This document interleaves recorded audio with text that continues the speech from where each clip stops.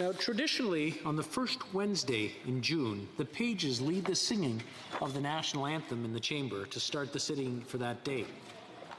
This has not been an ordinary year for anyone, including for this year's group of pages.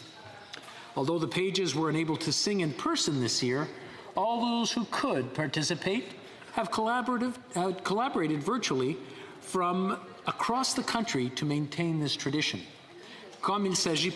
Since this is possibly the last Wednesday in June when the House will sit, I would like to present the results of the work of this extraordinary team. Therefore, here are the pages from the 2019-2020 cohort to guide us in the singing of the national anthem.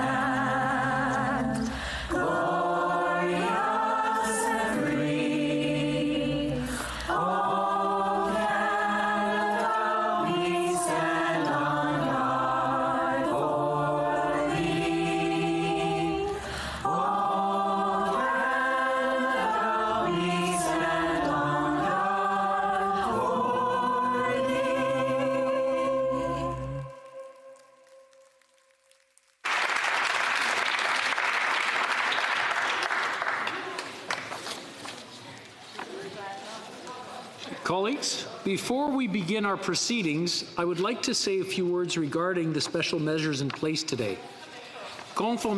Pursuant to order made Tuesday, May 26, 2020, the application of Standing Order 17 will be suspended for the current sitting to allow members to practice physical distancing. Members desiring to speak and address the chair may do so from any seat in the House. À la Chambre. Finally, I ask that all members tabling a document or moving a motion sign the document and bring it to the table themselves.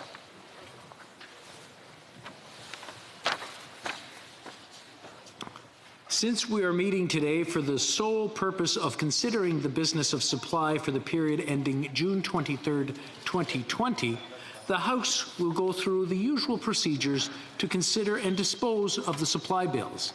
In view of recent practices, do honourable members agree that the bills be distributed now? Agreed? Agreed.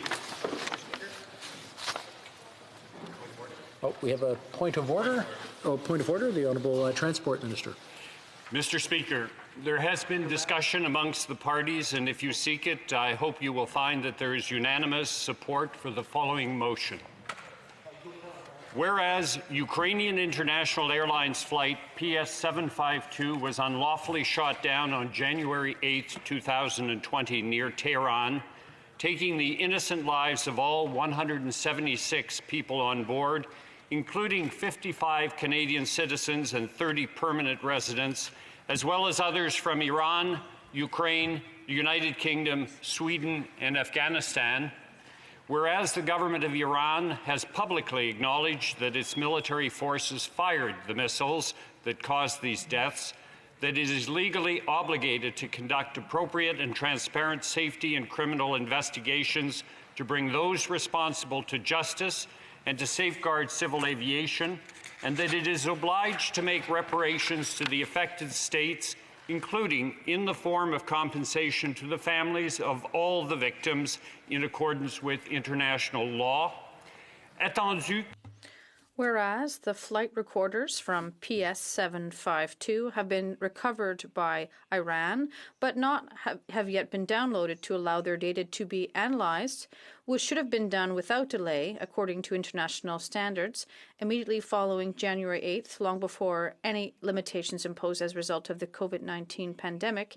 And whereas the families of the victims in Canada, in Iran, and in other countries around the world continue to grieve the tragic, and they are anxious to learn the whole truth about what happened to PS 752 and to know who is responsible and how they are being held to account. In addition to seeking honorable treatment with respect to compensation from both the airline and Iran, and in matters related to their ongoing safety and peace of mind. Now be it resolved that this House, 1, express its deep condolences to the families of the victims who lost their lives in the horrific downing of PS 752, condemn the perpetrators, and stand in solidarity with the families in the pursuit of transparency, accountability, and justice for those families.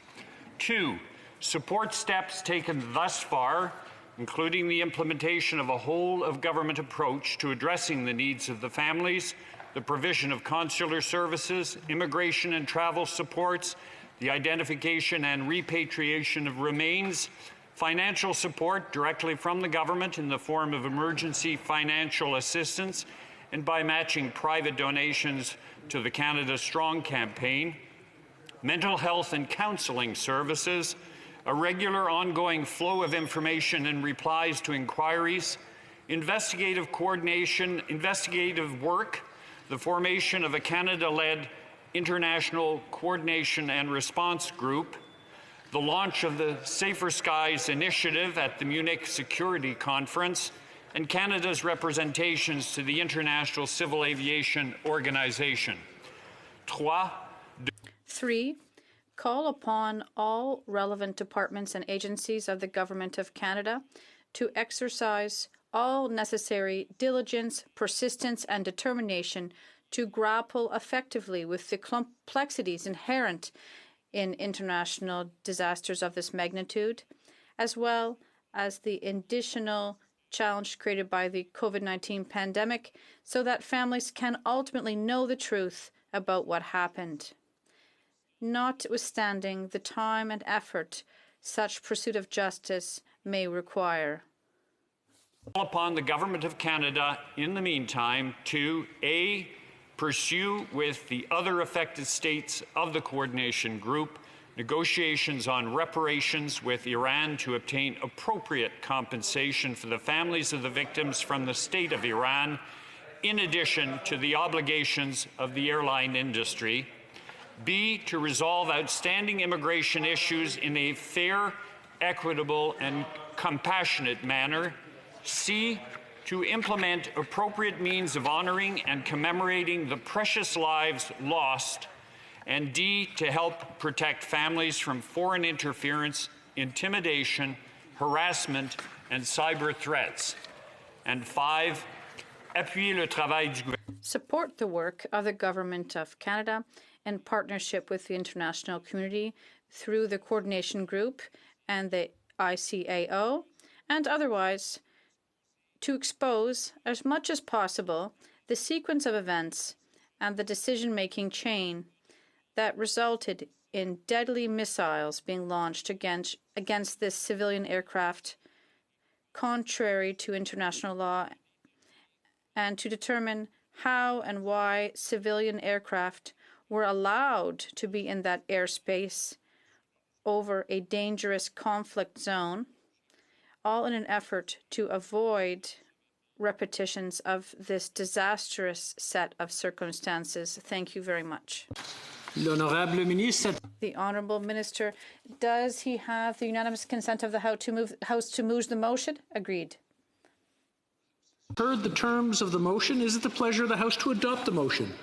Yes. Carried. The point of order, the Parliamentary Secretary to the Government House Leader. Yes, thank you. On a point of order, Mr. Speaker, there have also been discussions amongst the parties, and if you seek it, I think you'll find unanimous consent for the following motion, that the membership of the Standing Committee of Citizenship and Immigration be amended as follows. Mr. Dollywall for Surrey Newton, for Ms. Tabera, Kitchener South Hespler, and that the name of Mr. Zabera, Pierre Fons-Dollard, be added to the list of associate members of the Standing Committee on Foreign Affairs and International Development. I also have a second motion, Mr. Speaker, but I'll do the one first. Very good. We'll do the first one. Does the Honourable Minister have the unanimous consent of the House to move the motion? Agreed? Agreed? The House has heard the terms of the motion. Is it the pleasure of the House to adopt the motion? So carried. Carried. The Honourable Parliamentary Secretary. Yes, thank you, Mr. Speaker. Again, there have been discussions amongst the parties, and if you seek it, I think you will find unanimous consent for the following motion. That during the debate today on the business of supply, pursuant to order adopted on May 26, 2020, A, within each 15-minute period, each party may allocate time to one or more of its members for speeches or for questions and answers, provided that, in the case of questions and answers, the minister's answer approximately reflect the time taken by the question, and provided that, in the case of speeches, members of the party to which the period is allocated may speak one after the other. And B, the Speaker may preside in the Committee of the Whole. Thank you, Mr. Speaker. Does the honourable member have the unanimous consent of the House to move the motion? Yes. Agreed? Agreed.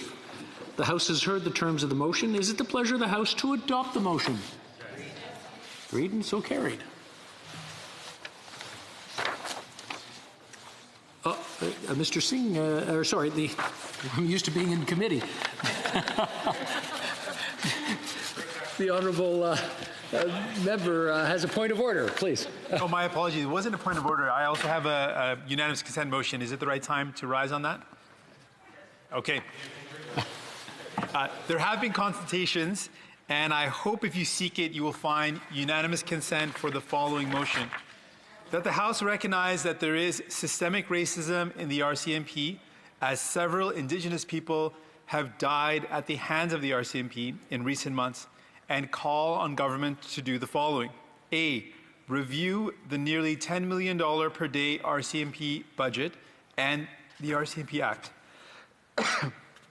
Increase non-police investments in nonviolent intervention, de-escalation, and mental health and addiction supports. B, ensure that the RCMP is truly accountable to the public. C, release all RCMP incidents of use of force reports and the associated settlement costs. And D, immediately launch a full review of the use of force by the RCMP, including reviewing the tactics and the training that is given to RCMP officers in dealing with the public. Does the honourable member for Burnaby South have the unanimous consent of the House to move the motion? Yes. Agreed? Oh, I'm sorry. No? Okay, we don't have a unanimous consent, I'm afraid. Pursuant to order made on Tuesday, May 26, 2020, the House will now resolve itself into Committee of the Whole to study all the votes in the supplementary estimates, A, for the fiscal year ending March 31st, 2021. Je quitte maintenant le fauteuil. I do now leave the chair for the House to resolve itself into the Committee of the Whole.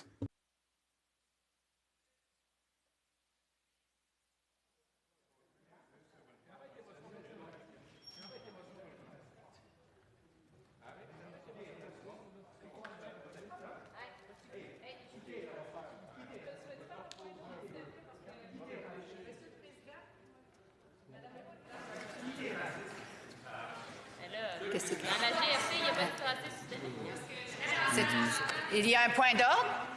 Is there a point of order? I'd like you to establish order in this House because the NDP leader is insulting a member of my caucus.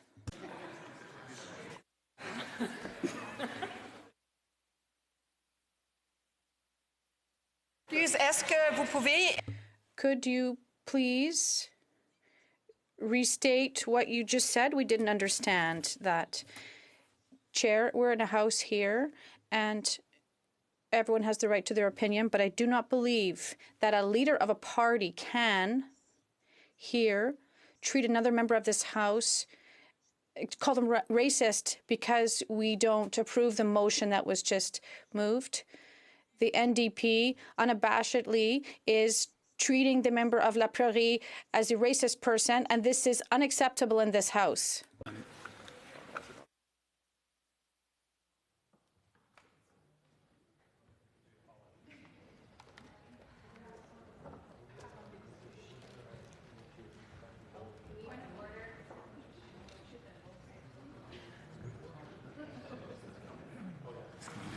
Alors, j'ai pas entendu les...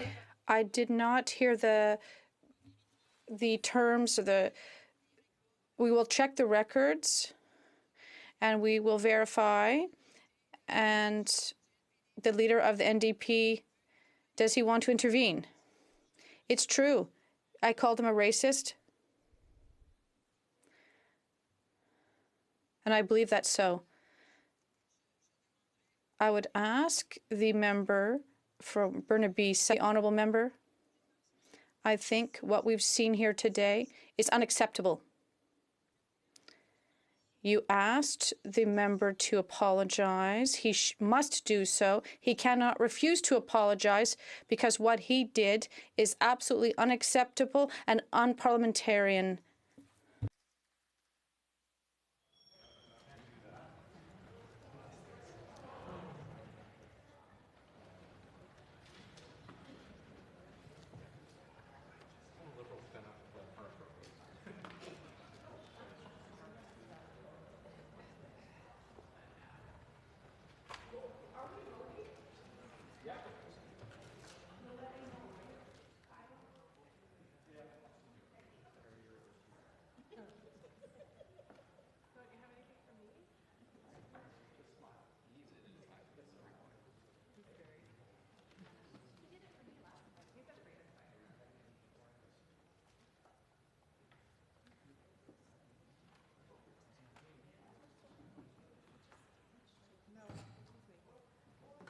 Alors,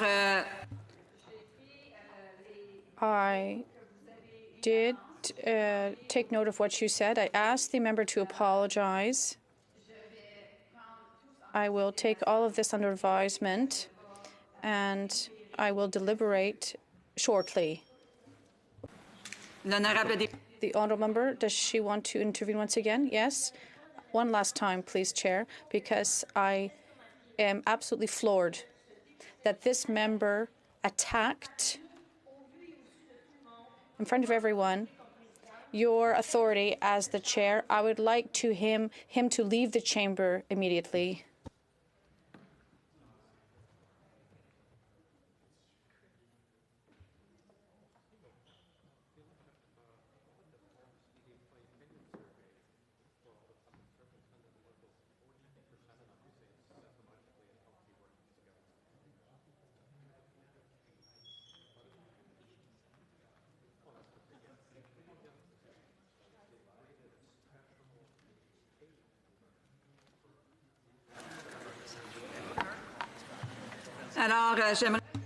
I would like to say first that we're in a committee of the whole.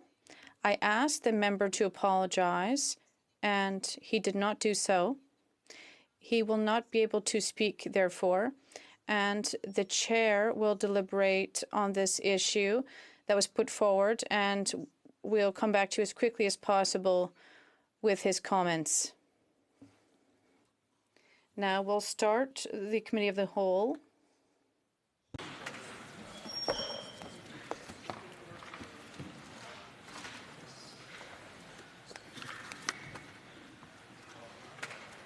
Consideration in the Committee of the Whole of all votes in the Supplementary Estimates A for the fiscal year ending March 31st, 2021.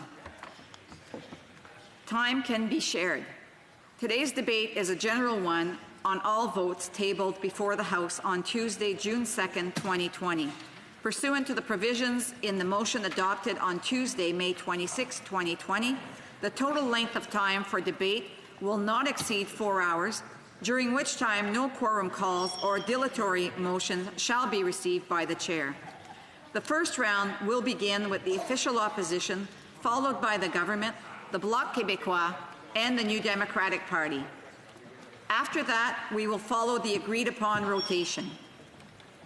Des périodes de 15 Every member will be assigned a 15-minute period.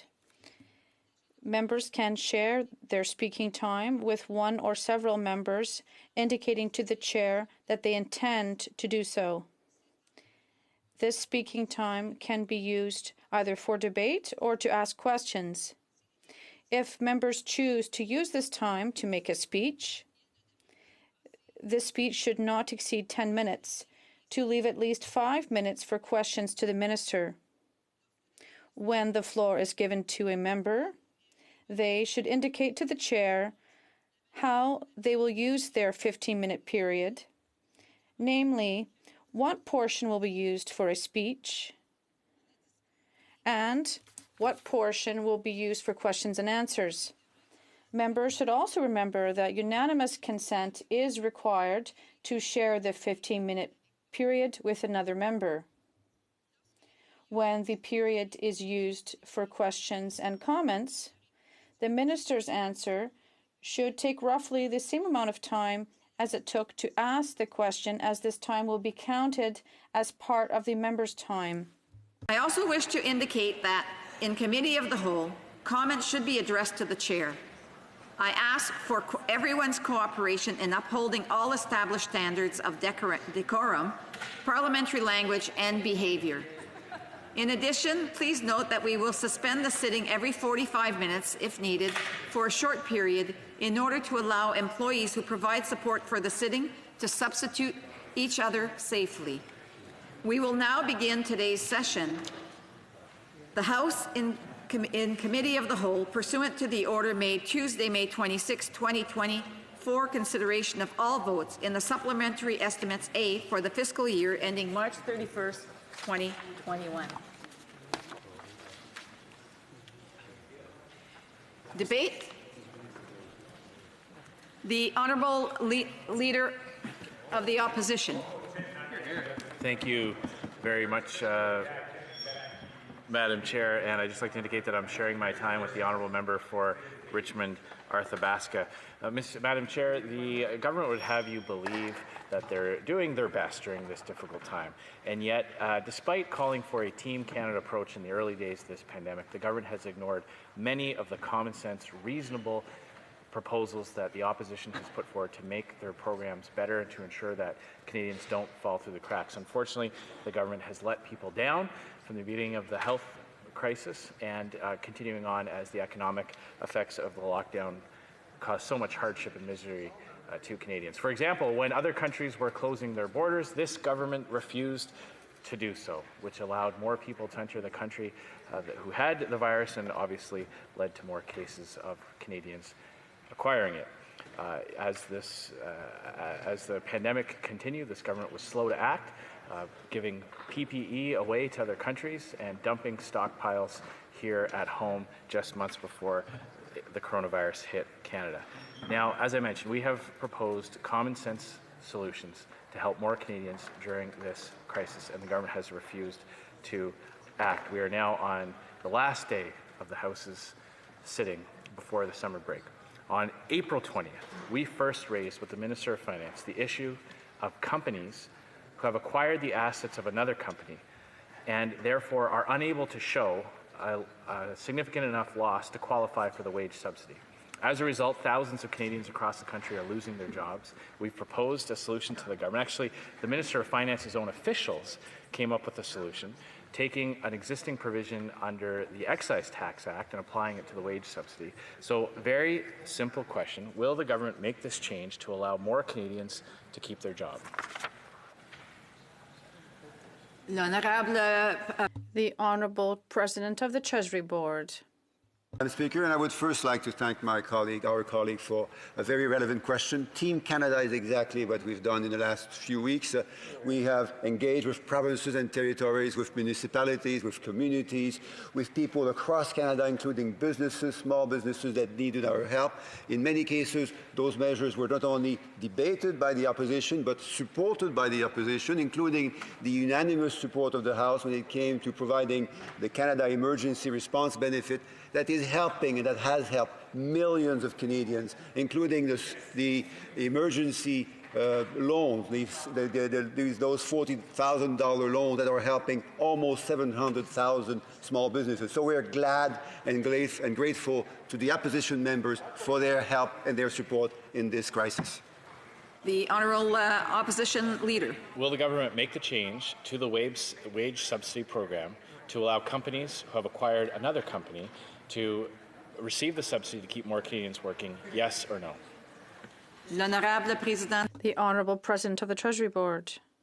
Leader is again very right in insisting on the value of that wage subsidies. We have been pleased to see that millions of Canadians have been supported by that wage subsidy.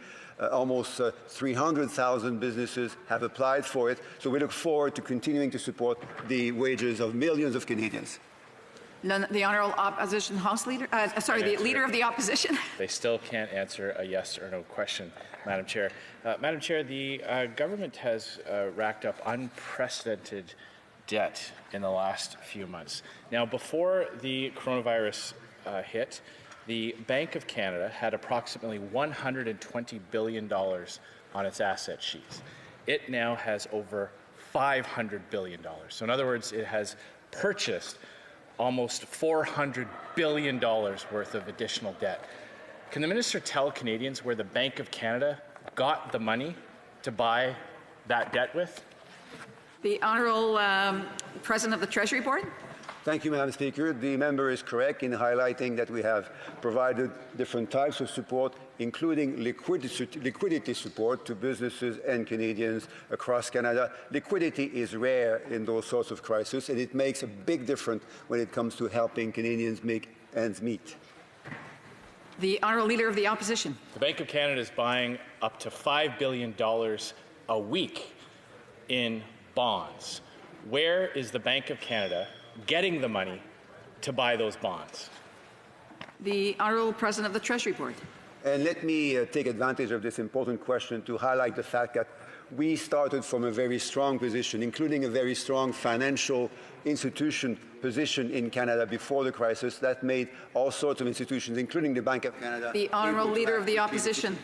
Nobody believes that, Madam Chair. This is the government that gave $50 million to MasterCard and $12 million to Loblaws, a government that racked up $80 billion worth of new deficits before the pandemic hit. So nobody's buying what that minister's selling. But the Bank of Canada is buying a lot of debt that other institutions are selling. They're buying government bonds and they're buying corporate bonds, $5 billion a week. Where is the Bank of Canada getting the money to buy all those bonds with? The Honourable President of the Treasury Board. Well, thank you again for giving me the opportunity to add a bit more to my earlier answers. We started with three very important strengths. Economic strength. We were one of the countries in the world growing the fastest, a fiscal strength with one of the best fiscal positions, and an institutional financial strength, which we have been glad to use in the last few weeks. I believe you. I just want to remind members that the length of the answers and questions should be about the same, so I am mindful of the time. The Honourable Leader of the Opposition. The minister talks about a balance sheet. The balance sheet of this government racked up $80 billion worth of debt before the health pandemic hit. Now the Bank of Canada's balance sheet has quadrupled. It's gone from $120 billion to $500 billion because it's bought debt, it's bought bonds. Again, where is the Bank of Canada getting the money to buy the bonds?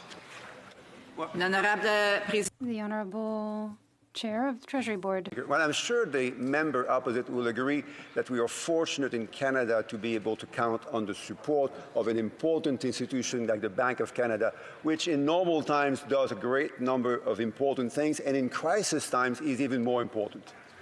Honourable Leader of the Opposition, 44 seconds left. The Bank of Canada is buying all kinds of different bonds, and in fact, they're doing so on the secondary market, which means that the first people to get the new money that the Bank of Canada is creating are bondholders and hedge fund managers and corporate institutions. The Bank of Canada is also buying record amounts of corporate bonds. Many of these companies are facing significant hardships. Who pays if the corporations go bankrupt? L'honorable président du... The Honourable President of the Treasury Board. Thank you again, Madam Speaker. I would want to remind the member that something that he knows really well is that we have a fortune in Canada of having very strong financial and banking institutions, which we are all proud of in normal times, and we are depending very much on them in crisis times. On va juste prendre une petite pause. We will take a brief pause and I will connect my computer.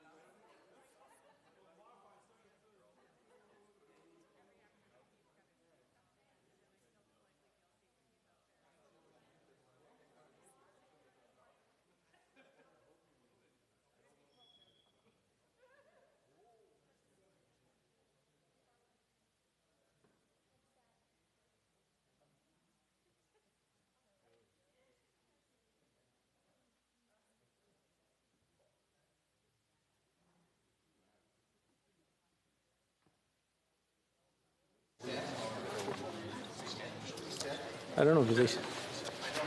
I can sit.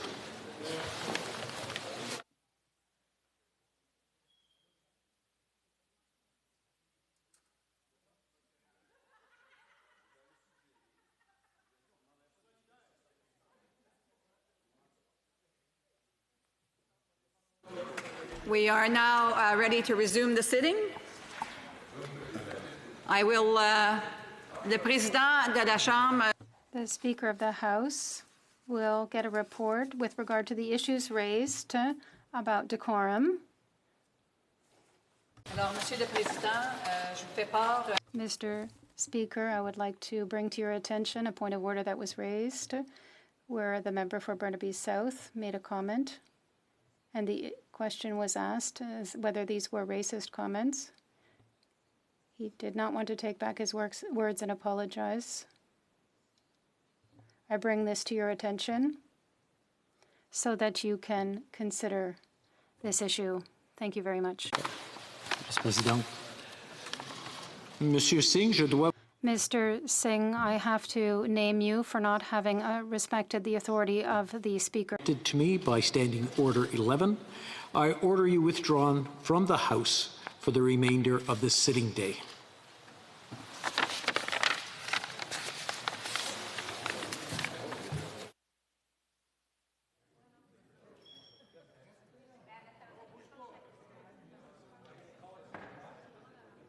Order. I will now leave the chair and the House will resume to the work of the committee. Merci beaucoup. Thank you very much.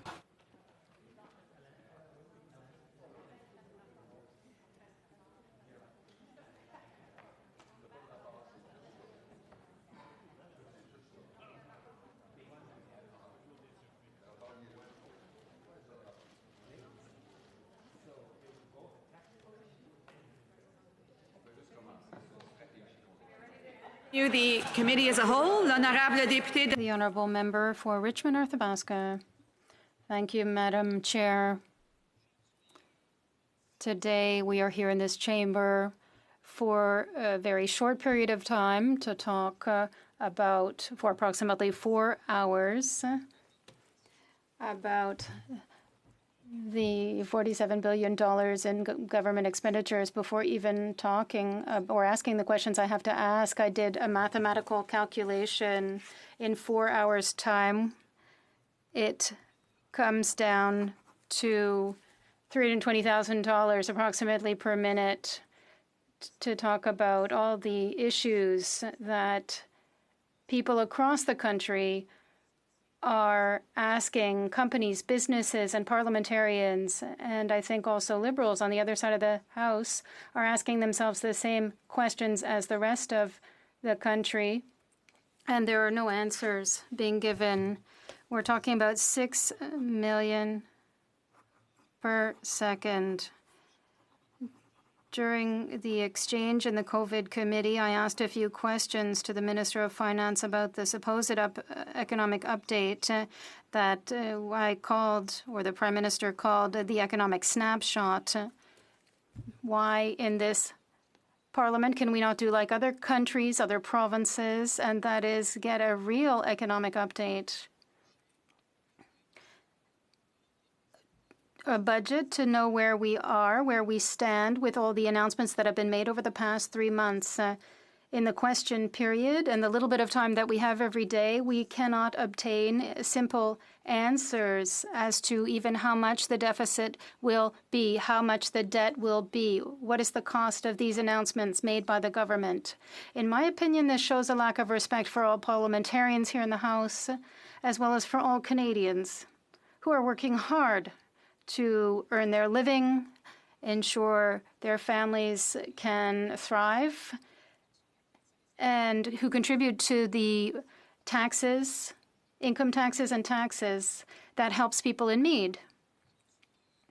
Today, I want to talk about what the Parliamentary Budget Officer said. For weeks, we've been asking for this economic update, and here we have the estimates without knowing the details on July 8th, in a few weeks, we'll have access to more data. So today we have some time to ask questions. The Parliamentary Directory Budget Officer said that the Liberal estimates are incomplete, despite the fact that the Prime Minister has given overall figures, billions of dollars, in front of the porch of his house, instead of calling Parliament and allowing Parliament to debate the issues and bills, to ask questions.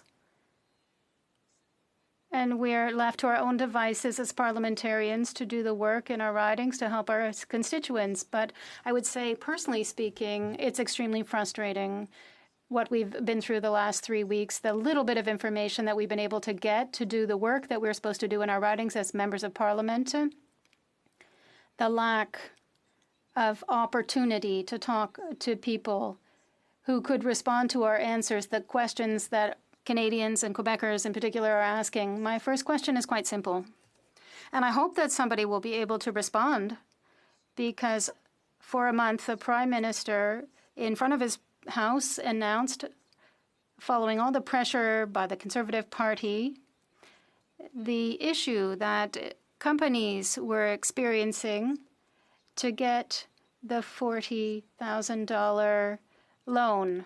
And you know, we got some technical aspects but we can't figure out how these companies can have access to this $40,000 loan. When will this loan be available to companies that are sole worker or that pay dividends? When can they get this emergency loan? The Honourable President of the Treasury Board. Thank you, Madam Chair. The colleague asked a long question, and perhaps it gave me a chance to give a complete answer to a fundamental issue. The first thing to mention that I would stress is that Canadians are working hard, and they are suffering in this difficult time.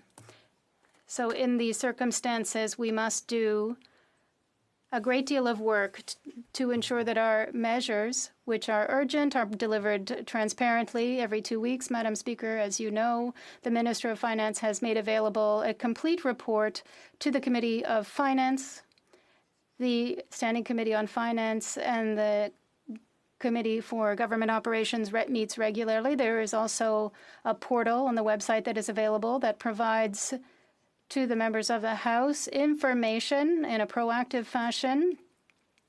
There's about 150 files that have been disclosed proactively solely on the COVID-19 issue. And there is also a government info bank that provides detailed information on all the measures that we have announced. I didn't get the answer to my question. The answer to my question, the companies have been waiting for a month to find out about when they can get this loan. There is not a single financial institution that can answer these companies who need the money today when we're in the middle of this quarantine situation in all the provinces. So my question is this. On April 22nd, now we're in the middle of June, there was a major announcement made for students that if you wanted to volunteer to help the vulnerable people dealing with COVID-19, you will have access to a bursary up to $5,000. And this morning, I went to the official website to check, and there is no information on this. My question is, when will this information be available? The Honourable President of the Treasury Board. Thank you, Madam Chair. And in fact, I did not have the time to respond to the last part of the question asked by the member of the opposition. And perhaps you will already know that on Friday, the website for emergency loans will be available along with an update, the update that he is asking for with regard to young people. I haven't had the opportunity to read everything in detail, but it is true that we have put significant measures in place for young people who are dealing with difficulties. 40% of students are unemployed, and they want to continue their studies next semester. So even if he's not really listening to me, I would say that it's important to work hard for young people to ensure that they can continue their studies and do everything they can to develop and grow. Il reste seulement 9 secondes. There are only 9 seconds remaining. There is not enough time for a question. Of the Honourable President of the Treasury Board. Yes, my turn to intervene.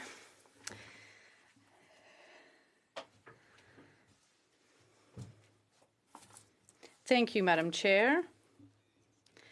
And I'm obviously very honored to be able to discuss this today. In particular, the supplementary estimates A for 2020-2021.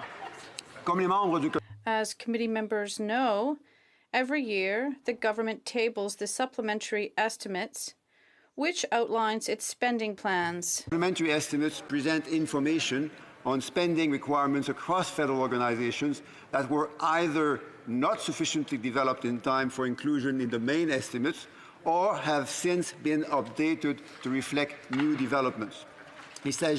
And these are the first supplementary estimates to be tabled during the fiscal year in question.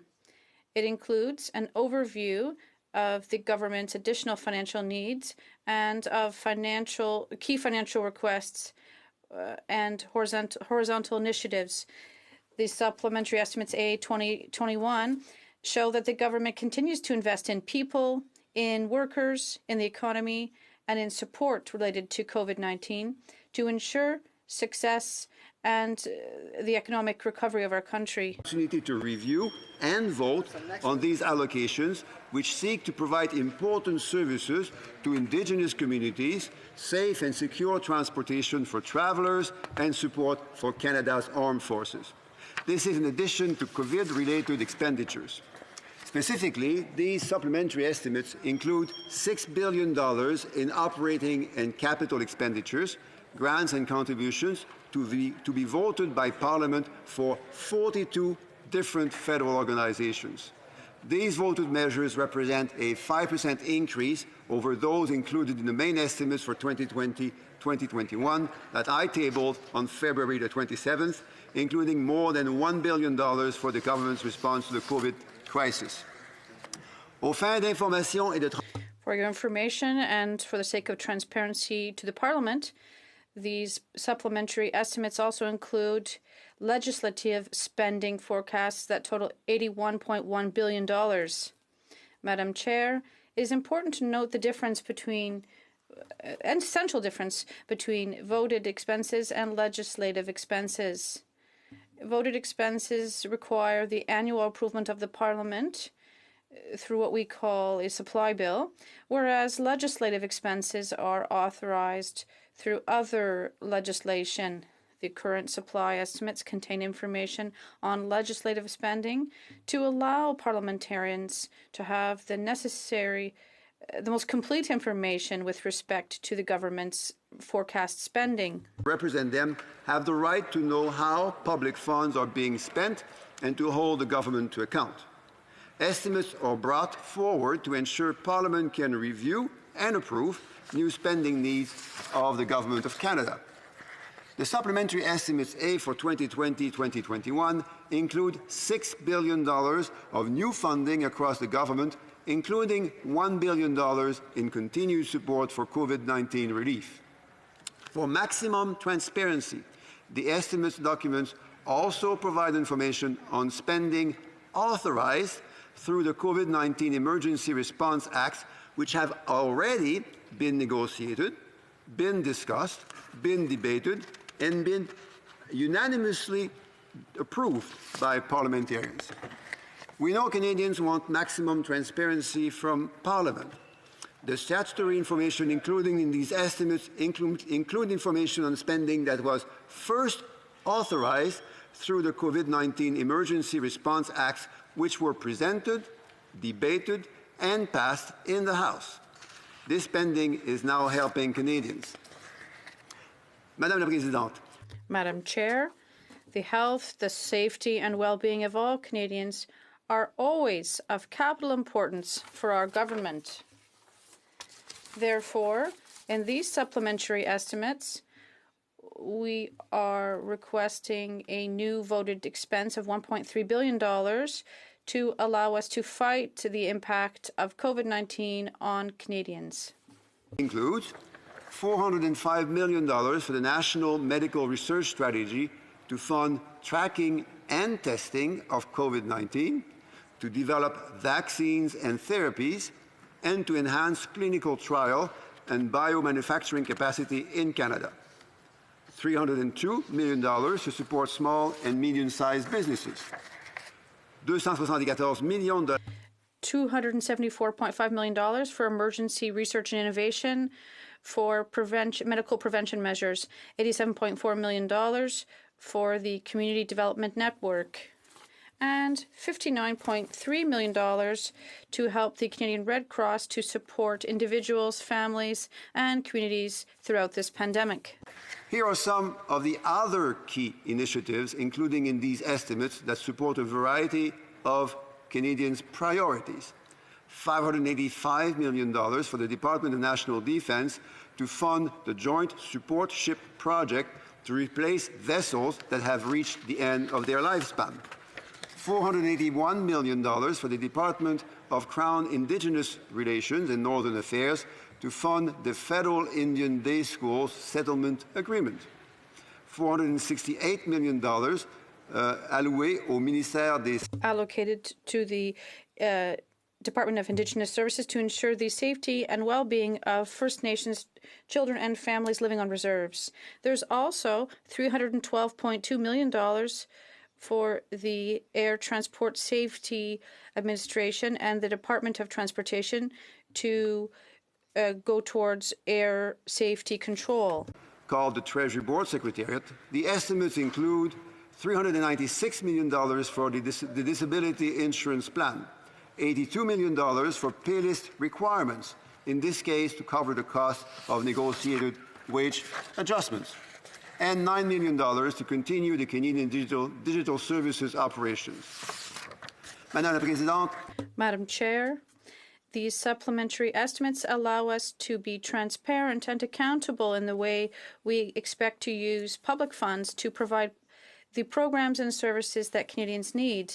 And given the government's commitment to transparency, we continue to provide other online information with respect to the current supplementary estimates. Published a detailed listing of legislated amounts reported through these estimates and a complete breakdown of planned expenditures by standard object, such as personnel, professional services, and transfer payments. Our online information tools reflect our commitment to give Canadians a clear explanation of where public funds are going and how they are going to be spent. Par ailleurs, le ministre... Moreover, the Minister of Finance has committed to report to the Finance Committee every 2 weeks on key measures taken by the government to help Canadians. Finally, Madam Chair, as these supplementary estimates show, our government has remained committed throughout this pandemic. The new spending plans presented here will allow us to support people affected by COVID-19 and continue to support the economy and Canadians. As we advance these plans, I would like to acknowledge the crucial work of all parliamentarians as we continue to work together for the future of our country and the wellness of all Canadians. Canadians are counting on us and expect all parliamentarians to be steady in their support as we navigate through these very challenging times. Let us honor their trust. I would now be happy to answer any questions members of this House may have. Merci, Madame la Présidente. Thank you, Madam Chair. Questions and comments? Questions et commentaires? The Questions and comments? Minister of Economic Development in official languages. Oh, sorry. The Honourable... Kanata Carleton. Sorry. Kanata Carleton. Oh, the Honourable Member for Kanata Carleton. Thank you, Madam Chair. And I would like to ask the Honourable Minister if he could tell us more about the difference between the voted amounts and the statutory or legislative amounts that are contained in these estimates, and explain for Canadians exactly what the votes that are taking place today. The Honourable President of the Treasury Board. Thank you, Madam Speaker, and thank you to our colleague for that very important question. It is unfortunately confusing some members of this House. There are indeed two types of expenditures, the voted and the legislated expenditures. The $87 billion that we are currently discussing, 81 of them have already been discussed, debated, and agreed upon by this House. These are called legislated expenditures. Now, the voted expenditures are a total of $6 billion. They come in addition to the main expenditures, and 1.3 billion of those additional expenditures are completely focused on the COVID-19 crisis. The honourable member for the honourable parliamentary secretary to the Minister of National Defence. Thank you, Madam Speaker. The Minister mentioned in his speech that Canadians want maximum transparency from Parliament. I think we all agree. Openness and transparency are always important, but even more so during this challenging time caused by COVID-19. How has the Minister ensured transparency for Canadians and parliamentarians throughout the supply process? And how can the Minister explain to Canadians how they can find more information about these estimates? Thank you. The Honourable President of the Treasury Board. And thanks to the member for asking about both the urgency and the transparency of our measures in the last few weeks. We are going through a crisis that Canadians have never seen in their living lives, and that's a challenge both on the health and the economic side. That's why we needed to act quickly and transparently at the same time. As we deliver those important measures, to which I'll come back in a moment, we made sure that they would be not only communicated, but in many cases adjusted as we proceeded through the crisis. These measures are detailed in various ways through the bi-weekly reports that the Minister of Finance provides to the House Committee on Finance, through the open portal which provides proactive disclosure of a large number of COVID-19 measures, and finally through the InfoBase website, which gives in details all the measures that we are discussing this afternoon. The Honourable Member for Longueuil-Charlemagne. Mr. Minister, the supply process has looked different this year than in past years. We are voting today on a second interim supply bill in lieu of full supply due to the extraordinary circumstances caused by the COVID-19 pandemic. How was the COVID-19 pandemic taken into account in these estimates, both through the exceptional structure of the supply process and the content of these supplementary estimates? And how much of the planned spending presented in the supplementary estimates A is for measures associated with the COVID-19 pandemic? Thank you. The Honourable President of the Treasury Board. To you and to the member for that important question. So very quickly, we have two types of expenditures that we're discussing today. The first type, called legislated expenditures, deals, for instance, with the Canada Emergency Response Benefit, which has helped 8 million Canadians in the last few weeks. We also have additional expenditures called voted expenditures to develop, for instance, vaccines, treatments, testing procedures to support Indigenous people, our Canadian force personnel. We are helping communities through important investments. So these are two types of essential expenditures that are helping both Canadians and communities. Questions and comments? The Honourable Parliamentary Secretary to the Government House Leader. Yes, thank you, Madam Speaker, and very much appreciate the job and the work that the Minister has been doing. Given the environment that we face today in all regions of our country, there's been a great deal of concern in regards to making sure that we don't leave people behind, and that seems to have been a very important priority for the government. And I'm wondering if the Minister can provide his thoughts in terms of just how important it is that as a government we try to be there as best we can for the citizens as a whole. The Honourable President of the Treasury Board. Together to help each other is absolutely essential in a crisis like this one. If we want to go through the crisis, we need to be there to support each other. And that's why the Canada Emergency Response Benefit, the emergency wage subsidies, the emergency loans for small businesses, that's why investments in personal protective equipment, in medical services, to fight homelessness, to help vulnerable Canadians such as seniors, to help students, to help families. That's why all of these investments not only make us stronger, but also more united as we go through the crisis. Questions and comments? The Honourable Parliamentary Secretary to the Minister of National Defence. Thank you, Madam Chair. The Minister mentioned that the Treasury Board is seeking $9.3 million to continue the operations of the Canadian Digital Service. Could the Minister expand on the role of the Canadian Digital Service in making the Government of Canada a leader in digital innovation? The Honourable President of the Treasury Board. Thank you. Well, to be fair to that question, I would need a lot more time, but maybe let me be very brief. We have seen how the Government of Canada and public servants can be extremely agile because of the speed and the quality of services that we can deliver digitally. And the Canadian Digital Service is an example of that. Now, providing information to Canadians in a manner which is fair and useful, as well as helping delivering those services and informing Canadians on the various benefits that they are able to receive. There's 27 seconds left. No questions and comments? I got a question. Sure. The Honourable Parliamentary Secretary, the Government House Leader, a very brief question. There's only 15 seconds left now. Yes, thank you, Madam Speaker. I wonder if the Minister can just provide his thoughts on how important it is that the federal government work with its provincial counterparts and other stakeholders to ensure that, in fact, Canadians are protected. A very brief answer from the President of the Treasury Board. Team Canada, Madam Speaker. That's exactly what we have been doing over the last few weeks.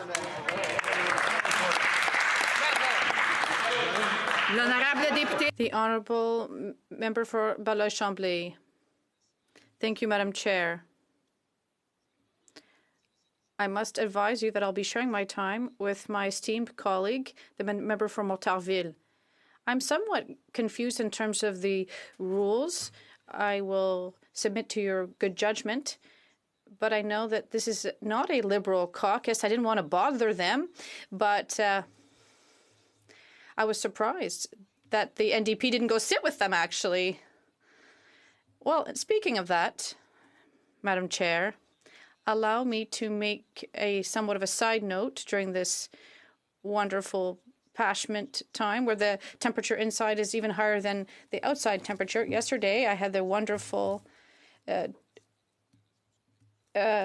honor to read a statement from Jean Picard, and we accepted a request from the NDP yesterday to call the Public Safety Committee back to discuss systemic racism. We accepted that request, but I think there could be a distance between partisan politics and a very delicate issue here. And as the motion seemed to dictate the conclusions of the committee that would be struck, we didn't think it was coherent to support tabling such a motion, and it would be better to allow the committee to do its work. So if someone wants to know who was responsible for not accepting the motion, it's me. But I am deeply convinced that there's nothing here that will solve itself with a simple apology. So let's move on to something else. Let's talk about the votes. I am convinced that the Government House Leader must be very passionate about this, but the future of such votes seems to be sealed. And they're mentioning programs that were already voted on through legislation and various means, and for which all the spending has already generally been made or committed. This makes this exercise more of a formality, but not an impertinent one. It allows us to take a moment to look a bit behind ourselves and to take stock of what was committed and what programs were implemented and see how efficient they were. We wanted to be able to do this with an exercise last week to improve these programs. That's our work. We're parliamentarians. We were all elected in the same means. That's our work. We wanted to do that, but we were told no. And I'm worried about the message that sends. So let's look at the list quickly. Requests that were made, proposals, suggestions, improving the CERB to make it easier for people to go back to work. The Quebec government asked for this specifically, and the government opposition said no, they're happy with the CERB, but I had some doubts. Enhancing health transfers. We were told no. Holding a premier's conference about the health theme. We were told no. Excluding political parties from taking the wage subsidy because the government's putting its hands in its own project. And we were told no. And then we wanted a commitment with respect to fixed costs. And the government even moved a motion for fixed costs for small businesses, but they changed their minds and said no. We asked for this, and we suggested a tax credit for small businesses for fixed costs, and we were told no. And we asked for the CERB to be modified on several levels. We were told no. We made other proposals this week. We also asked about health transfers. We once again told no. And we wanted payments for farmers under supply management. We were told no. We asked for a second check for seniors because they're only on their first check now, even though they should be on the second check. And this crisis is being prolonged, but we were still told no. We wanted to split the bill to offer help to persons living with disabilities. We were told no. And we wanted to discuss also legal delays in this bill, but we were told no. And I'll give you a few examples about spending: daycare, healthcare, sick leave, interventions in long-term care homes. All these things were provincial jurisdiction, and there was a rather broad consensus that this was interference, that they didn't agree with these things. But there's something that's coming out of this, and this morning I mentioned the issue. The Prime Minister talked about tremendous cooperation, but he doesn't seem quite sincere. I apologize. I have to interrupt you. You need to know that your time is almost expired. Sorry. Now it's time for questions. Your speech time has expired. There's 2.5 minutes for questions now. Not even. The leader doesn't want me to even ask questions. So what happens now? Nothing? So you should be asking questions to receive an answer from the government. So, inaudible. As the Liberal caucus is still continuing, did the government say no to Quebec's request to transfer for roughly $1.5 billion for social housing? Quebec still hasn't received this money. Did they receive the request? The Honourable Minister of Health. To the member opposite for the question. As the member opposite notes, we have been with the provinces and territories from the very beginning, from the initial tranche of $500 million to ensure that they had the necessary supplies and equipment and personnel ready to deal with any influx of cases and changes to their medical. The Honourable Member for Belleuil-Chambly. I think she wasn't really answering my question, but no problem. There are many people who have discussed this, as we've said, for several days.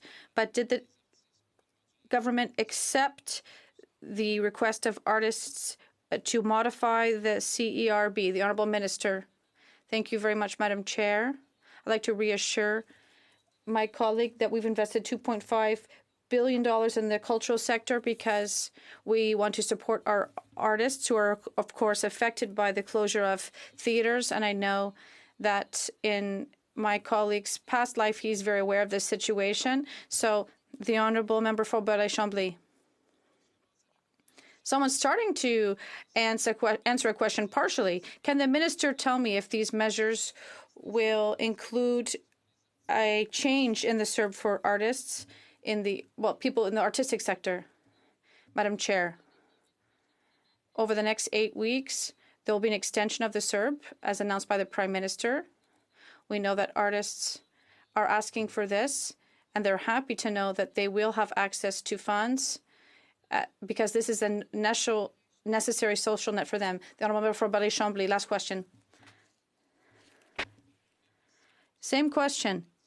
Did the government accept the agricultural sector's request to modify the CERB to make it easier for people to receive CERB to transition back to their jobs? The Honourable Minister.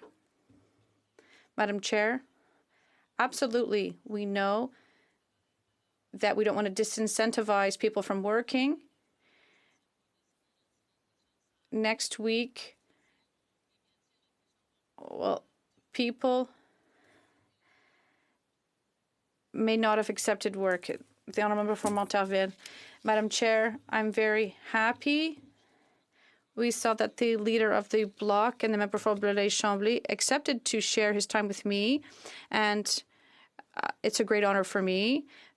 And since I have the opportunity to pursue what I started this afternoon with such great passion, I certainly won't say no.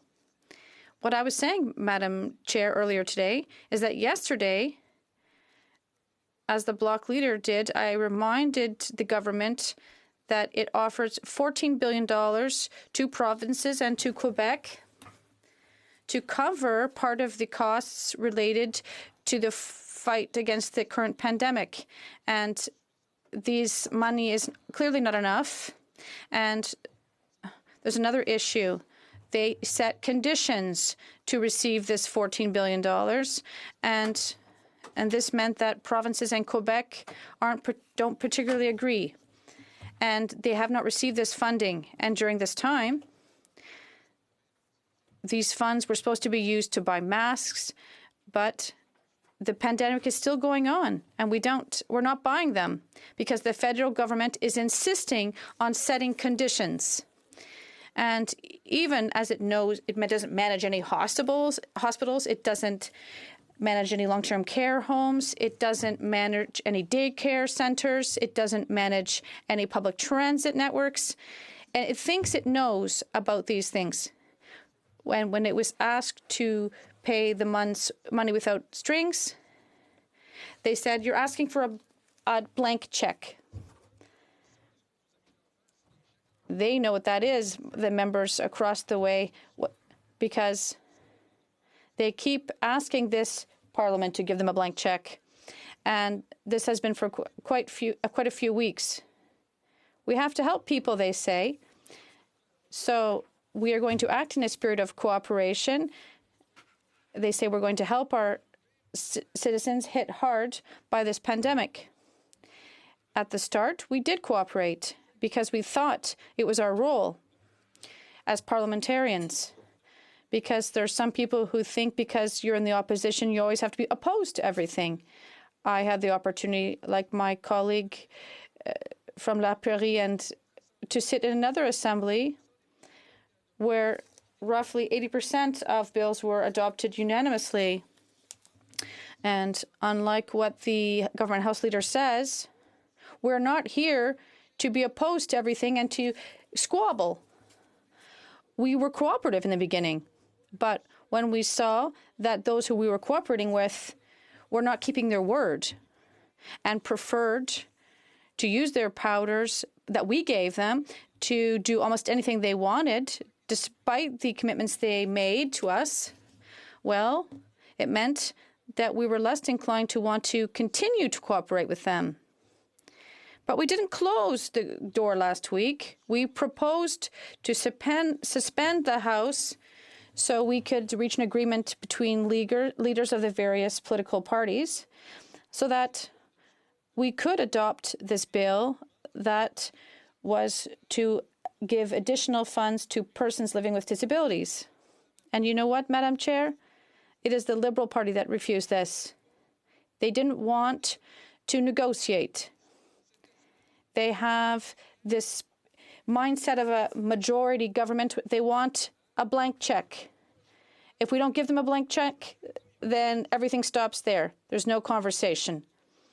But now we're in a situation where there are several people, notably people living with disabilities, they should have benefited from additional funds, who cannot do so. One, because the Liberal Party decided not to allow negotiations with leaders, and two, because they shut the Parliament. And since the Parliament isn't sitting, well, the COVID committee isn't allowed to create legislation. So the government cannot create legislation because the Parliament has been sidelined. So, Madam Chair, that's the truth. That's the reality. And the government is asking us for a blank check once again. It's told us, yes, the supplementary estimates, you'll have to give us a blank check so that we can spend like we've doing for quite some weeks now. And that's not the natural order of things. In the beginning, we had to give them a certain number of votes so that they could spend and allow government operations to continue. But we're not in the U.S. where the time runs out and there aren't enough votes. So this is the natural order of things. But this is not the natural order of things with these supplementary estimates. This supply bill, well, we were ready to give our opinion on this, but the context was quite extraordinary. And as the leader of the bloc was saying, it said that the government has once again negotiated support to be able to continue to spend as it wishes. And the Prime Minister is not concerned with government parliament support. It's running a sideshow from his home every day, and he has the power to spend. He takes this money. He discusses things with his minister. Sorry, your time is out for your speech. You now must ask your question. Since I must, Madam Chair, I will ask some questions to my colleague from the Liberal Party.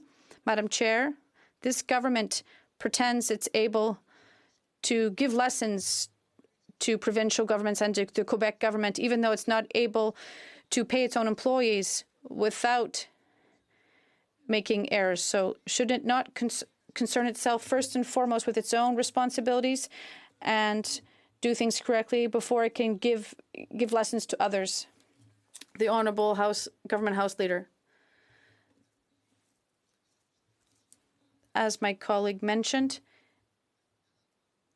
it reminds me of the song by Dalida, Parole, Parole, nothing but words. But the reality and the facts is that the Canadian government is cooperating with other governments, not just once a week, but every day. It's cooperating with Quebec government in all files to get people back to work. The honourable member from Martyrville has time for... Madame la Présidente, j'ai l'impression que c'est les racines latines du leader parlementaire.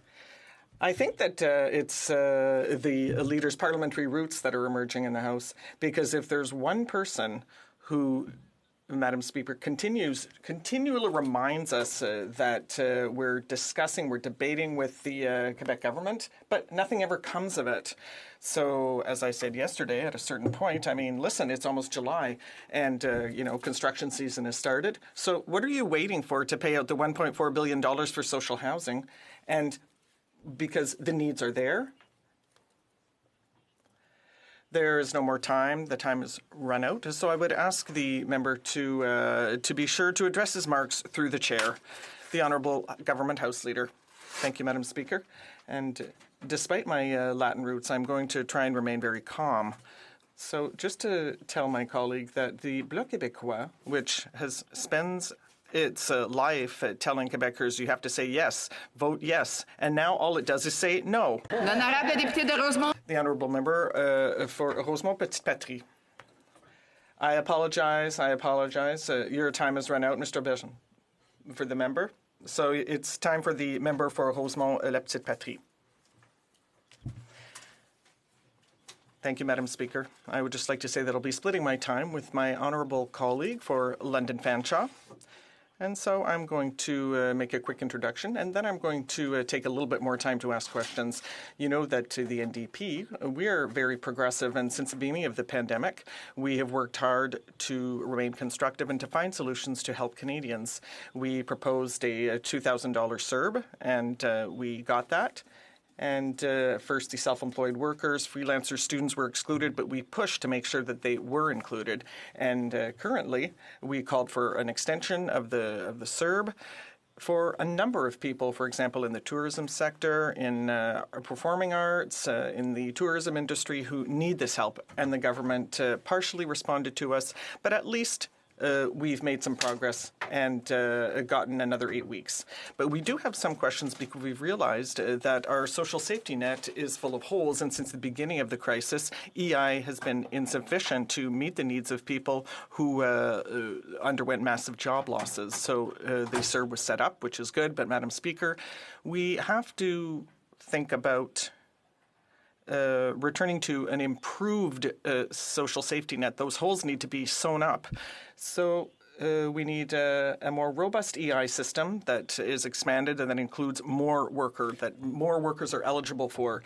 We know that at the beginning of the pandemic, only 40% of workers who were paying into EI who were working enough hours to be able to eligible for EI benefits. So I'd like to hear the Liberal government on its intentions with regard to expand this EI system and make it more inclusive, more comprehensive, so that all sectors are eligible, all workers who need help can get it.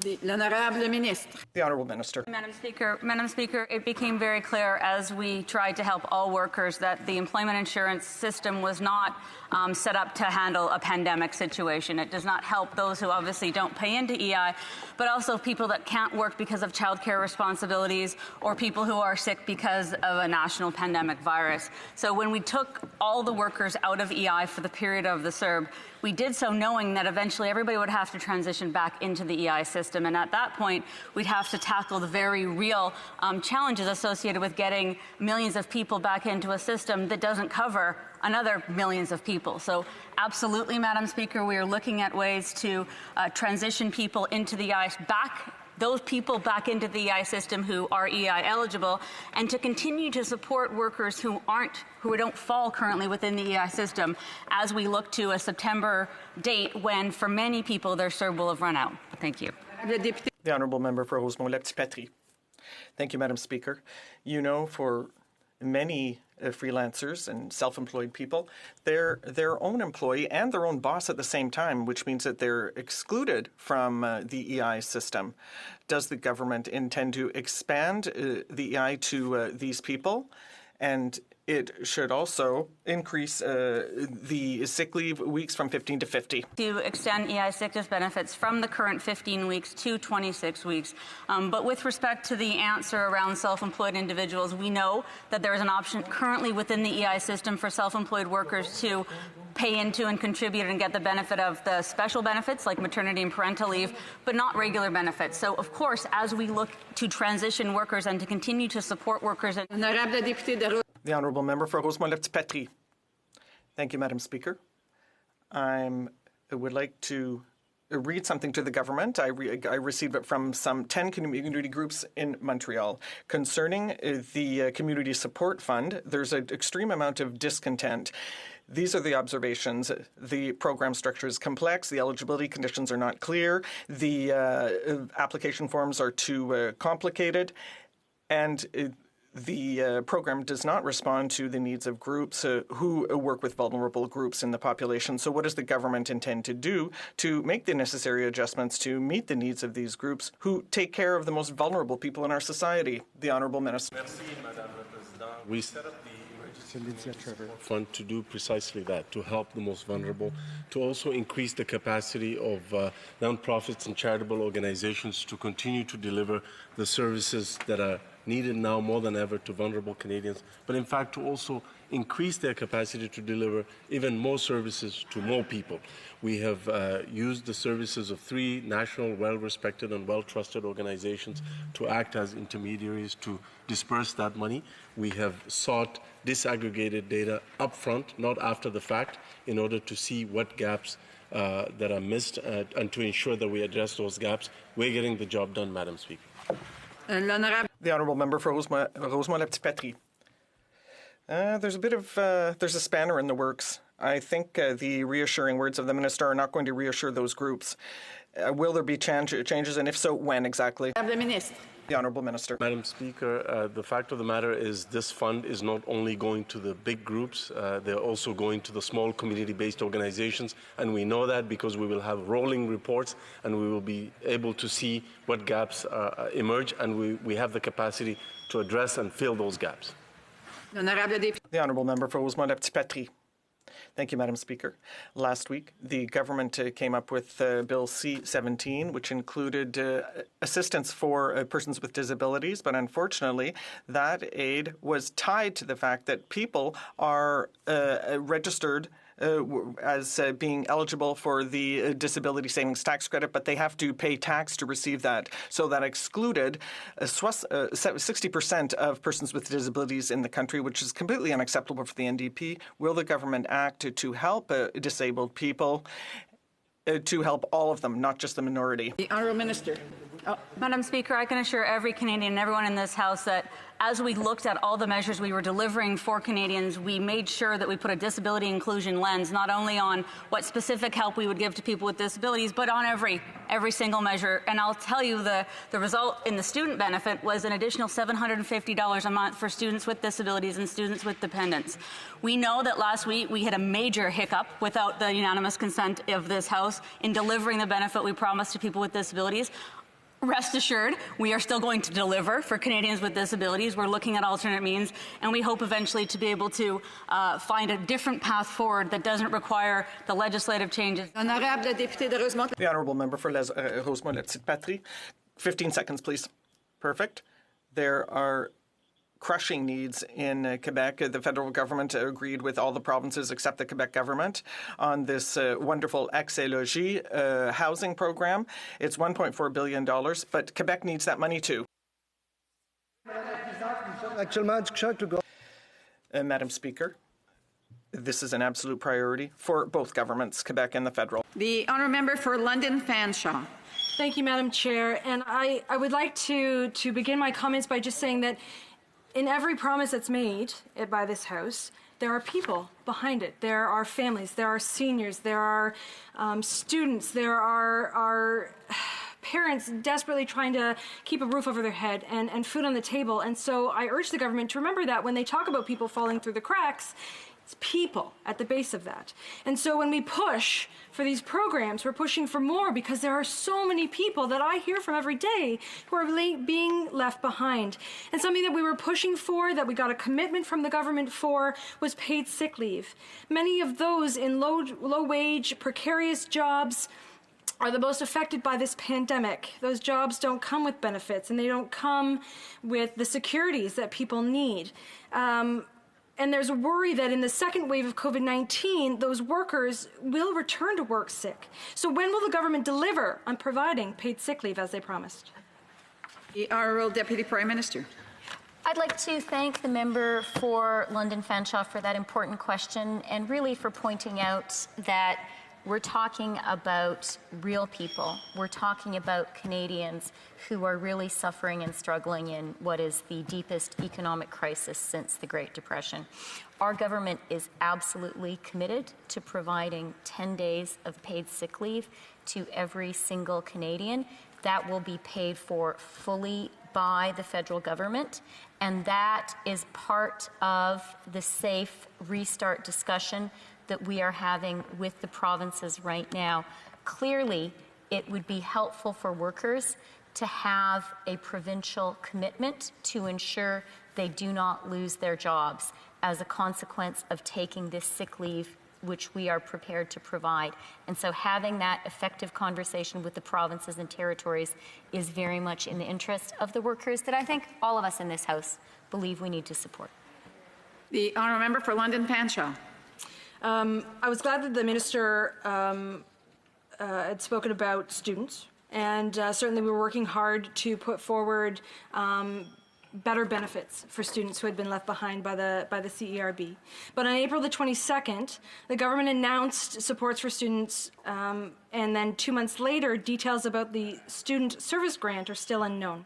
Community organizations have been reaching out to me and a lot of other MPs. They've been given no indication about the hours they can give for this grant. Students don't know if their volunteering counts, and we are well into the summer. The government has dropped the ball on this rollout. The minister bragged about this program. When will the government actually deliver on it? The Honourable Minister of Employment, Workforce Development. Thank you, Madam Speaker. A big part of our $9 billion commitment to students was, in fact, the establishment of the Canada Student Service Grant. I'm excited to inform the House that within days, the I Want to Serve portal will be available for students to connect them to service opportunities. This will allow them to accumulate hours towards the service grant, which they will get from the government at the end of their summer service. We know this is all coming fast and furious, but students were very clear to us that they wanted meaningful service opportunities, and we will be happy to provide them for them. The honourable member for London Fanshawe. Glad to hear that, and I know that a lot of organizations in our community and students will be very eager and watching for that rollout. Public funding of universities and colleges made up less than half of their revenues, and because of the long decline in public funding for this sector, at least 1/3 of academic staff are working contract to contract with limited, if any, access to benefits. They are vulnerable to any downturn in enrollment and other revenue losses as a result of this pandemic. Will the minister commit to extending the wage subsidy to universities and colleges to help support this vital industry? L'honorable ministre. Merci. Thank you, Madam Speaker. I'd like to thank the member for her question. We know very well that the wage subsidy is available for businesses, for nonprofit organizations and charities. And public sector institutions are not eligible for the subsidy, but we have just completed consultations to see how we can improve the emergency wage subsidy. So very soon we'll be able to make some recommendations and examine the criteria and continue with the wage subsidy up until the end. Thank you. Member for London Fanshawe. One of the programs for students that was put forward that we pushed for was additional funding for students with dependents and students with disabilities. However, the CRA definition of which this is being rolled out is for a dependent is 18 years of age, but this government has decided to put forward a dependent at 12 years of age. Why did they decide to do that, and why won't they extend it to students who have dependents over that age limit? L'honorable ministre. The Honourable Minister. Speaker, I can assure everyone in this House that we wanted to mirror as close as possible our student financial aid policy. We went with the age 12, understanding that it was under that age that there was a greater need for childcare, and certainly happy to get any feedback on that. The point is to make these programs as good as possible. The honourable member for London Fanshawe. Well, it's disappointing because I know a lot of students who are struggling. They're single mothers, they're desperately trying to go to school, and they have 13-year-olds, and they simply can't get that additional help that they so desperately need. One more question that I have, Madam Speaker, is about women's organizations. They are continuing to struggle with funding and capacity gaps. Fundraising remains a particular challenge for gender equality groups, especially those who are caught trying to cobble together short-term project funding just to operate. Project funding alone, it wasn't sufficient before COVID, it certainly isn't now, and they are in a crisis. Will the government commit to converting capacity-building funding grants to permanent core funding that will allow women's organizations to break down the systemic barriers that women face across this country? The Honourable Minister. Madam Chair, I want to thank my honourable colleague for her effective advocacy. As she mentioned, our government's been the first to invest in the sustainability and the capacity of women's organizations and equality-seeking organizations in this country. Why? Because it's the most effective way to advance gender equality. To date, over 500 organizations have received multi-year funding, and they're doing incredibly important work, saving and transforming lives every day. As part of our COVID response, 700 plus organizations received funding to immediately support them with the critical needs they were outlining. But we are far from equal, and we have much work to do, and I'm looking forward to my honourable colleagues' partnership in that effort. The Honourable Minister of Public Services and Procurement. Here, here.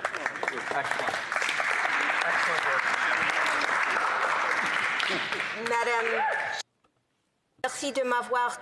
Thank you for having given me the opportunity to appear before this Committee of the Whole to discuss the supplementary estimates A for Public Works and Procurement Canada. Madam Speaker, we are going through an unprecedented time. COVID-19, this pandemic, has hit all Canadians hard, and we have felt the effects on our health, our lifestyle, and on the economy.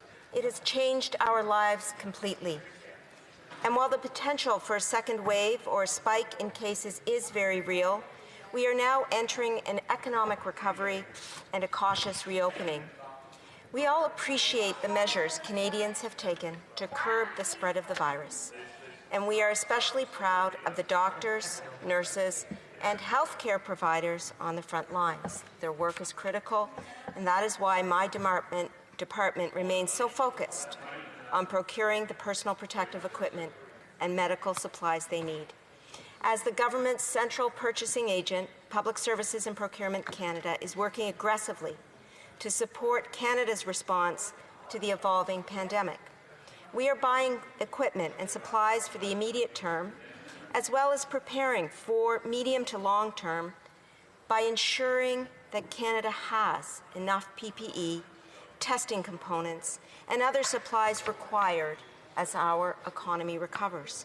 At the same time, my department continues its critical work in other areas, including eliminating the backlog of pay issues and stabilizing the Phoenix pay system to ensure that our extremely hard-working public servants are paid accurately and on time. Madam Chair, to support our overall operations, we are requesting $745 million in aggregate in Supplementary Estimates A. To begin, I will address procurement during COVID-19. This comprises our largest request, which is $500 million for COVID-19 procurement. This funding will allow us to continue to be proactive and aggressively acquire critical PPE and health supplies both at home and abroad. Madam Chair, our aggressive approach to COVID-19 procurement is working. While we face ongoing challenges and risks, particularly with international supply chains, we have seen significant progress since the early days of Canada's response. We have now flights carrying critical PPE and other supplies arriving daily. We have supplies coming to us from partners in the United States and elsewhere, and we are now transporting supplies by sea as well. At the same time, Madam Chair, our government has called on Canadian companies to ramp up domestic manufacturing to retool and produce right here at home. As a result, companies from across the country have answered the call, in some cases completely retooling their production lines, and my department, in conjunction with ISED, is working to continue to increase domestic production. For example, Medicom will be making tens of millions of N95 respirators and surgical masks annually right here in Canada. Bauer HoC out of Blainville, Quebec, has retooled from making hockey equipment and is providing us with face shields for frontline healthcare workers, along with Sterling Industries and Canadian Shield, both based in Ontario. GM in Oshawa will be making 10 million surgical masks and face coverings for Canadians over the coming year. Fluid Energy in Calgary, as well as Irving Oil in Atlantic Canada, are providing us with millions of liters of hand sanitizer. And Lumen Ultra, a company from New Brunswick, is producing enough reagent for 500,000 COVID-19 tests per week through to March 2021. These domestic manufacturers are playing a critical role in the fight against COVID-19 while sustaining and even creating jobs for Canadians when we need them most. We are also making it faster and easier for all Canadians to purchase PPE. We recently launched our new PPE supply hub, a web-based platform with important resources to connect buyers and sellers of PPE right across Canada. Mr. Chair, Madam Chair, we are meeting the need when it comes to the federal procurement of PPE, but we cannot stop now. As our economy reopens, more Canadians will be returning to work, and the need continues, including if a second wave occurs.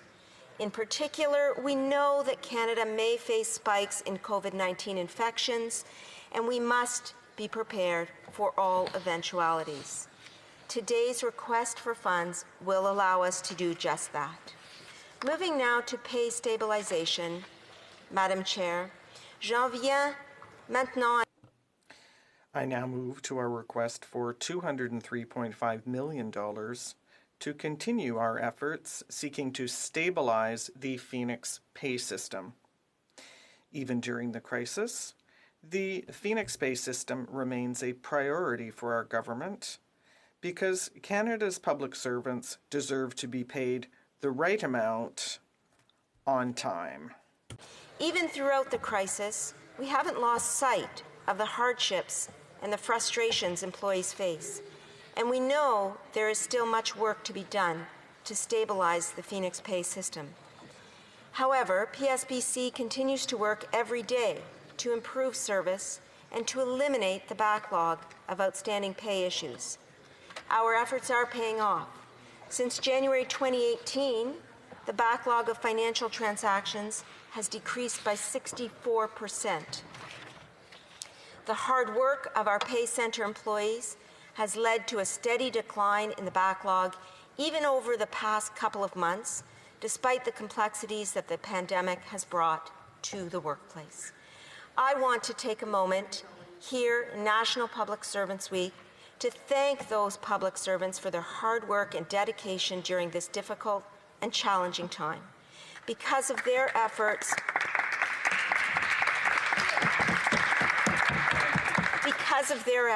over April and May alone, we have been able to reduce the queue by about 29,000 transactions, while also administering pay every 2 weeks for the close to 300,000 public servants right across the country.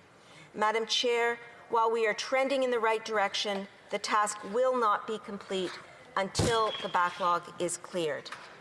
The funds that we are requesting today will allow us to continue our progress by sustaining employee capacity, increasing our processing rate, and increasing the automation of as many transactions as possible through system enhancements.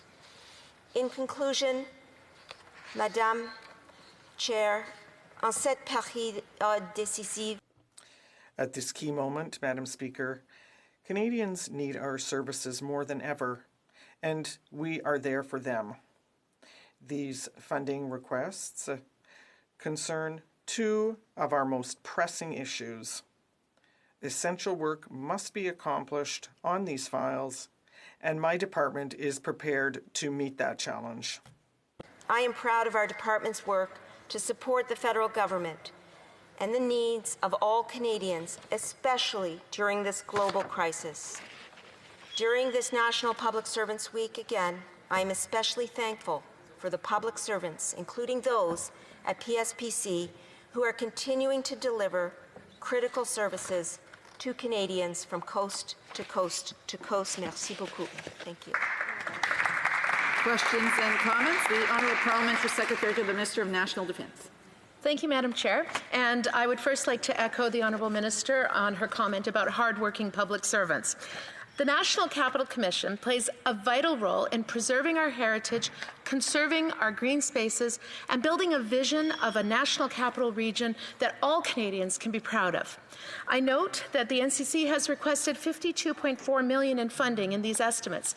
Can the Minister let this House know what specifically this funding is for? Thank you. L'Honorable Ministre. The Honourable Minister. So much for the question. The NCC is an independent Crown corporation. It has requested this money to go towards the repair and the maintenance of existing infrastructure to ensure that these infrastructure remain safe and enjoyable for the residents of the National Capital Region. Let me give you some examples, Madam Chair. The maintenance of the NCC's 2 interprovincial bridges, the repairs to assets that were... I'm sorry, the time is up to answer the question, but I'm sure the member will be able to, the minister will be able to continue. Questions and comments. The honourable member for Canada Carleton. Thank you very much, Madam Chair, and I'd like to follow on to my honourable colleagues' questions. Stating the importance of the NCC, we'd like to know what specific projects are being lined up for here in Ottawa. Thank you. The Honourable Minister. Thank you so much to the Honourable Member for the question. The National Capital Commission will engage in work to maintain existing infrastructure. We will recall the damage from flooding that occurred a couple years ago, and we will make sure that funding, if approved, will be going to the NCC to repair existing infrastructure. Questions and comments? Questions et commentaires? L'honorable député de Vimy. The honourable member for Vimy. In regards to Phoenix and PACE services, we are seeing a continuous reduction in the backlog of cases. The supplementary estimates list an amount of $203.5 million for the government PACE system. Why is this funding necessary if the backlog is consistently being reduced? Minister. Thank you so much for that question. It's very important to understand that the pay issues that have created stress and hardship for employees have not been eradicated, and they must still continue to be reduced. As a result of the funding that has already been provided to the Phoenix Pay system, the backlog of transactions has been reduced, but more must be done, and I will not stop as Minister until that backlog is eliminated. Thank you, Madam Chair. Any comments? The Honourable Member for Vimy. What are we doing through these allocations to ensure that public servants are being paid accurately and on time while also resolving the queue of cases? From the Minister. Madam Chair, we've taken significant steps to help stabilize the Phoenix Pay system. We're working with all stakeholders, and thanks to their efforts, we've been meeting standards more often while reducing the overall queue, and the funding is going to help to achieve that steady state of backlog reduction and pay administration. Questions and comments? Questions et commentaires? The honourable member for Vimy. Can the minister tell us what the funding for pay services will go toward? What will be the benefit of these funds? Minister. Thank the honourable member for the question. As suggested, the pay it would be going towards achieving a steady state of the administration by ensuring that services that are currently offered are continuing to be offered. The department has taken new initiatives to further accelerate progress, including technical systems to improve how Phoenix functions and new work models to create further efficiencies. Thank you, Madam Chair. Questions and comments? L'honorable député de... The honourable member for Longueuil-Charlemagne. The supplementary estimates list an amount of $500 million for public services and procurement for statutory appropriations under the public health events of national concern. Can the minister please provide us more information on the nature of those funds? The honourable minister. I thank the honourable member for the excellent question, and I will say that the funding has been requested to expand PSPC's procurement scope and purchase supplies as quickly as possible. The pandemic has meant that we need to have multiple supply chains operating in tandem, both domestically and internationally. And as a result, our resources would go towards ensuring... Questions and comments? Questions et commentaires. The Honourable Parliamentary Secretary of the Government House Leader. Yes, thank you, Madam Speaker. I'm wondering if the Minister can just provide her thoughts in regards to the many Canadian companies and corporations across the country that have really stepped up and retooled and assisted in making sure that there is a very heavy Canadian content growth in this very important era. The Honourable Minister has 16 seconds to respond. Lots of time. Most definitely, our domestic capacity has incredibly retooled and revamped so that we have companies right across the country providing PPE. Over half of our face shields are now being produced by Canadian companies, just as one example. Standing. Resuming debate, the honourable member for Kildonan St. Paul. Madam Chair, I will be using my time to make a 5-minute statement today, and I will be splitting my time with the members for Central Okanagan, Similkameen, Nicola, and Regina Louvain. It's an honour to be back in the House representing my Kildonan St. Paul constituents on the very last day of the parliamentary session. And although this Liberal government has decided to shut down Parliament during the worst crisis to face Canadians in living memory, I will do my best to speak and advocate on their behalf with the little time we have remaining. Unfortunately, the Prime Minister has only allowed parliamentarians 4 hours to debate and approve $87 billion in spending, or roughly $362 million every minute, which may be a record in the history of Canadian Parliament. If the member opposite was listening, he might learn something. This is truly unprecedented. The very purpose of Parliament is to provide checks and balances on government power. If we don't have the opportunity to question the government, to study emerging issues in committee, or to put forward alternative solutions, how are we supposed to do our job and be that check on power if we're not sitting? In effect, the government is telling Canadians that they have nothing to worry about, just to trust them, that there is no need for Parliament to meet or to provide oversight on the massive spending that's been going on for 3 months. And unfortunately, between their power grabs and the long history of ethics violations, to say opposition parties are skeptical would be an understatement.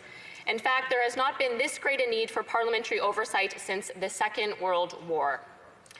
The last few months have not been easy for anyone. Some have been far more severely impacted than others. Thus far, 3 million people have lost their jobs and 13% of the working population remains unemployed. We know women have been impacted to a greater degree than men, and rates of human trafficking and spousal abuse have reportedly gone up. 8,000 people have lost their lives to COVID-19, and the well-being of countless others has been impacted from the thousands of delayed surgeries and the severe mental health impacts that isolation has had on the nation. To be elected as a member of Parliament during this unprecedented time has been an unforgettable experience with many challenges and difficult days. Speaking with hundreds of constituents and small businesses in my community who have been deeply and negatively impacted by the pandemic has been very heartbreaking. But they will not be forgotten by the Conservative team. We are all working tirelessly on their behalf, and we will represent every Canadian left behind by this government's inadequate response to the COVID-19 pandemic. The possibility of a second wave of the pandemic is of great concern to me and the constituents of Kildonan St. Paul, and this Liberal government has provided, frankly, very little to Canadians to give them confidence that we will be prepared and financially equipped to handle a second wave, since we barely made it through the first one. We're seeing this firsthand in the Prime Minister's refusal to provide an economic fiscal update during this sitting, despite the Parliamentary Budget Officer calling for it.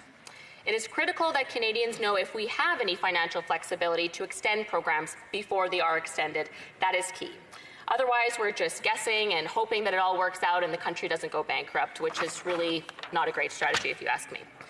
As one of 338 MPs and one of only 21 official opposition MPs in Canada, I ask the Liberal government, with all sincerity, to use their 3 months of hiatus from oversight and accountability to prepare tirelessly for the second wave of the COVID-19 pandemic, to prepare PPE, testing, contact tracing capacity, whatever is necessary to give Canadians confidence that they can actually do this job. And beyond that, that they acknowledge that Canadian small businesses and the millions of Canadian workers they employ cannot afford to go back into isolation, not financially and not for the good of their mental health. Neither can the taxpayer afford to subsidize the pandemic response effort at nearly $100 billion per month without serious tax increases and financial consequences at the family kitchen table. This Liberal government has the responsibility to present a plan and to communicate it effectively to Canadians so that they can prepare in the coming months. Canadians deserve answers on how prepared we are and what the financial outlook for Canada is. So I implore this government to be transparent, honest, and accountable. It is their duty to Canadians. And to conclude, I sincerely thank the frontline workers in every industry in Kildonan and St. Paul, from healthcare to grocery stores and gas stations, for quickly adapting to the first wave of this pandemic and physical distancing requirements, and even organizations who, despite being forced to drastically change their daily routines, rose to the occasion in service of our community. So churches, gurdwaras, synagogues, elderly care homes, grocery stores, schools, and hundreds of small businesses in Kildonan and St. Paul rallied with a true Canadian spirit of resilience and innovation to get the community through the first wave of the pandemic. And honestly, that really gives me hope for the second wave and for whatever comes after that. And I do believe that we will get through this together. Thank you, Madam Chair. Resuming debate, the honourable member for Central Okanagan, Similkameen Nicola. Thank you, Madam Chair, and I will be directing through yourself to the Minister of Employment. The estimates show $155 million for the Canada Summer Jobs Program. The cost of the program is typically much more. Does this figure indicate a reduction, or is it an increase to the original cost of the program? Minister. I thank the member for his questions. Madam Speaker, the $155 million is the first amount that's going to be put in the estimates. The remaining, I believe it's $130 million, will be in the supplementary estimates in the fall, once we determine exactly how many jobs were filled. Thank you. The honourable member for Central Okanagan, Similkameen Nicola. Madam Chair, we are hearing from members of Parliament, Conservative members of Parliament, right across this country, that they are hearing from their constituents the program is underfunded. Why would this be the case, Madam Chair? The honourable minister. Madam Chair, I can assure everyone in this House that the program is not, in fact, underfunded. We committed to fund 70,000 jobs, and that's exactly what we're going to do. In fact, this Friday, the last wave of jobs is being put on the Jobs Bank. I can assure you that, in fact, this program, because of the flexibilities we introduced this year, is going to be maxed out, and that's good news. Mr. Albus. There is $728 million for payments to support students and youth impacted by COVID-19 pursuant to the Public Health Events of National Concern Payments Act. This is a serious amount of money with zero specifics. What is this for? The honourable minister. Thank you, Madam Speaker. That is, in fact, part of the $9 billion commitment to support students and create 116,000 jobs across the country through the Youth Employment and Skills Strategy. The honourable member for Central Okanagan, Similkameen Nicola. What is to be the oversight of this specific fund? Minister. Pardon me, Madam Speaker. I can assure the member opposite that we are making sure that every dollar invested in these jobs goes to good quality work experiences for students to gain the skills, the experience, and to contribute the way we know they want to. Thank you. Our member for Central Okanagan, Similkameen Nicola. Madam Chair, without specifics, it's very hard for us to have anything other than to consider it a slush fund. Now, moving on, what is the $37 million for funding to increase old age security workload capacity? The honourable minister. I believe, Madam Speaker, I apologize, that is too because a number of seniors that we're paying through OAS has increased and the cost of living increase that seniors got through the OAS. The honourable member for Central Okanagan, Similkameen Nicola. The Youth Employment Skills Strategy was promised a $153.7 million increase, but in these estimates, it only shows a $5.25 million boost. Why is this the case? The honourable minister. Madam Speaker, I can assure you that everything we promise to spend through the Youth Employment Skills Strategy will be spent on good quality summer job experiences for young people. And in fact, those experiences will go into next February as a result of the flexibilities we introduced. Honourable member for Central Okanagan, Similkameen Nicola. We'll give the minister another opportunity. Why is this the case? Only $5.25 million to this program. The honourable minister. Madam Speaker, I believe, and I will follow up with the member if I'm wrong, we have parceled out the Youth Employment Student Strategy through a number of budget items on this, so if you add them all up, and I can get him the math, I apologize, I don't have it all in my head, but it is all reflected in these main estimates in detail. Honourable member for Central Okanagan, Similkameen Nicola. I appreciate getting those details, Madam Speaker, or Madam Chair. The government announced $9.2 million for agricultural jobs under this program, but the program is only getting $5.25 million. How is this possible? The honourable minister. Madam Speaker, I can assure you we announced that we would employ 7,000 young people across the country in agriculture jobs, and that's exactly what we're doing. We had some money already that was going to be moved from agriculture, and as a result, we only had to spend this much money to deliver that many jobs. The honourable member for Central Okanagan, Similkameen, Nicola. Similarly, the Student Work Placement Program is getting $5 million despite being promised $80 million. What is going on here? Minister. Madam Speaker, this $5 million will allow us to reach our overall goal of 85,000 work placements. We will put the remainder of the money, as I said for the first answer, into the supplementary estimates when we have a better understanding of exactly how much money. Mr. Albus, 18 seconds left. Does the minister not understand that when members of Parliament review the estimates and have these questions in their mind, if the government isn't clear on this, we're not mind readers. I would hope that the government would be more forthcoming on these programs and letting us know. A brief answer from the minister.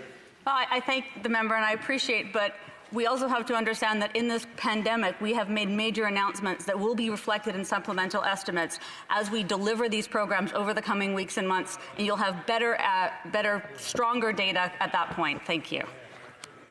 The honourable member for Regina Louvain.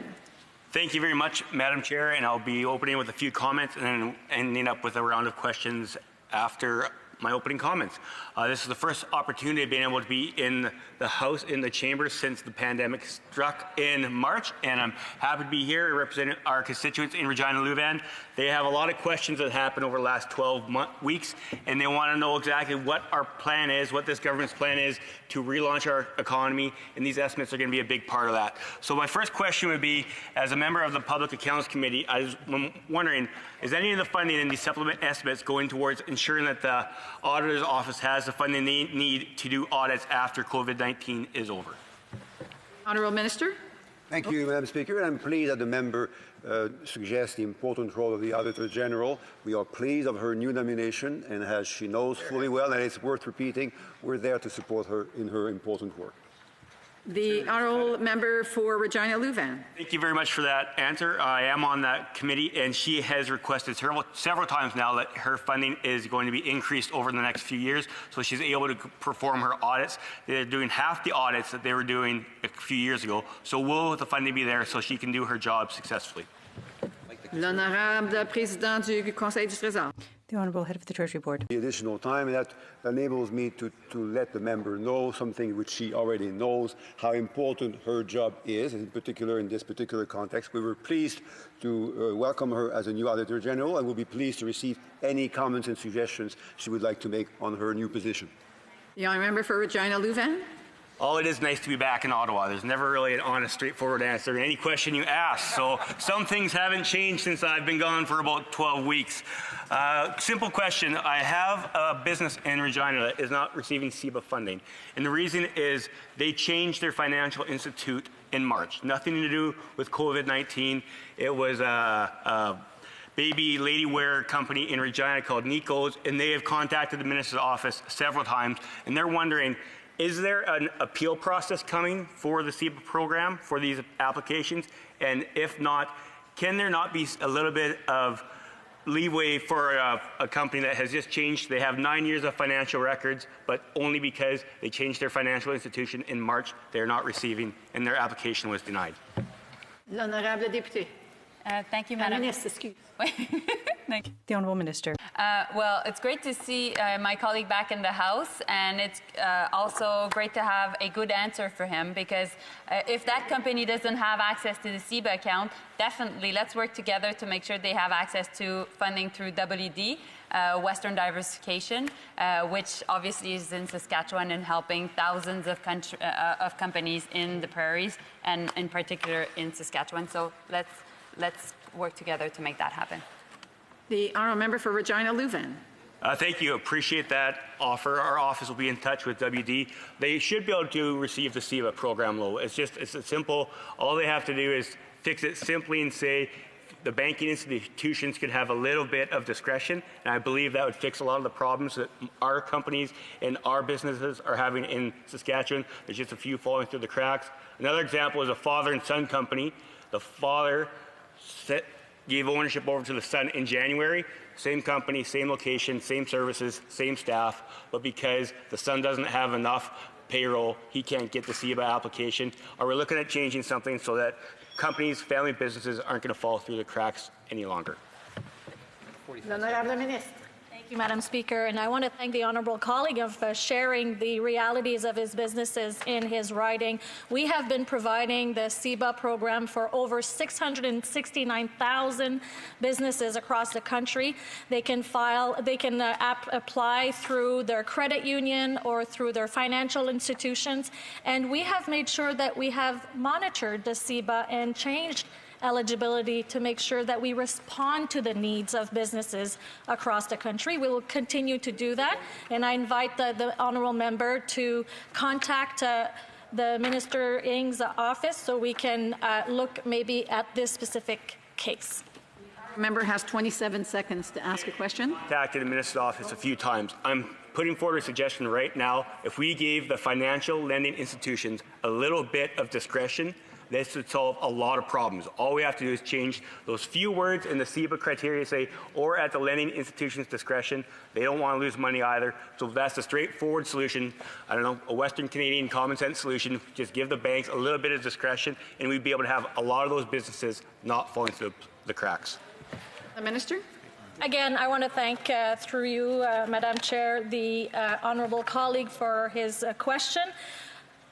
Credit unions and financial institutions have been really responding to help businesses have access to CEBA. We continue to work with these financial institutions to make sure that businesses have access to these loans. Thank you, Madam Chair.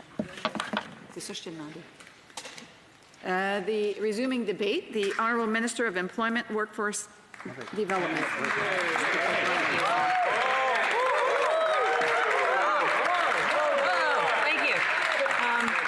Madam Speaker, and it's an honour to rise in the House today to speak to the government's supplementary estimates and highlight some of the important programs we've funded to support Canadians in these challenging times of the COVID-19 pandemic.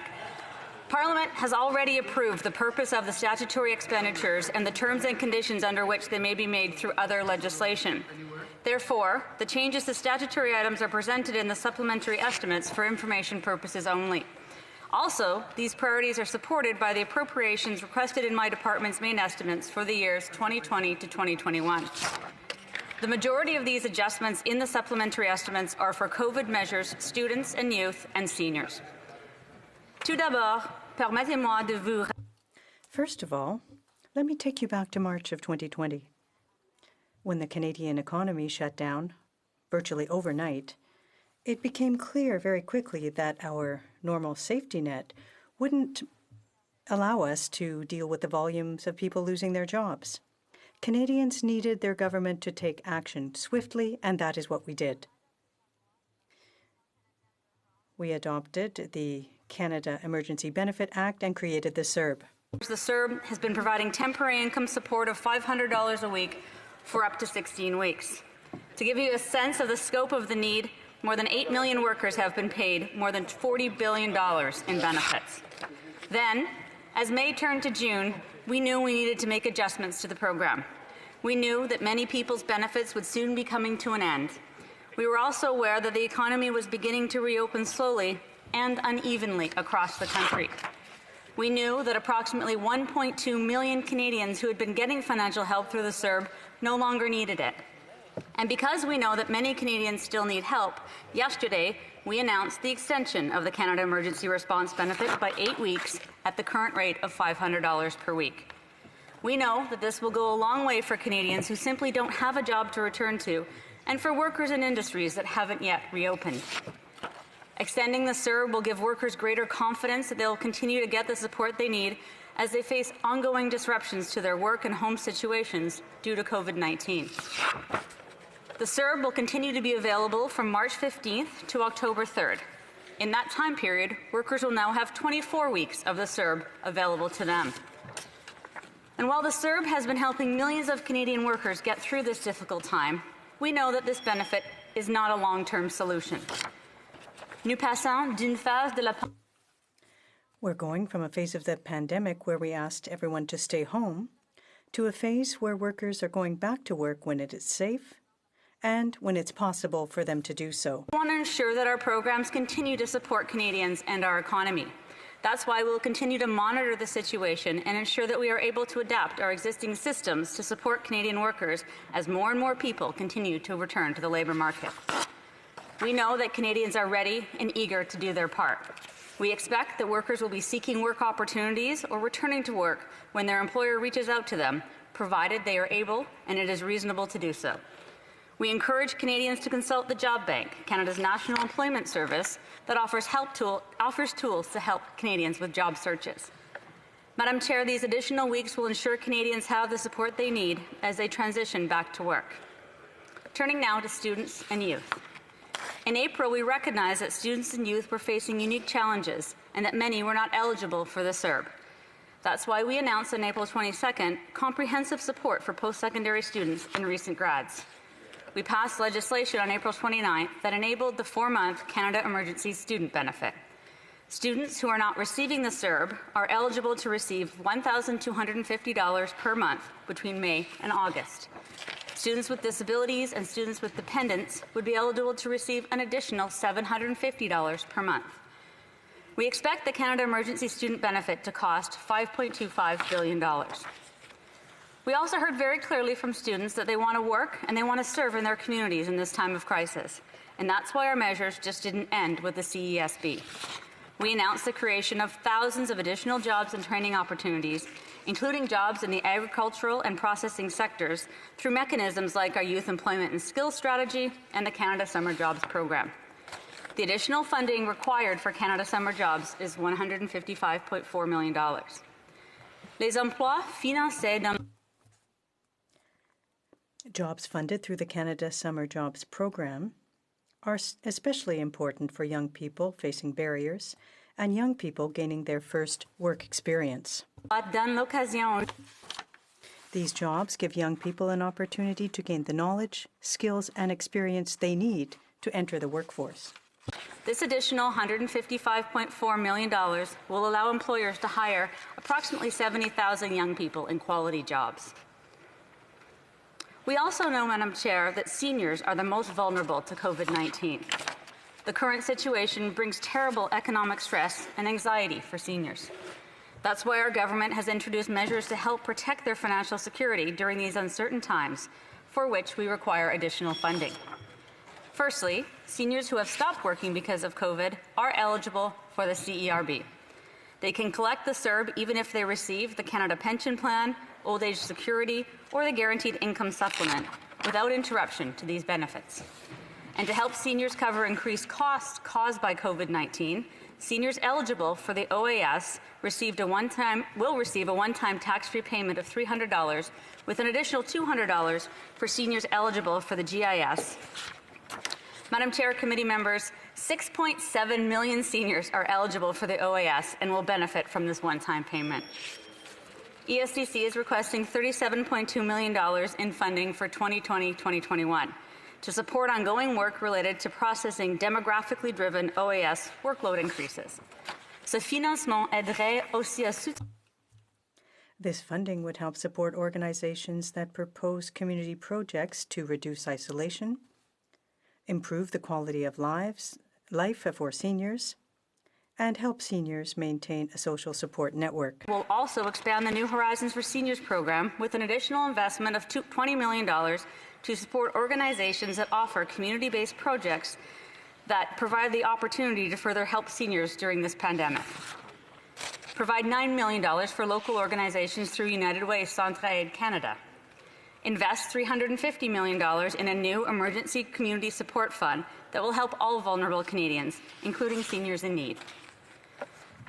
Madam Chair, these combined measures to help Canadians, students, youth, and seniors get through COVID-19 have been and still are necessary to support Canadians during this crisis and have helped stabilize the economy. Merci, je suis prêt à répondre. Thank you, and I'm now prepared to take your questions. Okay. Questions and comments. Questions et commentaires. Government member. Yep. Oh, I'm sorry. Oh. The honourable member for Canada. I'm sorry. Canada Carleton. Canada Carleton. That was right. Good. Well, I'd like to begin by actually thanking the Minister and her amazing team for the work that they have done over these last weeks of unprecedented uncertainty. And I wanted to tell her what a relief it was to many Canadians to know that they weren't going to have to worry about paying their bills or putting food on the table. I'm very grateful that our government was there right from the very beginning. And I know that the emergency response benefit, the uptake was almost 8 million Canadians, and that's huge. And my constituents have come to me and they've shared their stories. They've told me what a difference it's made. But slowly our economy, people are getting back to work, but there are still some whose jobs have not returned. So yesterday, the government announced the extension of the CERB by 8 weeks. And as we aim to relaunch our economy, can the Minister please explain to the House our government's decision to extend the CERB and what it will mean for Canadians who are still struggling with the impact of COVID? Thank you. Minister of Employment. I apologize, Mr. Speaker. I hadn't noticed you join us. Mr. Speaker, I want to take this opportunity to thank the public servants at CRA and ESDC for delivering for Canadians. There's no better success story in this time of crisis than these groups of people working tirelessly under difficult conditions themselves to deliver this for Canadians. We extended the CERB yesterday, as was said, because despite the fact that we saw some positive job numbers last month, the very real reality is there are many, many Canadians who remain unemployed, many Canadians who don't have childcare this summer, many Canadians who may still be sick or taking care of someone who is sick, and they needed our ongoing support, and that's why we're doing this. Mr. Chair, I can assure you that by responding the way we are with a changed attestation, we are trying to do our very best to disincentivize not to disincentivize work, I apologize, but the message to all Canadians is, we know you want to work, we know you're having trouble finding work, and we are there for you. Thank you. Questions and comments. Questions et commentaires. The Honourable Member for Vimy. Thank you, Mr. Chair. For many students, the jobs they were counting on to help pay for their education in the fall disappeared. For others, the career they were looking to start after their graduation has been postponed. Our government was there to support young Canadians and announcing $9 billion for a range of supports designed to ensure students have the help they need to continue their studies and gain essential workplace experience to start their career. One of these important supports that our government launched is the Canadian Emergency Student Benefit that is helping hundreds of thousands of students who are unable to work or whose job disappeared by providing them with direct financial support. In addition, the Canada Summer Jobs Program has been adapted to the realities of COVID-19, so the program can continue to support young Canadians as they begin to look for summer employment, save for their education, and gain invaluable experience. Can the Minister please explain to the House how the Canada Emergency Student Benefit and the changes to the Canada Summer Jobs Program are helping young Canadians and students during this pandemic? Everybody asks questions. The Honourable Minister. Mr. Chair, we know how hard this summer is on students and how hard it will continue to be. We heard very clearly from student organizations, from students across the country, that they wanted direct income support, but they also wanted opportunities to work and opportunities to serve in their community, which is why our $9 billion package was a complete comprehensive attempt to address all the needs of students for this summer. In addition, we added flexibilities to the Canada Summer Job Program that would allow students to work part-time, that would allow students to work through February of 2021, that would allow employers to reorient the jobs they had planned to provide towards essential services, and that would allow us to onboard new employers in this time of crisis. As a result, we have a maxed out Canada Summer Jobs Program. We have over 300,000 students on the Canada Emergency Student Benefit. We have positive stories of students giving back in their communities, and we have many more students with the opportunity ahead of them in September to go back to school or continue their studies. Thank you. Questions and comments. Questions et commentaires. The honourable member for Winnipeg North. Yes, thank you, Mr. Speaker. And when I think of the CERB program, you reflect back to the beginning of the year, and what we've done is we've seen the creation of a program to support Canadians at a time in which Canadians needed to be supported by government. And that is no easy accomplishment, putting together a program to literally serve 8 million plus Canadians. And I'm wondering if the minister can just give us some of those numbers and reinforce just why it was so important that we bring forward this program, because of just the sheer number of Canadians that are being served through this program, and also especially if you tie into the additional jobs that were saved through the wage loss program, compensation program, where I believe over 2 million jobs were actually saved. Well, Minister. I'll do my very best, Mr. Chair. First of all, thanks to the member for his question. When we asked Canadians to do something really tough in March, and we asked many of them to stop working and stay home, and that was in our collective best interest. What we also knew was that we had to support them in their efforts. We did this by the creation of the Canada Emergency Response Benefit, partially because we knew that our employment insurance system wouldn't be able to do what we needed to do very quickly, and for the number of people that needed our support. Very, very quickly, over the span of a week, we announced the benefit, legislated the benefit, and delivered it 2 weeks later, which is quite extraordinary. 8 million people have now accessed the CERB. We've spent about $44 billion on the CERB to date. Many people who are on the CERB are still working because of the ability to earn $1,000 and be on the CERB. Many people have transitioned off the CERB, as I said, 1.2 million people. Many workers are now on the Canada Emergency Wage Subsidy. That's 2.6 million workers. We're right now figuring out how many of those were receiving the CERB, and that'll be an exciting number to share when we have that information. We know times are tough. We knew that times would be tough, and we tried to make sure that we made times a little easier for Canadians in these extraordinary times. Thank you. We'll now go to the honourable member for Aurora Oak Ridges Richmond Hill. Merci, Monsieur le Président.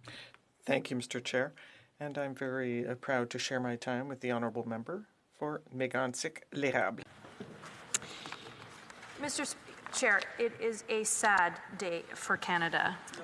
Canada has lost its bid to gain the Security Council's seat at the UN. And the responsibility for the loss is the Prime Minister's, and the Prime Minister's alone. Does this government believe that the Prime Minister's actions has contributed to this loss? He confused China and Japan on a number of occasions. Could the government share their thoughts on this? Honourable Minister. Thank you, Mr. Speaker. First of all, we wish to congratulate Norway and Ireland, as well as India, Mexico, and Kenya on their election. We look forward to continuing to work closely with them. Although we are disappointed by the outcome, we have no regrets. Team Canada have been working hard during the past 4 years, and we would like to thank them for their dedication, and we are extraordinarily proud of the campaign they ran. Throughout the campaign, we have listened and learned from other countries, and we have opened new doors for cooperation to address global challenges. This will serve Canada well moving forward. Canada will continue to be a champion of diversity and inclusion, supporting the global fight against COVID-19, addressing climate change, and leading peace and security efforts and helping the most vulnerable. Canada will continue to believe in multilateralism, to work constructively within the UN, and to be actively engaged on the world stage. The honourable member for Aurora, Richmond Hill. Mr. Speaker, the Prime Minister should not be proud of the way that this has been handled. The Prime Minister confused China and Japan repeatedly. The Prime Minister misunderstood that the Baltics were actually a group of countries.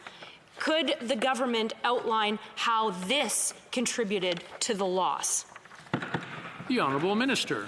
Thank you, Mr. Speaker. Canada has stood firm in its values. We led with our values and we campaigned hard. We listened and we engaged with partners right around the world. And I would like to take this opportunity to thank the incredible diplomats, the members of Team Canada, for giving it their all these past 5 years. We are so proud of them, and we know that we will continue to do really. Now go back to the honourable member for Aurora, Oak Ridges, Richmond Hill. Is it Canadian values to embarrass Asia-Pacific partners by not showing up at a trade agreement negotiation? The honourable minister. It is Canadian values to stand up for human rights. It is Canadian values to stand up for democracy. It is Canadian values to stand up for gender equality. It is Canadian values to stand up for the world's poorest. Member for Aurora, Oak Ridges, Richmond Hill. Is it Canadian values to fail to condemn anti-gay laws in Senegal and Uganda? Is it Canadian values to encourage and condone modern-day slavery, to build soccer stadiums in Qatar, Mr. Chair? The honourable minister. Mr. Speaker, Canada is known around the world as a champion for LGBTQ2+ rights. In fact, our current Deputy Prime Minister has made incredible strides when it comes to moving those rights forward, and we are continuing. The honourable member for Aurora, Oak Ridges, Richmond Hill. This failure to condemn human rights abuses, failure to stand up against anti-gay laws confuses the world and does not show that we are principled and value. What about the failure to behave appropriately in India? Can this government outline how that contributed to our loss of unit security seat? The honourable minister. Thank you, Mr. Speaker. And I would like to outline that the bedrock of our feminist foreign policy and our feminist international assistance policy is taking a human rights-based approach to the work that we do everywhere in the world. I would also reiterate that right from the beginning of this pandemic, the Minister of Foreign Affairs and I issued a statement calling on governments to respect human rights in their responses to COVID-19, recognizing that that is the Member for Aurora, Oak Ridges, Richmond Hill. Mr. Chair, it is not those values that we have seen represented. This government committed to peacekeeping and to putting Canada back on the world stage, and yet the one peacekeeping mission that the United Nations asked us to do, they've already withdrawn from. Can the government outline why that would have contributed to the loss of the UN security seat? The honourable minister. Mr. Chair, thank you for the member for the question. When it comes to peacekeeping, we're working with the United Nations and also multilateral organizations how to bring the proper support. Working with the United Nations on their reform. This is about modernizing their peacekeeping when it comes to the SMART pledges. We're very proud of the work that our troops have done. Member for Aurora, Oak Ridges, Richmond Hill. But our allies can't count on us to be there for peacekeeping missions. What about our failing diplomatic relationships with China, to the extent that we have a situation where they won't buy our canola, they won't buy our ginseng, and they are failing to buy our soybeans and other products? This too has contributed. Could the government outline why we have a failed diplomatic relationship with China and its impact on our UN security bid? Well, Minister. Thank you, Mr. Speaker. Canada has a complex relationship with China and many other countries around the world, but we will continuously stand up for human rights and the values that are important to Canadians. Our top priority is the safety and the security of the two Michaels, making sure they have access to consular support and ensuring that they do come home. Mr. Speaker, Canada will continue to engage, will continue to speak on behalf of Canadians and to seek out and support Canadian interests in all of our relationships. Thank you, Mr. Speaker. Well, member for Aurora, Oak Ridges, Richmond Hill. What about the concessions that this country has made with respect to the United States Mexico-Canada agreement and the national security tariffs that were imposed on Canada for steel and aluminum? Is that a contributing factor to our loss of the UN Security Council vote as well, because our allies don't depend on us to be there when we need them and trust our national security stance? Honourable Minister. Well, I am quite certain that Canadians and our allies admire the work that we did as a country in renegotiating the new NAFTA. Canada is today the only G7 country that has a trade agreement with every other G7 country. And at a time of rising protectionism, at a time when our economy is going through a crisis created by the coronavirus, the fact that we have secured Nous allons maintenant continuer avec... We will now move on with the Honourable Member for Mégantic-l'Érable. Thank you, Mr. Chair, and I'd like to thank my colleague from Aurora Oak Ridges, Richmond Hill, for her excellent work. Mr. Chair, this is a very sad day for Canada. Indeed, the Prime Minister put his reputation and that of Canada on the line to try to obtain a UN Security Council seat, lost his gamble. So after having spent millions of dollars of taxpayers' money to try to convince dictators the world over to support Canada, he put aside Canadian values, very important Canadian values: protection of rights, protection of freedoms, the protection of the gay community. The Prime Minister has showed the world the paltry influence that he has had on the outcome of this vote. Mr. Chair, very unfortunately, the Prime Minister must assume the failure for this. It's his fault alone.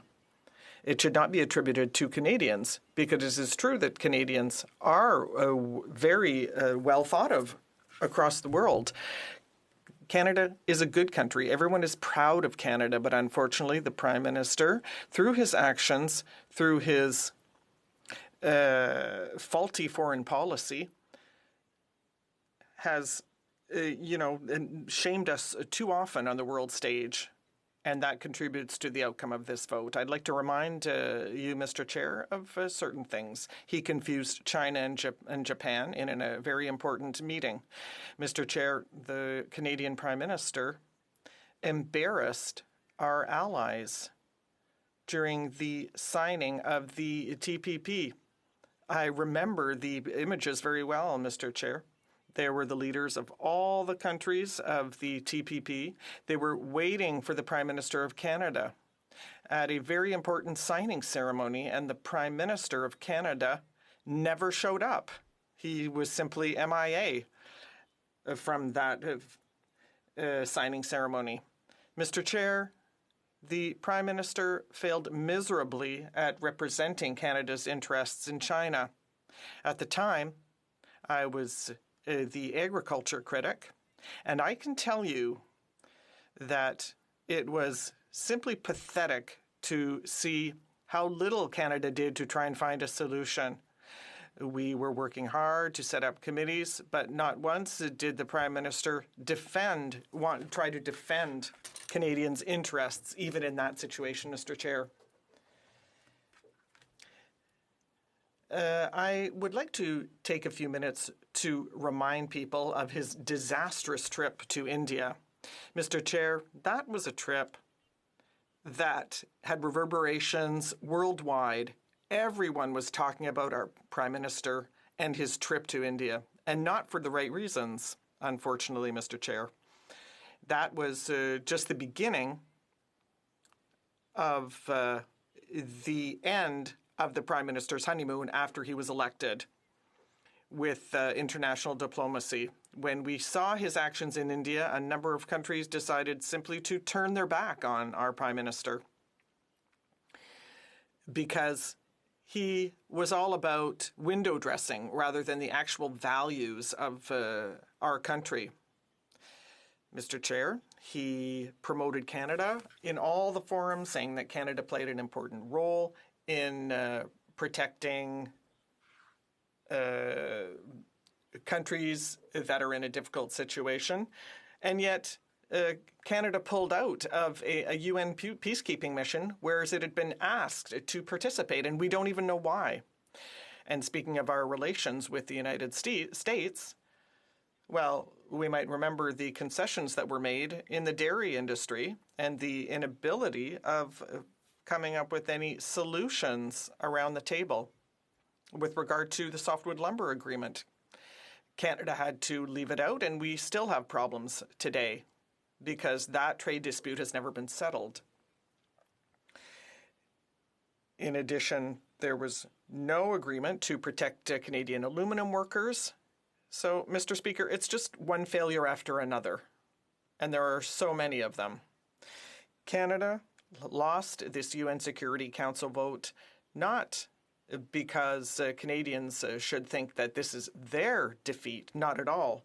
This defeat lies solely with the Prime Minister himself, who spent millions of dollars of taxpayers' money and put his values and principles aside to speak with dictators of Oman, of Qatar, of Rwanda, Uganda, during the pandemic, instead of defending Canadian values before these countries. It's all very well to seek a seat on the UN Security Council, but it's also good to stand up for Canadian values. We have seen the cost of this now, Mr. Chair, when we put our values aside and when we put aside our beliefs and when we use taxpayers' money to do self-promotion. And you know what, Mr. Chair? The Prime Minister simply turned his back on Canada. That's what happened.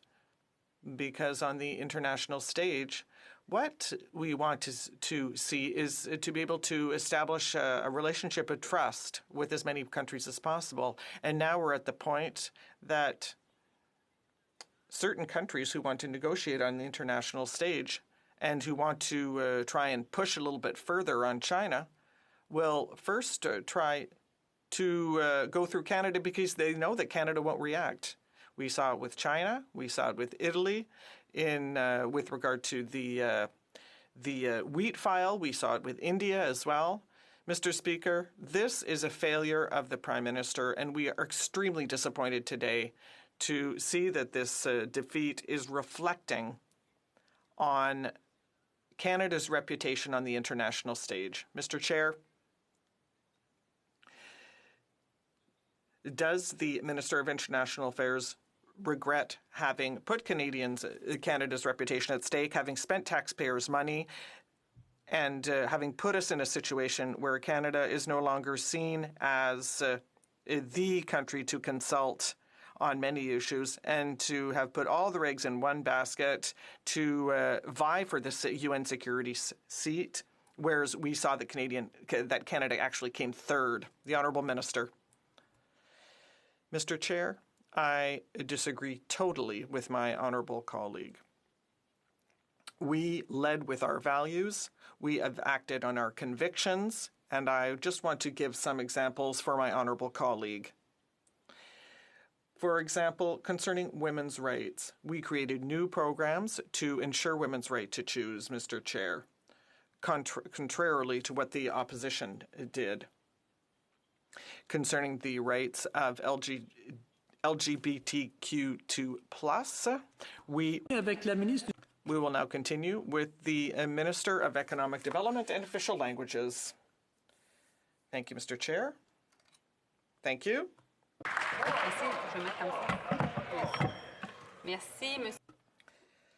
Thank you, Mr. Chair. Good afternoon. I'm very pleased to be here with you today to tell you about the work being done by the 6 regional economic development agencies in Canada and what they have achieved to support Canadian businesses in response to the COVID-19 crisis. From coast to coast to coast, the pandemic has hit Canadians hard. With the quarantine and isolation measures, a large part of our economy was frozen. Everyone's life was overturned, and that is particularly true for business people and workers in SMEs. Since the beginning of the crisis, I have met with and discussed with, mostly virtually, thousands of business leaders and associations across the country. All of them testified to different daily realities, but a similar scenario. They are working very hard for their employees, for their communities, and for their families. But after a number of weeks of shutdown, after having hit the pause button for their businesses, they are now at the end of their rope. These businesses are good sources of local jobs, but also local pride. They are the backbone of our economy and our communities. Our government quickly realized the importance of helping these businesses weather the crisis, and it took action very swiftly. And this is why we launched the largest assistance program in our country's history. Among the economic measures that we put in place, there's the CERB to help businesses, or rather the emergency wage subsidy so that businesses could keep their workers. And we also deferred payments on the GST and the provincial sales taxes. And we also talk about CEBA, which includes subsidies of some $10,000 if the grant is paid back. And we remained attuned to people's needs, and we continued to enhance these different benefits for that many Canadians could benefit from them. And therefore, we extended our social safety net. But something that I heard from business people, and despite the excellent social safety net that was put in place, the situation remained difficult for a number of small businesses. And so we asked ourselves two questions. How could we help the people who are still falling through the cracks? And what tool should we use to roll out this assistance, knowing that these business people who told us so would rather use institutions near and dear to them that they trust in their community? So addressing those two concerns brought us to develop the Special Assistance Program delivered by our 6 regional development agencies. These are the people who are on the ground, and so they're the best suited to deliver this aid to workers and the SMEs in their communities. That is how we set up the Regional Assistance Recovery Fund with a total budget of $962 million. And this was delivered by our regional development agencies, either directly or indirectly, with the help of partners such as the community support funds or the small business community in Montreal, for example. We are there where businesses need us. This fund seeks to support businesses that are at the heart of their local economy and that are not eligible for federal programs that already exist or have needs that have not been covered by these programs. It offers small businesses and other organizations who have insufficient liquidity financial support to help them remain operational by helping them to pay their employees, among other things, and by covering their fixed costs. Thank you. We must protect our main streets and our local businesses, and with this new fund, we have the means to do so. The challenges faced by small businesses are not felt equally in all regions. This is particularly true in our Canadian Northern Territories. That is why, in addition to the Regional Relief and Recovery Fund, $15 million were allocated for the creation of the Northern Business Relief Fund. With this fund, we target further needs for immediate relief for SMEs and ensure the stability of businesses in sectors that are vital to the recovery of our northern economy. Now, as you know, Main Street businesses are the lifeblood of a community. COVID-19 hit them hard. Many businesses responded by broadening their offerings and complementing traditional storefronts with online shops to attract new customers and reach new markets. This created an opportunity. We have a unique chance to help them now and moving forward, not just recover, but come back stronger and better equipped to compete in tomorrow's economy. This is why we launched a new digital Main Street platform, which will support almost 23,000 businesses across Ontario, helping them not just survive in the new economy, but thrive. Thanks to over $42 million in federal funding through FedDev Ontario, this innovative program will help businesses go digital. We also know that challenges don't stop at Main Street. That's why we also provided $7.5 million for the Recovery Activation Program delivered by the Toronto Region Board of Trade. This program will provide customized training for more than 1,000 small and medium-sized businesses to digitize their operations and bring their business online.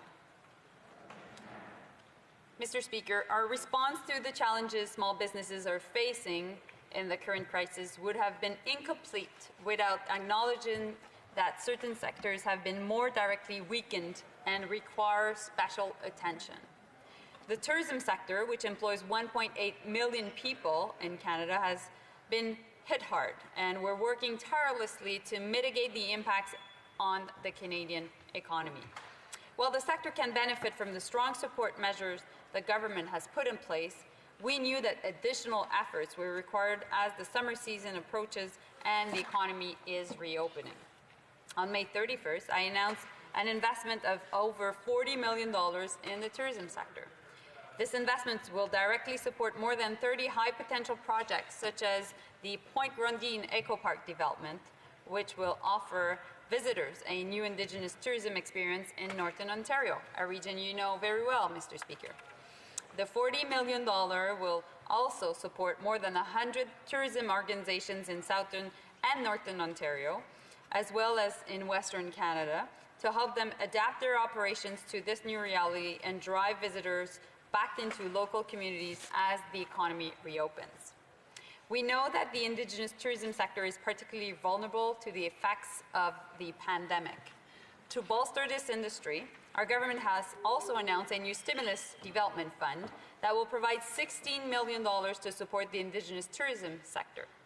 We continue to work with economic stakeholders in the tourism industry in Quebec and the Maritimes and Atlantic Canada to make a real difference in the tourism sector in Eastern Canada as well. Investments and initiatives like the ones I've presented today are crucial to the success not just of our businesses, but of our communities. The decisions we make now will have a major impact on future prosperity, and we choose to invest. Our message to workers and businesses is clear. We have been here for you with measures and support, and we will get through this together. J'encourage les entreprises. I encourage businesses and organizations to take advantage of these measures put in place by the Government of Canada to help employers, workers, and everyone across Canada. I would also urge my colleagues in the House to inform the business people in their ridings of the different support programs that are available to them and to encourage them to take advantage of them. We're working with you, and we continue to work with you to create good local jobs and to build the economy of tomorrow, an economy that is stronger and more prosperous for everyone, despite these very difficult moments. Thank you, Mr. Chair. Questions and comments? The Honourable Member for Pontiac. Thank you, Mr. Chair, and I'd like to thank our Minister for her comments and her very dedicated work to help our regions and our small businesses in those regions because, as she said, in a context where we represent regions like mine, Pontiac, that's where it is very difficult for our people in those regions and our businesses. We have to help the regions and the businesses. So this Relief Recovery Fund that was rolled out by the government is excellent, and I'd like to thank the Minister for having put it in place. And she's done everything to reinvest in our Community Futures funds, and I'd like to thank her for that. All these community future funds in Gatineau, in my region, we do a lot of work with them, and we achieve successes in those files. And I give a lot of credit to our minister for having worked with all the community futures corporations and have worked with Economic Development Canada for our regions. This shows from the outset that this government is a government for our regions. It works with our regions, and it cares about our regions. So I would like to invite the minister to comment on what she has done specifically with these community futures corporations throughout Quebec. The Honourable Minister. Thank you, Chair. And I'd like to thank my colleague, the member for Pontiac, who for having brought up the regional economic development issue and these community futures corporations. When we started to look what was happening on the ground, we realized that the pandemic had had a dreadful impact on our businesses and our workers, and so we wanted to work with the best networks of professionals possible so that we could offer aid efficiently. And that's why we turned to the community futures corporations, because they have a great expertise, a lot of knowledge, and that is a very proud network, and they deserve deserve our trust, and that's why we invested $71 million in Quebec in these community futures corporations. In fact, we essentially doubled their budgets. And they're present, obviously, in Outaouais, in Pontiac, but also in the ridings of many of our members of parliament, people who represent rural and remote regions. And so we're going to continue to support these networks so that they can help with direct aid to our businesses and business people who so desperately need our support in these difficult times. Thank you. Questions and comments? Le député de Pontiac. Merci, Monsieur. The Honourable Member for Pontiac. Well, thank you, Mr. Chair, and thank you to the Minister for the answer. I know that they greatly appreciate the $71 million. That means a large amount for each of these community futures corporations, and there are companies in all sectors that perhaps didn't have other support from the federal government or from the provincial government. And as a result, they were able to obtain assistance from community futures. They understand our regions. The Community Futures Corporation in Gatineau has been providing public service for 40 years. 40 years of collaboration is what we've seen. So I'd like to know how the investment in community futures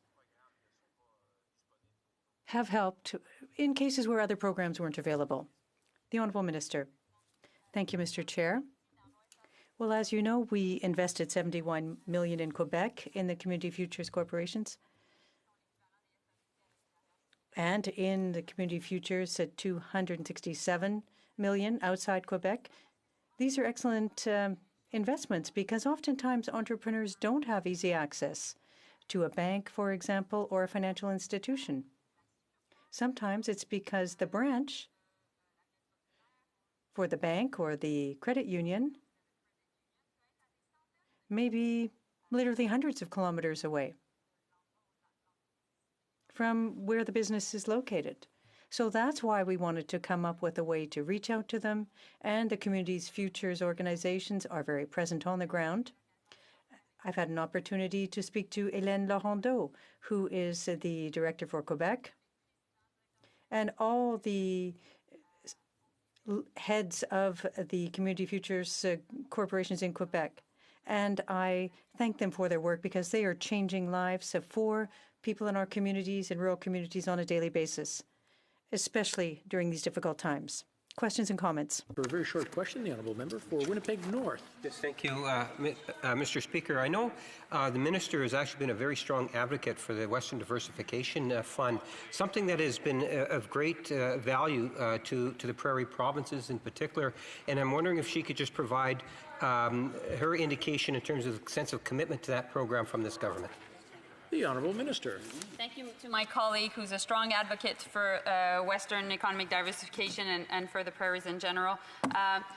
Definitely we wanted to help our entrepreneurs and our business owners all across the West. We know they've been hard hit by the pandemic, the economic crisis, but also the drop in oil prices. So that's why we doubled the budget of Western economic diversification, which is of all the $962 million of funding, it is the biggest allocation that we're giving to the...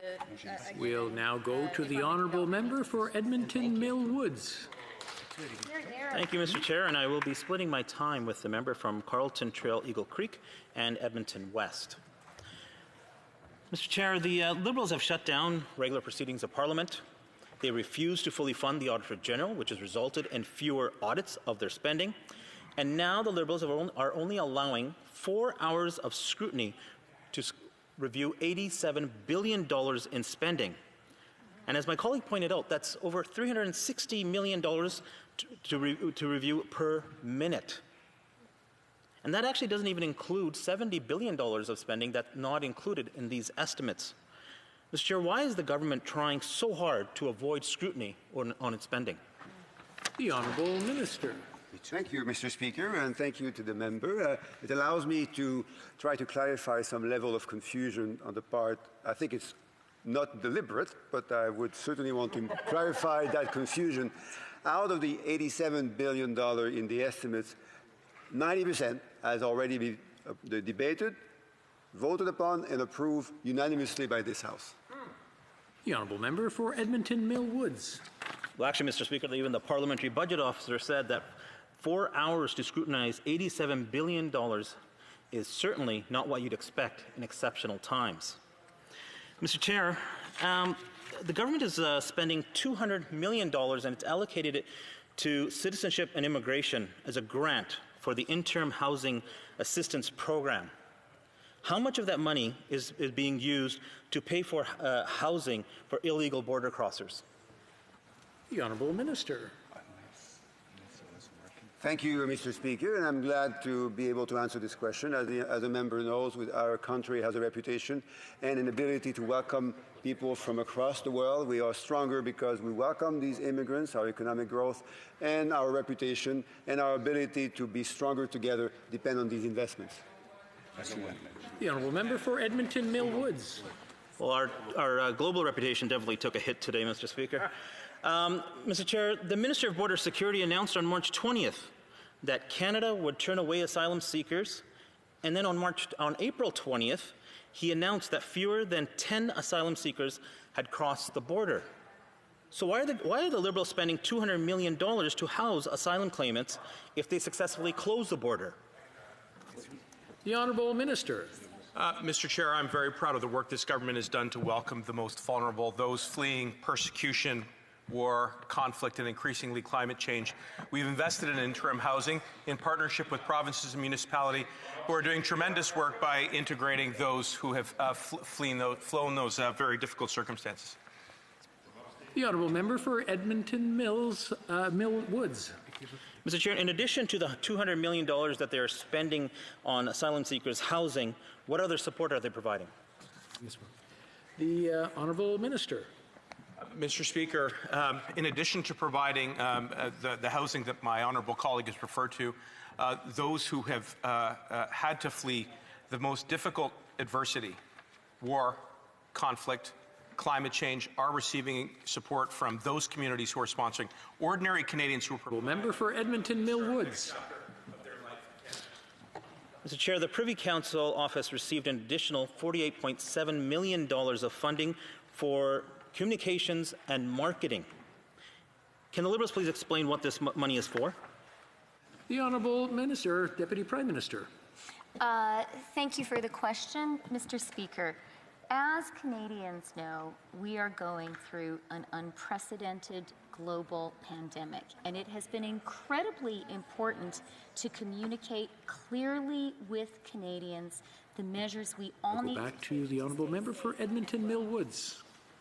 Mr. Chair, out of this almost $50 million that's being provided to the Privy Council Office for communications, how much of it is being spent to cover the Prime Minister's morning press conferences from his cottage? The Honourable Deputy Prime Minister.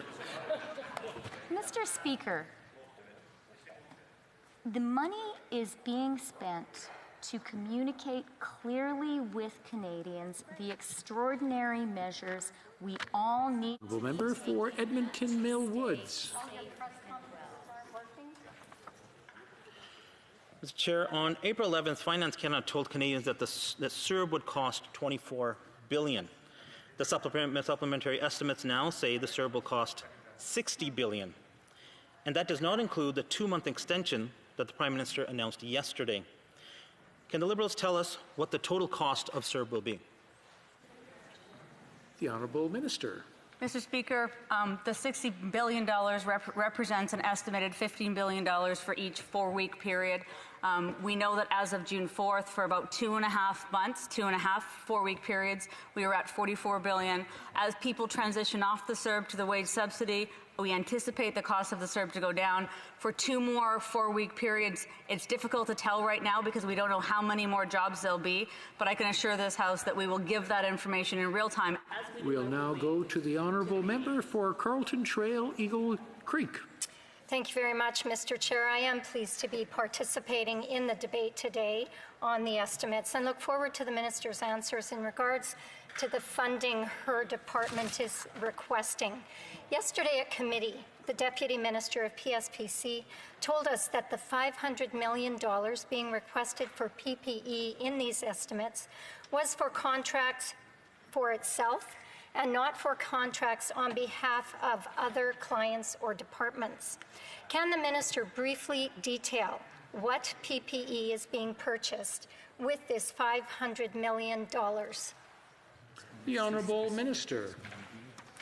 Mr. Speaker, I thank the honourable member for the question.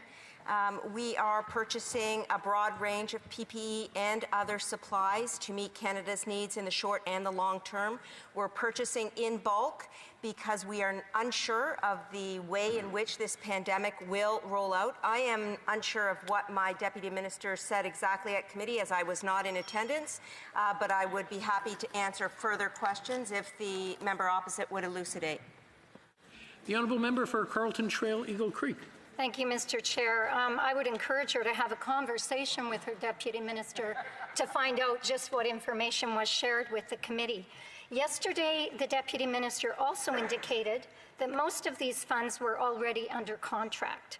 Additionally, he indicated that many contracts for PPE include an advance payment provision, often depending on the commodity. How many or what percentage of the contracts related to the $500 million request in the estimates contained in the estimates and contain an advance payment provision? The Honourable Minister. Mr. Speaker, I thank the honourable member for the question. The contracts with which we have been fulfilling Canada's needs for PPE across this country are varied in terms, in scope, and in extent. And as a result, it is impossible for me to provide with specificity the precise percentage that the member requires. I will say that we are very transparent where possible with the contracts we have executed. If the member would take a look at the PSP website, as well as my testimony twice before OGO, she will have that transparency. Thank you. Now go back to the Honourable Member for Carleton Trail Eagle Creek. Thank you very much, Mr. Chair, and I will advise the Minister that I have the opportunity of getting briefings every week from her parliamentary secretary, who is quite forthcoming in the giving answers to the questions that we ask. I just wish she would be. Specifically to this $500 million request, what is the average percentage of prepayments of all the contracts already entered into? The Honourable Minister. Mr. Speaker, and thank you to the honourable member for the question. As I just mentioned, we have executed hundreds of contracts with suppliers domestically and internationally, and answering that question with precision at this point is not possible, firstly because we need to protect our supply chains, and secondly because our contractual relationships are continually advancing and changing due to the high global demand for PPE across this country and around the world. Now go back to the Honourable Member for Carleton Trail Eagle Creek. Thank you very much, Mr. Chair. We know that PSPC is trying to extract itself from a contract with a company who sold us millions of substandard KN95 masks. Yesterday, the Deputy Minister told OGO Committee that other contracted companies are struggling with timeliness and that at least one more is having quality issues. Can the Minister assure Canadians that none of the $500 million requested in these estimates will be going or has gone to one of these companies struggling with timeliness or quality? The Honourable Minister. I thank the honourable member for the question, and I will say in my debrief with my Deputy Minister last night about this particular issue, he did mention that he referenced one other contract, and I will say with regards to that contract and the amounts requested in the supplementary estimate, that Canadians will not be paying for masks that did not meet the standards of the Public Health Agency of Canada. That is my commitment, and that's been our Prime Minister's commitment also, Mr. Speaker. We'll now go to the honourable member for Edmonton West. Mr. Chair, there's 8.5 million Canadians on CERBs, taxpayers who are struggling to pay bills and work, yet in these estimates, the government is gifting $48 million more to wealthy people to buy electric vehicles. Why is that a priority for this government? The Honourable Minister. Mr. Speaker, I would have thought we had made it abundantly clear that we are committed to zero net emissions by 2050 and improving, in fact, on our targets by 2030 for the Paris Agreement. That's why we're putting in place electric vehicle incentives. Hear, hear. The Honourable Member for Edmonton West. Subsidizing wealthy people to buy Teslas with $50 million, $5,000 a car, and yet making seniors wait months and months and months for a mere $500. How is that a priority for this government?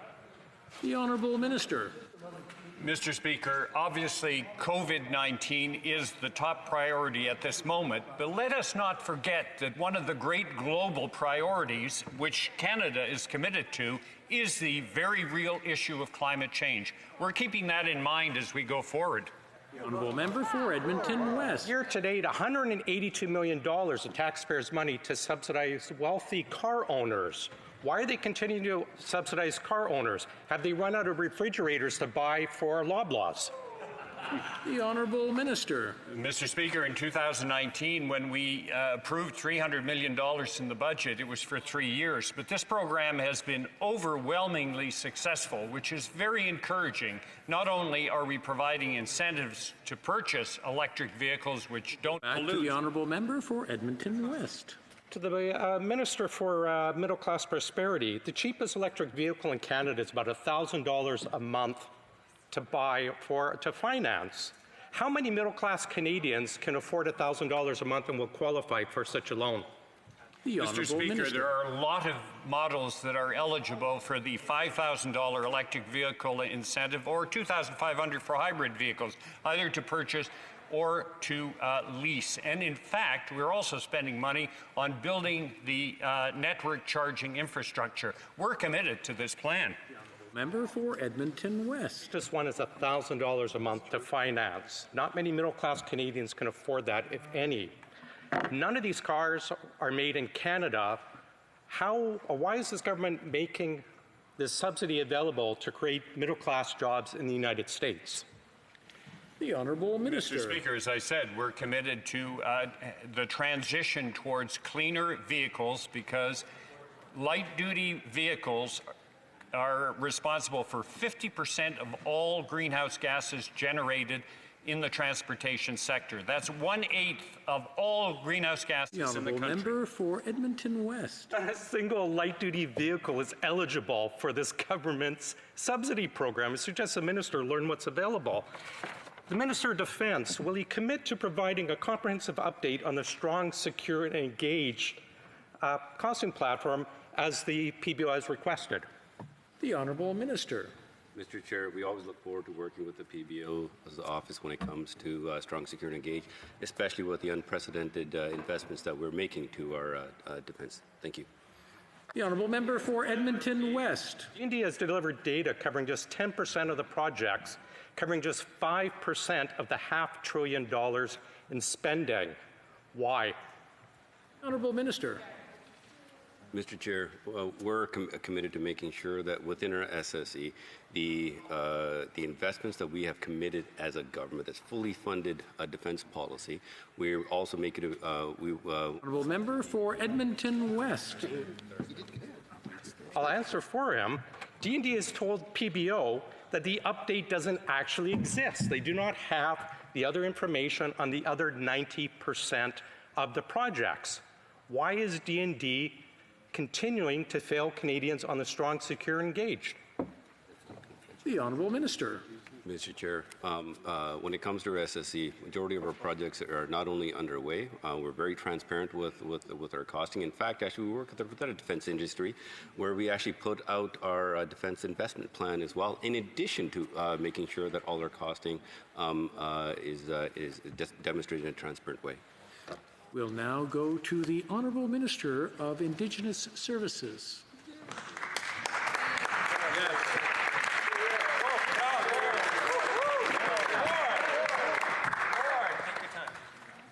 Yes, thank you. I ask my colleagues to hold their applause to the end. Mr. Chair. We'll all be gone. Kwe ulukut, tanse, greetings, bonjour. I would like to acknowledge my presence here today on the traditional territory of the Algonquin people. Before I begin, I would like to say a few words on the current social climate in Canada. Right now is a moment when Canadians are recognizing that there's unfairness built into our systems, and that these systems have always been unfair towards Indigenous peoples. I look to my colleagues in this House to reflect on why injustice towards Indigenous people still happens and how we can move forward in the short, medium, and long term. I know that in my capacity as Minister of Indigenous Services, I face those questions every day, as do my ministry. They're difficult, and these are difficult and uncomfortable conversations, but important ones to have. With that, I welcome this opportunity to provide this House with an update on our continuing effort to confront the evolving COVID-19 pandemic. I can assure you the top priority of the government in Canada during this time remains the safety and physical and mental health of all Canadians and Indigenous peoples living in Canada. As of June 16th, Indigenous Services Canada is aware of 255 confirmed cases of COVID-19 in First Nations. Of these, 210 individuals are considered to have recovered. Indigenous Services Canada continues to work closely with communities to identify surge and health infrastructure needs, supporting efforts to screen, triage, and isolate individuals in the event of a possible COVID-19 outbreak. We will continue to work closely with communities and partners to coordinate resources and keep people and communities safe. À ce jour, le gouvernement du Canada a mis à la... To date, the Government of Canada has made available to Indigenous and Northern communities funding of $1.5 billion to fight COVID. A significant percentage of this is found in the supplementary estimates 2020-21. The supplementary estimates include more than $280 million to support measures for health services in Inuit and First Nations communities and provided by Indigenous Services Canada. This funding is essential and will enable these communities to have additional health service providers. It will be used to provide PPE infrastructure for health, including adapting existing community facilities or purchasing mobile structures to support isolation, assessment, and housing.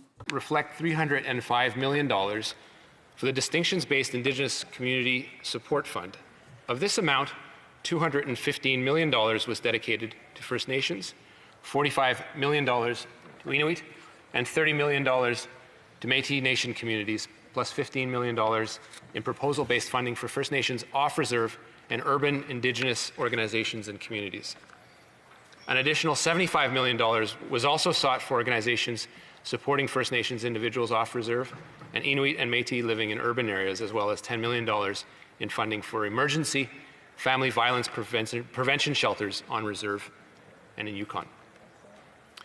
As part of our COVID-19 response, we are also providing $270 million to respond to financial pressures on income assistance for essential living expenses due to COVID-19. In addition to the funding in response to the COVID-19 pandemic, these estimate includes funds to help children and families of First Nations to ensure that they receive the services they need. We have committed $468.2 million to support benefits under the First Nation Child and Family Services Program for a total of $1.7 billion this year. It will help to support implement decisions made by the Canadian Human Rights Tribunal from September 2019 linked to the complaint by the Society for the Families and for the Society for Support of Families and Children, and as regards the Jordan's Principle. It will also help to cover costs for service providers. It will put in place additional funds To this end, the Government Canada will be implementing the Jordan Principle to ensure that First Nation children have access to the products and services they need when it comes to health, social services, and education. The supplementary estimates include $232 million to respond to the financial pressure as a result of applying the Jordan Principle. Since its implementation, Jordan's Principle has led to a significant increase in the number of applications approved by individuals and groups. As a result, expenditures have increased considerably. Since 2016, the Government of Canada has adopted a provisional approach regarding the Jordan's Principle that has enabled it to pay out some $1 billion to respond to the needs of Indigenous children. We are committed to continuing to meet these needs and to work towards the implementation of Jordan's Principle. To further safeguard food security in the North, our government has committed up to $25 million to support temporary enhancements to the Nutrition North Canada in these estimates. This funding will help ensure Nutrition North Canada fulfills its mandate to improve access to healthy food through nutritional education and subsidies during the COVID-19 pandemic. We've also invested up to $72.6 million to address urgent healthcare and social support needs in the territories in response to COVID-19, with $18.4 million allocated to Yukon, $23.4 million to the Northwest Territories, and $30.8 million to Nunavut. In addition, we've provided up to $17.3 million to enable the continuation of Northern Air services, support essential resupply and medical services in the North. We do recognize the essential role of a focused and reliable air network plays in enabling the movement of essential goods and services to respond to the pandemic. Funding has been already dispersed for the urgent healthcare and social support needs in the territories in response to COVID-19 and to enable the continuation of Northern Air Service supporting essential resupply and medical services in the North. We have also committed to a needs-based funding approach that involves $23.4 million in Vote 10 grants and contribution, including $9.9 million to support research in higher education in Canada's North, $6 million to support planning activities of the Government of the Northwest Territories for the proposed Towson Hydroelectricity Expansion Project, $6 million to respond to the final report of the National Inquiry into Missing and Murdered Indigenous Women and Girls, and $1.5 million towards Indigenous consultation and capacity support activities. I thank members for the opportunity to speak to you about this crucial and important work. Miigwech, Nakumik, Marcy Cho, thank you, merci. Questions and comments. Questions et commentaires. L'honorable député de Marc-Aurèle-Fortin. The Honourable Member for Marc-Aurèle-Fortin. Thank you, Mr. Chair. Chief Bellegarde, alongside a number of Indigenous partners, explained to the committee how young Indigenous people make up the segment of the population that is growing the most quickly. What steps is the government taking to ensure that young Indigenous people have the support that they need in order to succeed in their education and their careers during this crisis and beyond? The Honourable Minister. I'd like to thank the member for his very important question. In our budget, since the initial mandates in 2015, we have focused on education and funding for education for the future of Indigenous people, in other words, their children and young people. It is a segment of the population that's growing at the quickest pace. That group is facing intense pressure during COVID-19, and that's why we earmarked $75 million for post-secondary education during the pandemic. We are supporting young people and children so they can stay home. And we're seeing the pressure on the mental health system. We're investing in communities so that we can invest in their future. Questions and comments? Député de... The Honourable Member for Dorval-Lachine. the Canadian Human Rights Tribunal determined that the Government of Canada's approach to services for First Nations children was discriminatory. One way we are addressing this is through the full implementation of Jordan's Principle. Can the Minister of Indigenous Services please tell this House more about how new funding committed to Jordan's Principle through these supplementary estimates will support its continued implementation? Thank you. The Honourable Minister. And I do thank the member for that question. Indeed, members will note that in the supplementary estimates there is over $200 million that reflect the attribution of funds to fulfill this most important principle to closing the gap and ensuring equity for First Nations children. The budgetary expense is now at over $600 million, Mr. Speaker. Over and above, and more importantly than the number, we're speaking about children and the supports that they need. I've been able to go into many communities prior, obviously, to the COVID-19 outbreak and see some of the incredible work that's being done. That work continues. Equity, we're still working excessively hard to reach that by making those crucial investments. It is something that we will continue to do year over year. We have seen that increase, particularly during COVID, as to the needs and fulfilling Jordan's Principle most notably, and this is stuff that these are investments that behind everyone is a child, and it's very important to highlight that as we look at these large budgetary numbers, but crucial ones to ensuring we are who we think we are in Canada. Questions and comments. L'honorable député de Dorval-Lachine. We know that when Indigenous communities move towards self-governance and self-determination, they have better outcomes across the board in terms of health, education, and much more. Part of this involves supporting effective community governance in First Nations. How will the $24 million allocated to the band support program in these supplementary estimates help First Nations move towards self-determination? Thank you. L'honorable ministre des Services. The Honourable Minister for Indigenous Services. And a crucial question, and the responsibility obviously falls on the entirety of government, but it falls most notably in the Ministry of the Minister of Crown Indigenous Relations in moving our relationship progressively forward with Indigenous peoples. We have seen some of the challenges we've faced over the last few years, and ensuring this is done in the most respectful way, listening, engaging, speaking, acknowledging differences and moving forward despite those differences. One of the measures that the member was alluding to is the interim measure for band support, which is allocated in the estimates in an approximate amount of $24 million. These allow to bolster the cornerstones of community and nation building by attributing crucial funds to band governance. Thank you, Madam Speaker. Questions and comments. $1 million that was announced in March for the Indigenous Community Support Fund. Sorry, $305 million, which provided funds directly to Indigenous communities to allow them to respond to COVID-19. How specifically did this additional allocation allow communities to respond quickly and effectively? L'honorable ministre. The Honourable Minister. Again, thank the member for the question.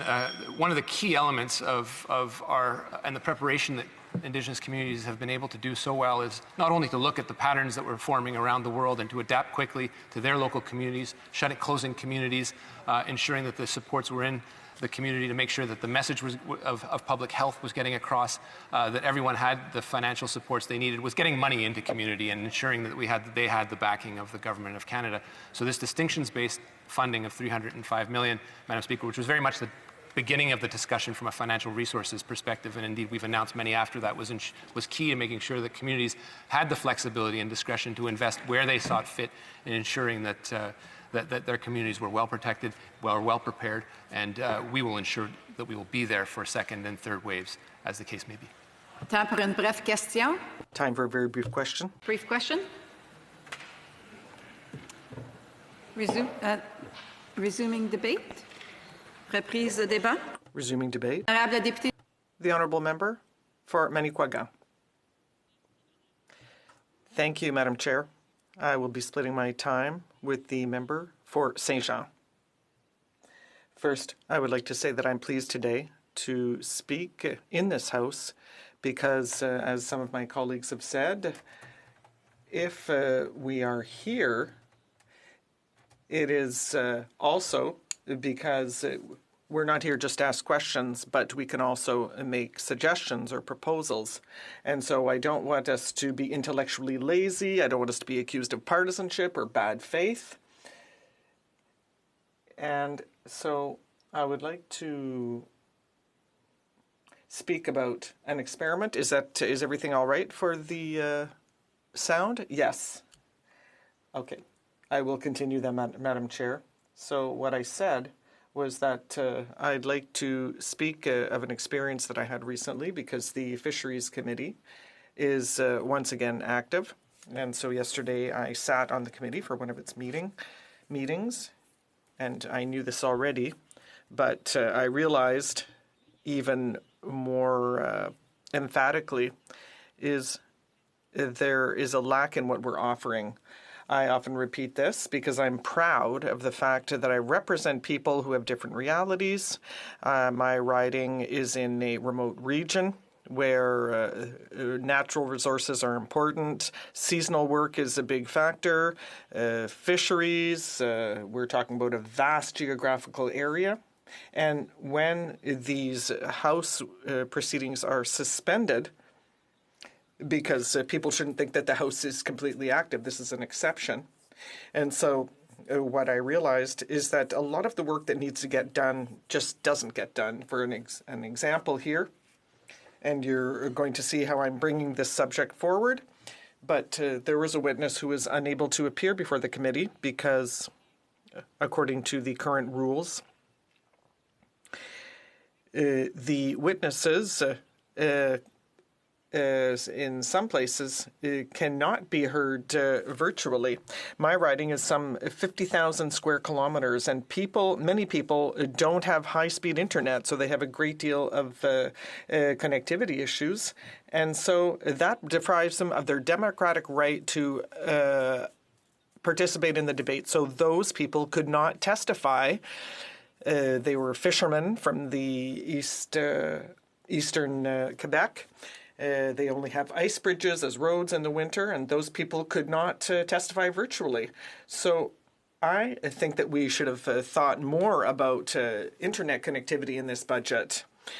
Really, more and more, our society depends on internet. I see it in my work. I see it in my writing. So, of course, I would have appreciated that these people from rural regions would have been taken into account with regard to broadband, because we're talking about the COVID crisis. I mean, most of the supplementary estimates, this additional spending is because of COVID, but there are very pressing needs. And we have to prepare for the fact that the future will be more and more virtual, and put the necessary infrastructure into place. And I would have liked to have heard from these witnesses, because this is not being addressed by the supplementary estimates, and I'm talking about seasonal work. Many of you know about seasonal workers, whether it be in the fisheries industry, tourism, forestry. Those are all sectors that have been hard hit. So the government has said there might be some kind of aid. Perhaps it will go through EI, but perhaps not. And so those people are very concerned about their future because they have no certainty. They want to know exactly what kind of assistance they're going to be receiving. And I'm very happy that the CERB is being extended. And I wish there had been more work incentives as part of the CERB, but at least it's being extended. But those people want to know whether they're going to be working this summer because of the seasonal nature of their industry. Those people also, this is important for individuals, for the industry, and for communities, and that's important for many years. There are some communities that are entirely dependent on the fisheries industry, and they have the right to be able to survive. So they're concerned, and I would have liked to have heard from the government about a more immediate solution. And during that same committee sitting, there was a talk of Indigenous matters because we heard the minister refer to this, but... Just a moment, please. Just a moment, please. I would like to get a little bit of context. You have had 5 minutes of speeches. So there are 2.5 minutes unless your colleague is going to have 5 minutes of question. I don't know. So you will have to go to questions then. Thank you. With regard to the three subjects, when I talked about seasonal work, when I talked about internet connectivity, and I talked about the Indigenous peoples who don't have access currently to fisheries programs, and we heard that from a witness yesterday. So I'd like to know what the Liberals intend to do, and why is that currently not as part of these programs? Because these are emergency measures for fisheries, forestry, tourism, for internet connectivity, for democracy, and for the First Nations. Thank you, Madam Chair. L'honorable député. Bonjour. Bonjour. Bonjour. Hello. Good afternoon, the Honourable Minister. I'd like to thank my colleague for her speech. And yes, we are there for people on the North Shore because we know that they are having a great deal of difficulty, whether it be in the natural resource sector, whether it be in the fisheries sector, or whether it be, of course, in the various sectors that are in places like Sept-Îles and Baie-Comeau. I did speak to one of the members' constituents, the mayor of Sept-Îles. I spoke to that person, to the mayor, and I'd like to say that we're there to help the people on the North Shore. The honourable member from Manicouagan. I'd like to thank my honourable colleague for her answer. When I'm talking about the North Shore, obviously, but I'm talking for many regions. I'm speaking of many regions of Quebec because there's tourism, but there are other sectors that are very vibrant. And whether it be Mr. Poirier or the other mayor of, or the mayor of Baie-Comeau, we're talking about a very vast territory, and once again, she has not answered the question. I want to know about internet connectivity, seasonal workers. That won't go through CERB, and so how will it be? How will the aid be rolled out? And the First Nations people would like to have access with no discrimination to the same programs. The Honourable Mayor, the Honourable Minister. I'm sorry, it's getting a little bit late, but what I'd like to say to my colleague is that my colleague, the Minister of Rural Affairs, is very seized with this internet connectivity issue. She's got a very strong mandate in that regard, and we'll be able to work with her to serve people on the North Shore and everyone in Quebec. Her priorities are in the right place, and also my colleague, the Minister of Innovation, for whom the matter of internet is important. So we're working to bring forward solutions to improve the living conditions of people on the North Shore and in Quebec. Resuming debate, the honourable member for Saint-Jean. Thank you, Madam Chair. I'd like to talk about agriculture because I grew up on a farm, but I'd like to go back in time, and I'd like to bring us back to March. That's when the crisis started, and we were supposed to vote on a budget at the time. Then the pandemic hit. We can't control that, but we can control how we could have continued our parliamentary work. There is nothing technologically speaking that would prevent us from having more complete parliamentary proceedings. So I'd like to come back to the math lessons from the House Leader, who said you have 4 days of question period, 2 hours each. You should be happy, whereas, well, it's sort of the cherry on top of the parliamentary proceedings. So without more questions and periods, we were unable. Question periods, we couldn't work on private members' bills. We couldn't have more debate. And the Bloc talked about a vote on the budget, and its condition was that the dairy sector workers be compensated for the losses that they suffered because of the breach to supply management. So we don't want any more breaches in supply management in the future. And since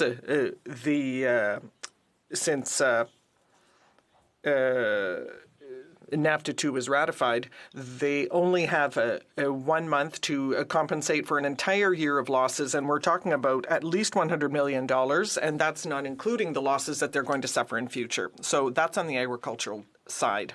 With regard to health, we can see that, Quebec has spent up to $3 billion on healthcare expenses, but only $500 million was granted to Quebec. So we made transfers conditional for the future, but we have no guarantee that there won't be a second wave that will require even more spending on healthcare. So I'm beginning with my questions on agriculture. It's nowhere in the budget. So what is going to be done for farm workers, given that they've gone through an annus horribilis, in addition to the loss of their dairy quota? Thank you. The Honourable Minister. Thank you, Madam Chair. In the supplementary estimates, there is funding for different farm producers, for example, people who work in meat processing, and that is going to help. With regard to dairy producers more specifically, our commitment is still very firm. We're talking about $75 billion for the first two agreements. With for example, the TPP zone, the first payment was rolled out, I believe, at the very end of 2019 for some producers. And so the follow-up will come, and now that we have ratified this agreement with the United States, then we will finally be able to finalize our agreement for the compensation. Thank you. The Honourable Member. Madam Chair. The losses for dairy producers have been worsened by COVID. So because people have, they're consuming much fewer dairy products because of the schools have closed and restaurants have closed. So I would like to know what is going to be done with regard to the signing of CUSMA and the losses that have been brought about by that. I know that she's talking about the first two compensation agreements, what's going to be done for dairy producers because of CUSMA and of COVID. The Honourable Minister of Agriculture. Madam Chair, thank you. We responded to the demands of the dairy producers exactly as they put their demands. So that's an increase of $200 million and the lending capacity on the part of the Dairy Commission. And in that way, because of supply management, the Commission is very experienced and it knows how to adapt to the situation. So they were able to buy butter, to buy cheese with larger quotas, so to offset the reduction in the decline in demand on the part of restaurants. The Honourable Member for Saint Jean. Madam Chair, if I'm given a credit card, I'm not quite as happy as if I've received cash directly. And that's what they really did, is they extended the lines of credit of these dairy producers, but that is no compensation for the direct losses that were suffered by dairy producers. I'm not saying it's a bad measure. I'm just saying that it's inadequate. So I'd like to know what further compensation will be provided in terms of direct aid for dairy process that due to the losses under CUSMA and COVID. The Honourable Minister.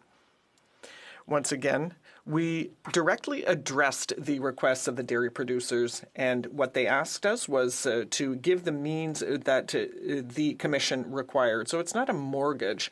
It's a way of buying additional quantities of cheese and milk to store them and then to resell them. Not milk. I'm sorry. I'm talking about cheese and butter, so they can resell them once demand comes roaring back. And that is what the producers have asked us for. So we still have a very clear commitment to compensating them for CUSMA. Thank you. The Honourable Member for Saint Jean, last question. I think I have about a minute left, Madam Chair. Even shorter.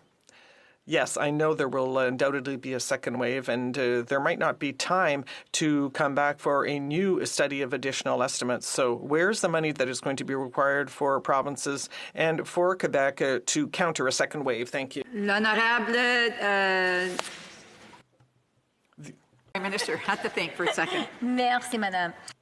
Thank you, Madam Chair. Right now, we are in discussions with Quebec and the provinces on what we must do together to be prepared for a second wave of the pandemic and to be able to count on a sound recovery for all Canadians and all Quebecers. Thank you. Resuming debate, the Honourable Member for Longueuil-Charlemagne. Je vous remercie, Madame la Présidente. Je suis... Madam Chair, thank you. I am very pleased to address you today to talk about the supplementary estimates in the area of health. It is not surprising that the supplementary estimates for 2021 were heavily influenced by the response of our government to the COVID-19 pandemic. This unprecedented crisis calls for an equally unprecedented response, one that is timely, comprehensive, and coordinated. Our government is acting on many fronts, but one of the most important one is healthcare. The organizations under the health portfolio have played a key role in these efforts. Health Canada responded quickly to support the Government of Canada's response. In total, these initial measures cost more than $9.2 million and included support for specialized health services, drugs and medical devices, and funding for operations and coordination. Since that time, the department's response has expanded and evolved.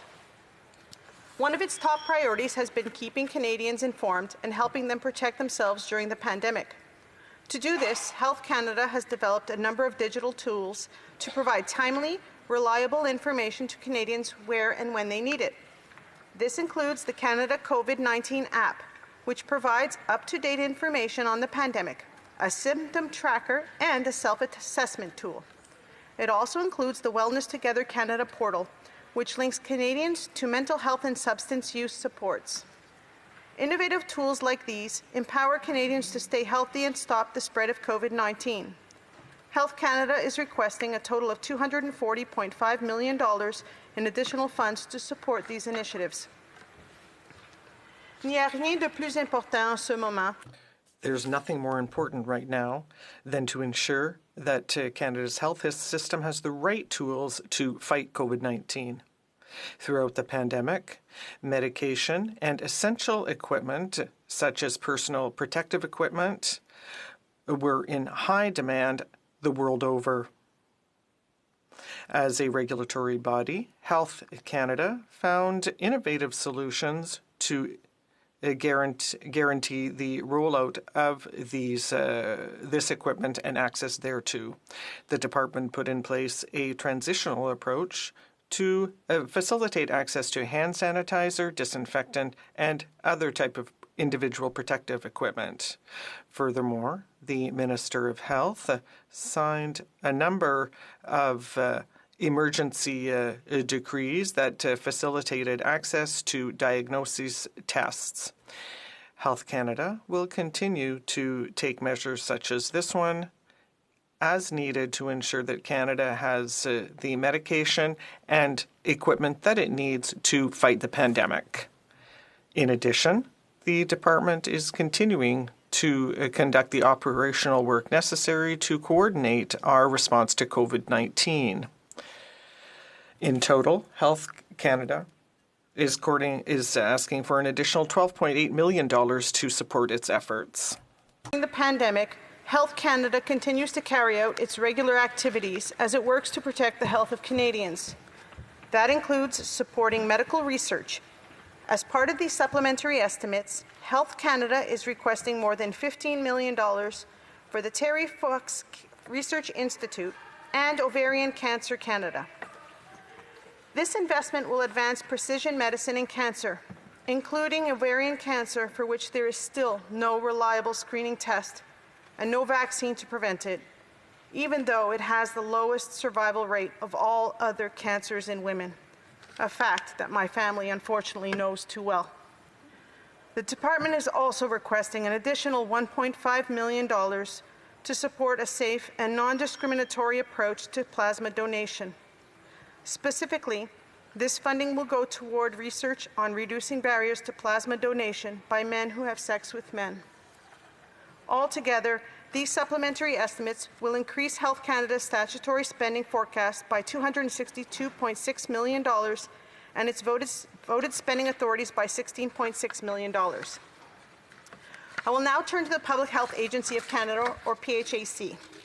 As you will recall, on March 11th, the Prime Minister outlined Canada's whole-of-government response to COVID-19 by establishing the COVID-19 Response Fund. As the agency responsible for preparing for and responding to public health emergencies, PHAC has of course played a key role in this response. As such, these supplementary estimates increase PHAC's statutory spending forecast by $2.3 billion and its voted spending authorities by $42.3 million. Of this, $177.1 million will support PHAC's early work to respond to COVID-19. This includes the immediate public health response and the acquisition of supplies for the provinces and territories.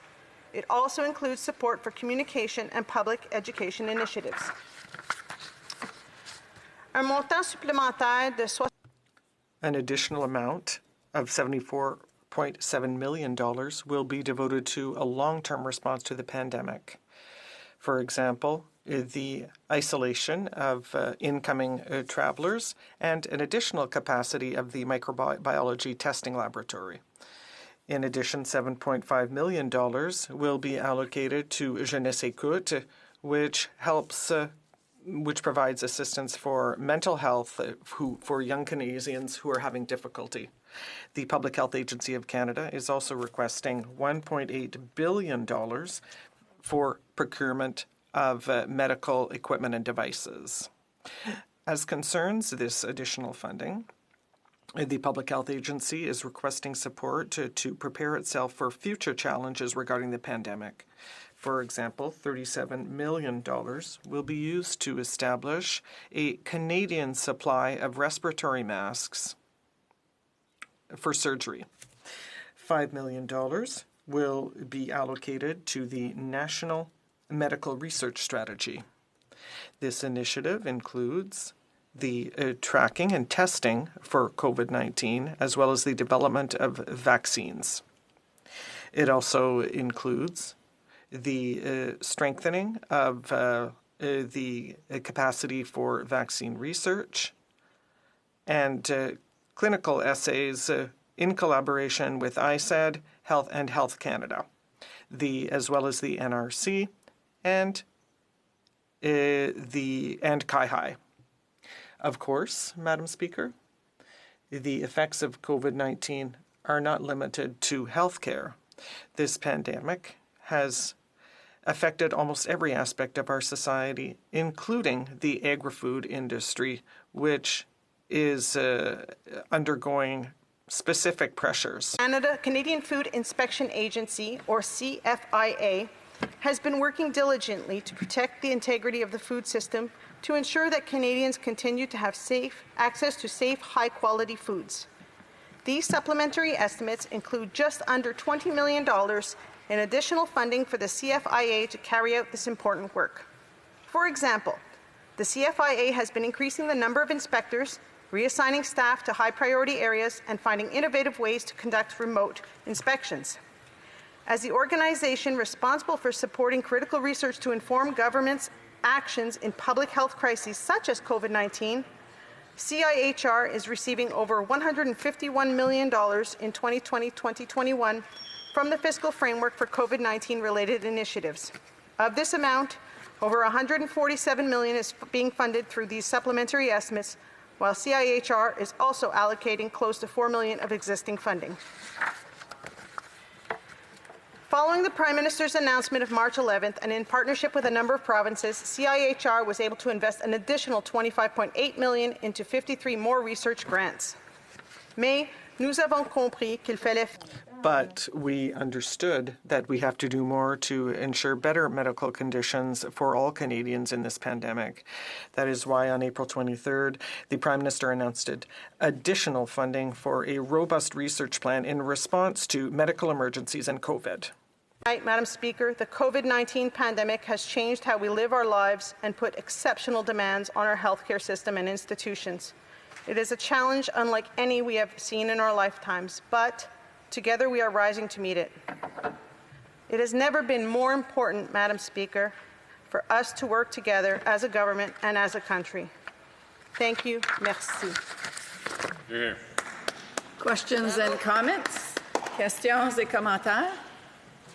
Madam Speaker, we hear a lot in this House No, about antibody testing.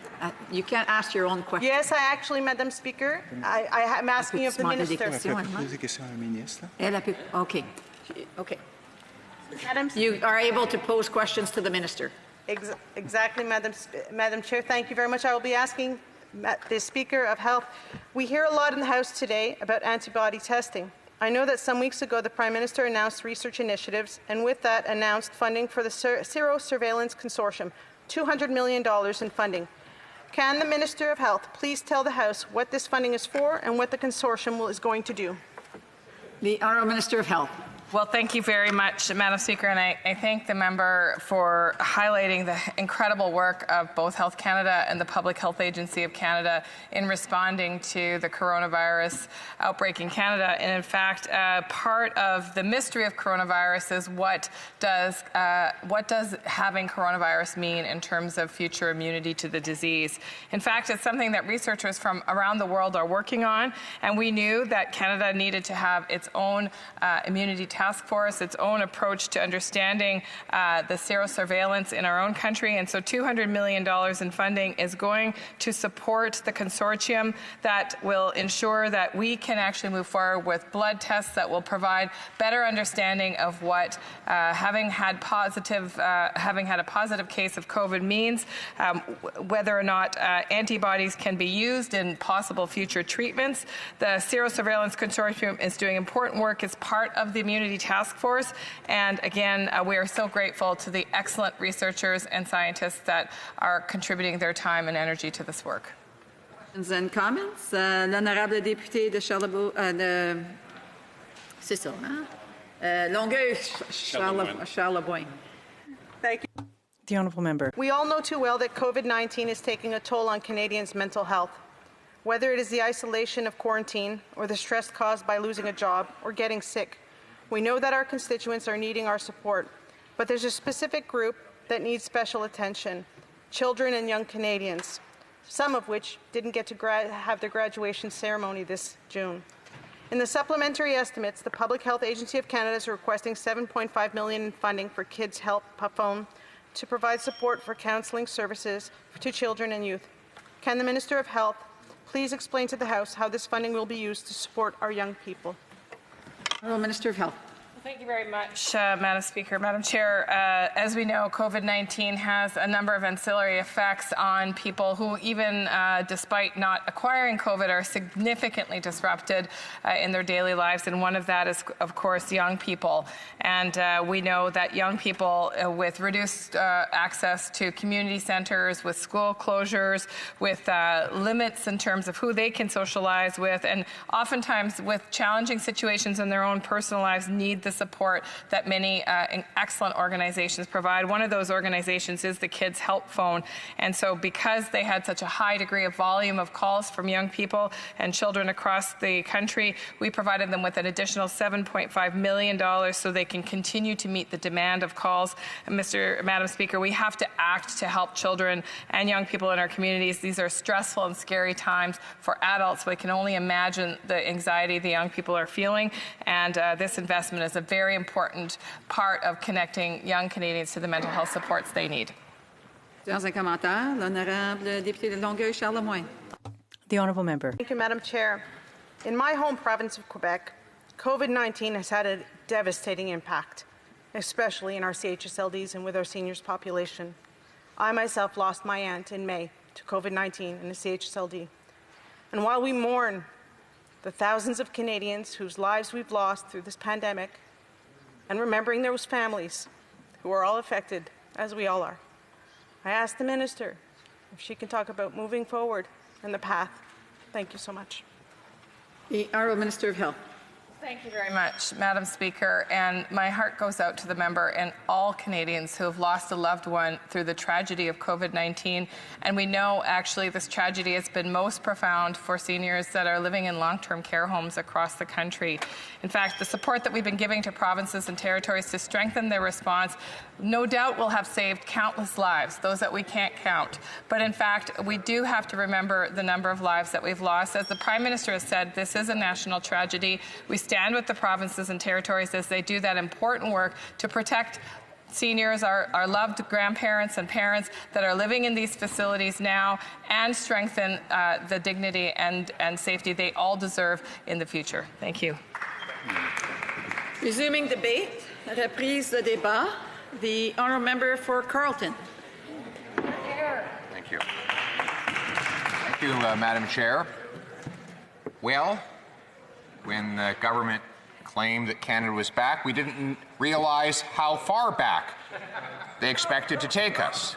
Today, Canada was trounced under this leadership by both Ireland and Norway at the UN. So I would ask any minister responsible for this failure to tell us how much did the government spend on its diplomatic campaign to lose a seat on the Security Council?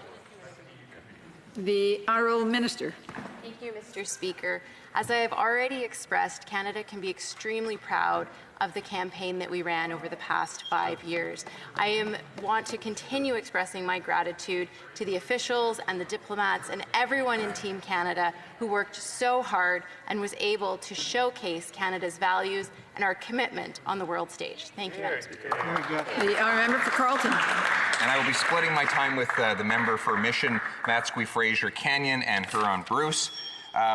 That wasn't the question. The question was, how much did Canada spend on its failed campaign to secure a Security Council seat? How much? The Honourable Minister for International Development. Madam Speaker, the work that Canada does diplomatically is to advance our interests and our values and to share what Canada is doing on the world stage. We are committed to multilateralism. We are committed to continuing to work in the UN system to make sure that we can advance the interests of peace and security globally. Thank you, Madam Speaker. The honourable member for Carleton. How much did the government spend on travel and hospitality as part of its global failed campaign for a Security Council seat? How much? Honourable Minister. Madam Speaker, as the honourable member knows, Canada's work internationally is to advance human rights, it's to advance gender equality, it's to fight climate change. We do this work because we believe in a better... The honourable member for Carleton. The government spent prodigious fortunes traveling around, splashing dollars in all directions, trying to win over dictators and their diplomats at snazzy cocktail parties around the world. Canadian taxpayers deserve to know how much was spent on this global boondoggle. How much? Honourable Minister. Madam Speaker, diplomatic efforts are done to advance Canadian interests, to advance Canadian values. When it comes to fighting climate change, when it comes to advancing human rights, when it comes to standing up for LGBTQ2I individuals around the world, when it comes to advancing gender equality and ensuring that local women's organizations have the support that they need, that is what Canada is doing. Member for Carleton. How many tax dollars did the government spend for each vote it got? The honourable minister. Madam Speaker, I think the honourable member doesn't quite understand diplomacy and doesn't understand that Canada engaging in the world means that we make sure that we engage and listen with... The honourable member for Carleton. The question was, how much per vote? How much? The honourable minister. Again, Madam Speaker, the honourable member could seek to explore how diplomacy works. It's about engaging, it's about communicating, it's about... The honourable member for Carleton. How much did the government spend trying to win votes in South America, and how many South American votes did it get? Honourable Minister. Madam Speaker, Canada engages with regions all around the world. We try to advance those interests because it's important for Canadians, it's important for Canadian businesses, it's important for global... For Carleton. So the question was how much the government spent. We know they splashed money around in all directions in order to win. In addition to throwing away all of Canada's traditional principles, they will not tell us how much they spent on this failed enterprise to lose votes vis-a-vis our last time. We know how much of our moral authority the government squandered.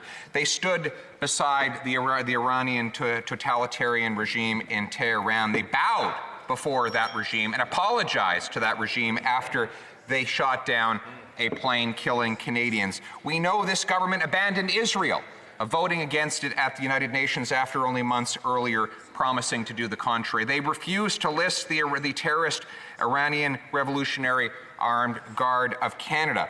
They refused to stand up to the dictators around the world and in Asia in order to try and win some votes.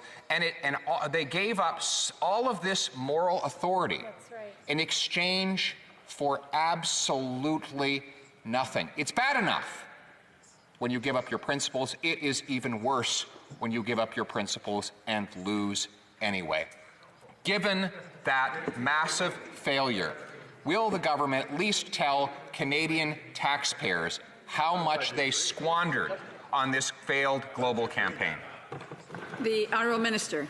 Madam Speaker, I believe that when Canada provides support to local women's organizations, that is not squandering money. Madam Speaker, I believe that when Canada provides funding for neonatal care in the Palestinian territories, that is not squandered funding. Madam Speaker, I believe that when we are engaging on LGBTQ2 issues, when we are engaging on climate change, when we are engaging on human rights around the world, that is not squandering Canadian resources, Madam Speaker.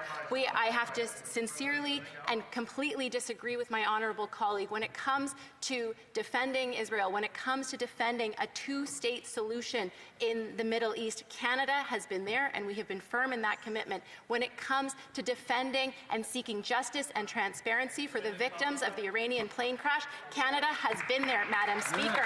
Madam Speaker, Canada has not compromised on our values, and in fact, we continue to lead with them day in and day out. Thank you, Madam Speaker. Member for Carleton. Lovely words. In how many countries where dictators ban the rights of gays and lesbians did this government attempt to win Security Council votes? The Honourable Member for the Honourable Minister.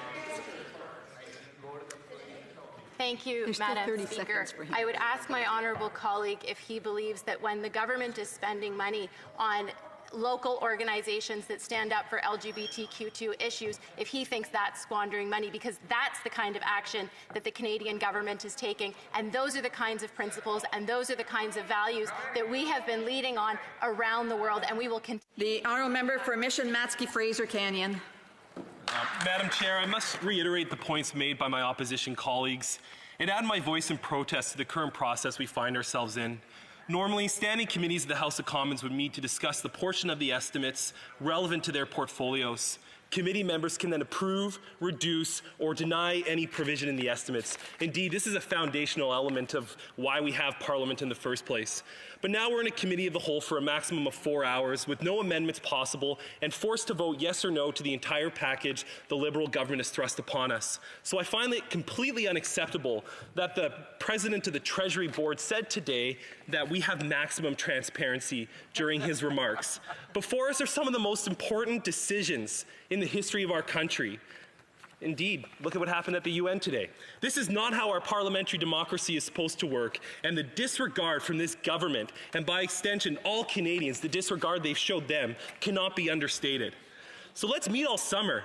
Let's restore Canadians' faith in our federal legislature. Let's do the job we were elected to do. I just wanted to make that point before turning to my questions.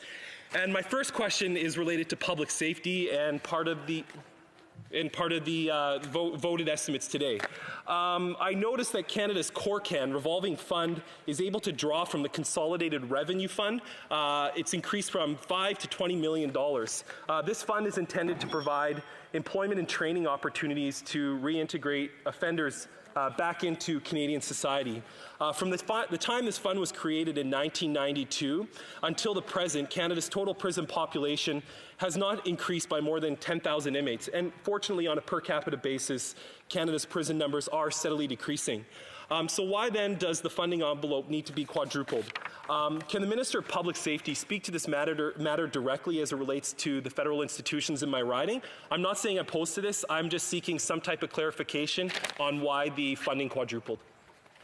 The Honourable Minister of Transport. Mr. Speaker, the Correctional Services of Canada is committed to protecting the safety and health of staff, inmates, and the public during these unprecedented times. CORCAN operates through a revolving fund. This provides it with a line of credit so that it can buy inventory ahead of time that will allow it to fulfill contracts with clients. This line of credit is currently set at $5 million. Given the COVID-19 situation, we need to increase that line of credit to up to $20 million because Corrections Canada has more inventory on hand that they have not yet sold. The honourable member for Mission Matsky Fraser Canyon. Thank you for that clarification. My second question relates to the Student Summer Grant. The Student Service Grant is slated to get almost $1 billion. But despite being announced in April, the program is still not available. Is the government's intention to wait until summer is over before allow students to apply for the summer volunteer jobs? The Honourable Minister. Madam Speaker, Madam Chair, I apologize. As I've said previously, in the upcoming days, we are going to open up the I Want to Help portal, which will give students the opportunity to be paired with summer service opportunities. We wanted to make sure that we didn't burden nonprofits. Obviously, in this time of COVID and pandemic, their resources are stretched, and we wanted to make sure that we had a strong support network for both nonprofits and for students. So that Our member for Mission Matsky Fraser Canyon. One more question before we go to your colleague. Thank you. I see a $418 million fund for payments to establish a COVID-19 emergency support fund for cultural heritage and sports organizations. How much of this fund has been used? Are Phase 1 funds fully allocated? What is the state of the Phase 2 rollout? And will the government commit to tabling a breakdown by riding of the organizations that receive funding? Thank you. The Honourable Minister. Thank you, Madam Chair. Obviously, we believe in the importance of arts and culture, and contrary to the past government, we decided to really help the sector because our artists right now don't necessarily have jobs, and a lot of theaters are closed. So $500 million is there to help them, and also they have access to CERB as they don't have access to a job right now. Thank you. The Honourable Member for Huron-Bruce. Much. One question I have for the Minister of Transport, who I have a lot of respect for. The expenditure here is listed as $264.6 million towards Via Rail, and I was just wondering if the Minister could just give us an idea of what that would cover in this period of time. The Honourable Minister of Transport. Mr. Speaker, this is a standard procedure that we provide initially at the beginning of the year, funding to VIA. We then supplement it, and it is merely to cover its operating costs. Honourable Member for Huron-Bruce. Okay, and in addition to that, the $312 million to CATSA, there's a number of little notes on there. I'm just wondering if he can provide a breakdown as just to what all that would cover as well. Honourable Minister of Transport. Again, thank you, Madam Speaker. Madam Chair, it's a very similar situation. It's to cover operating expenses as the year goes on, and some of it will be used to purchase full-body scanners, something that CATSA requires for security purposes. Honourable Member for Huron-Bruce. This question is the Minister, possibly. It's in regards to announcements on March 11th and April 23rd. In regards to dollars that have been allocated for research, etc., some to the human health therapeutics, $29 million. With all those, does the government of Canada own any of the proprietary rights that may come out of the research, a possible vaccine, etc.? The Honourable Minister of Health. Thank you very much, Mr. Speaker, and I would suggest to the member opposite that it's in Canada's best interest that we work with pharmaceutical companies, we work with researchers to ensure that we are at the cutting edge of research. That's why we've been making these investments, Mr. Speaker, to make sure that Canada is well prepared to take advantage of what comes forward. For Huron-Bruce. What I'd highlight, Madam Speaker, in the whole process, and I, like others, are frustrated by this, and this has been a long time going, is just the fact is I've asked 3 questions and got 0 answers. I think I asked it in a polite manner. The member from Ottawa asked the minister a question in regards to the UN Security Council. He didn't get any answers. All I'd say is if it's a good investment, tell us what it is. If it's $40 million to get a UN security seat, let us know. If we're putting money into Via Rail, let us know. How much is for new trains? How much is for maintenance? How much is for labor? That's all we're trying to ask here. It's not we're trying to slip you up or anything. It's just a respectful question to try and get a good answer. So if we're going to go through the process, how about we just get some real answers? I think we can handle them. And if they're good investments, let's support it. The Honourable Minister. Thank you very much, Madam Speaker. I want to thank the Honourable colleague for the way he presented the questions. And he's absolutely correct. The investments we have made is designed, particularly when it comes to vaccines and therapeutics, designed to support Canadian solutions. That is why we invested $175 million for Abcellera, a biotech company out of Vancouver that's working on identifying antibodies. Ultimately, have actually identified one antibody for a drug therapy. That's the type of investment that we're making that will benefit not only Canadians, but many people outside of Canada as well. Resuming debate, the Honourable Member for Sandwich Gulf Islands. Thank you, Madam Speaker, and thanks to members here gathered to study supplementary estimates. I particularly am grateful for the opportunity to participate in this. I want to begin by acknowledging we're on Algonquin territory, and to the Algonquin peoples, say miigwech. Before I begin, because this is probably the last time for quite a while I'll have a chance to address my friends here, and I like to think we're all friends, and I want to start by saying that when you look around the world, the countries that have the least partisan approach to COVID-19 are the countries that have done the best. In fact, it's often pointed out in the media these days that the countries with women leaders have done particularly well. Iceland, Finland, Norway, Denmark, New Zealand, Germany, and Taiwan. And on top of the fact that those countries happen to have women leaders, there's something also significant about the nonpartisanship that occurs in a system when you don't vote using first past the post. All of those countries use some form of proportional representation in electing their governments. And I've come to believe over my years in this place and my years in politics that first past the post tends to encourage the worst instincts in politics. And I think the worst instincts in politics would be at this moment when Canadians are looking to us as elected members to work together. It would be poor form not to thank the people I stand looking at this time. That's why I came to this side of the House, because I want to thank you.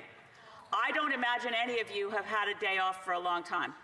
If Canadians think we aren't here working, we're working. I know my colleague there from Edmonton is working. And I know we're working wherever we are. I know that for me, since March 13th when we adjourned, and I'm not looking for sympathy, but I know my one day off was Mother's Day. So I'm hoping that all of us figure out we'll be back here July 8th. But I know that you, your senior civil servants, and your families have been feeling this because they haven't seen. If you're in a front bench in this government, you've been working darn hard to try to help all Canadians. To the extent that it's fallen short, yes, we have to make you accountable.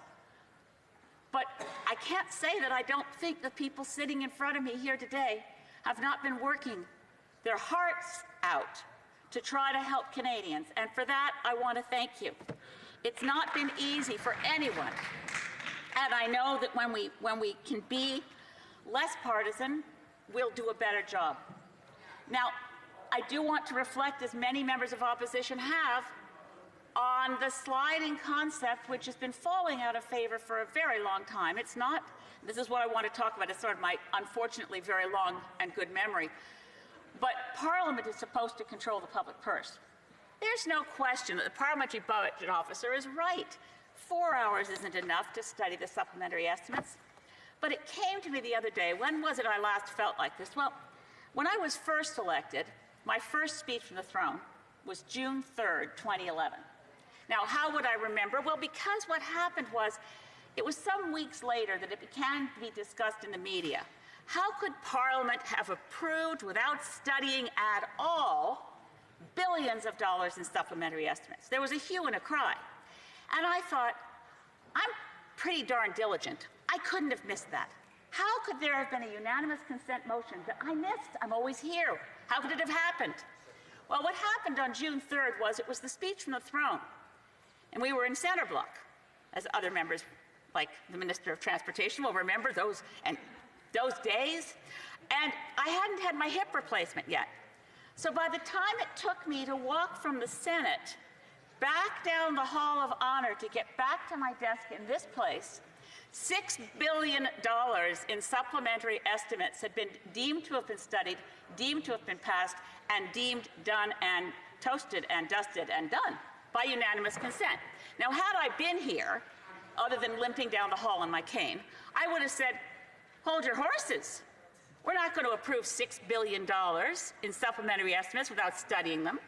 So I'm just offering that up to say the fact that that happened then doesn't make 4 hours right now. But we weren't in a pandemic then. So I will say we have a few more excuses for having different kinds of procedures. I will hold this government to account and make sure that when we resume, and I gather we will look at main estimates again, we will have more time to study, that we really do have the opportunity to study. But in pandemic, it's also no excuse not to have real parliament.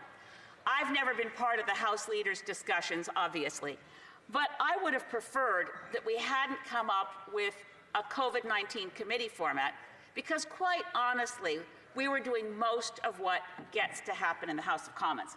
If we had seen this coming, we should have created 2 sets of standing orders, one for when things are normal and one for when we can't meet. And I take the points that have been made by the leader of the official opposition. This Parliament met right through the Second World War. Well, sure, there was no reason not to right through the Second World War. We weren't all contagious. We can't all sit here side by side and go back and forth to our ridings without risking us being disease vectors and contaminating our communities. So, but it's still not adequate. So I'm on both sides of the fence on this. And before we get through much more pandemic, I hope we can have full House of Commons at a distance. The only missing piece is the voting at a distance, which we could easily do. Once we add that piece in, we can take on the legislation that needs to be studied. We could have full, long studies of every single aspect of every budget on meetings of the committee. The Finance Committee's been meeting. I attend regularly. It's hearing from dozens of witnesses. We have the technology to allow Parliament to meet. And that is what I hope we will do, because we need to see democracy in action, and for democracy to be in action, every single Canadian needs to be represented by their own member of Parliament, not by proxy, not by party whips. Everybody needs to be engaged, and that's what happens when we have the hybrid model, which we've shown the technology works. Our only problem is we're not using the standing orders for Parliament. We're using committee rules because it's a COVID-19 committee. It does hold people to account, and I have to say, Madam Speaker, I don't know about how you feel about it, but I think the 5-minute rounds are far more interesting and bring more interesting information to light than 30 seconds back and forth, and as in our normal standing rules for question period. In any case, I want to turn to questions that I have about the supplementary estimates. And I will turn to the ministers and ask, I think my first question really would normally be to the Minister for Public Security. I'm not sure who's taking questions relating to the RCMP, but it's the Minister of Transportation. So I'd like to turn to the supplementary estimates now and start my questions, if that's all right, Madam Speaker, with the time I have. So on page 2-59, Honourable Minister, I'm wondering if we can get some detail. On the record, obviously, the Green Party is very much in favor of the new over $380 million to compensate members of the RCMP for injuries received in the performance of their duty. But there's an unexplained item here of $18 million. And for people watching from home, the total budget of the RCMP is on the order of $3.7 billion. So $18 million is a pretty trifling amount out of a $3.7 billion budget. But since it's not explained, I wonder if the Honourable Minister can tell us and assure us that any $18 million in this line item is not for anything that in the context of our current deep concern about systemic racism within the RCMP and a militarized response to peaceful protesters and the things that are now current in our conversation through Parliament and the media.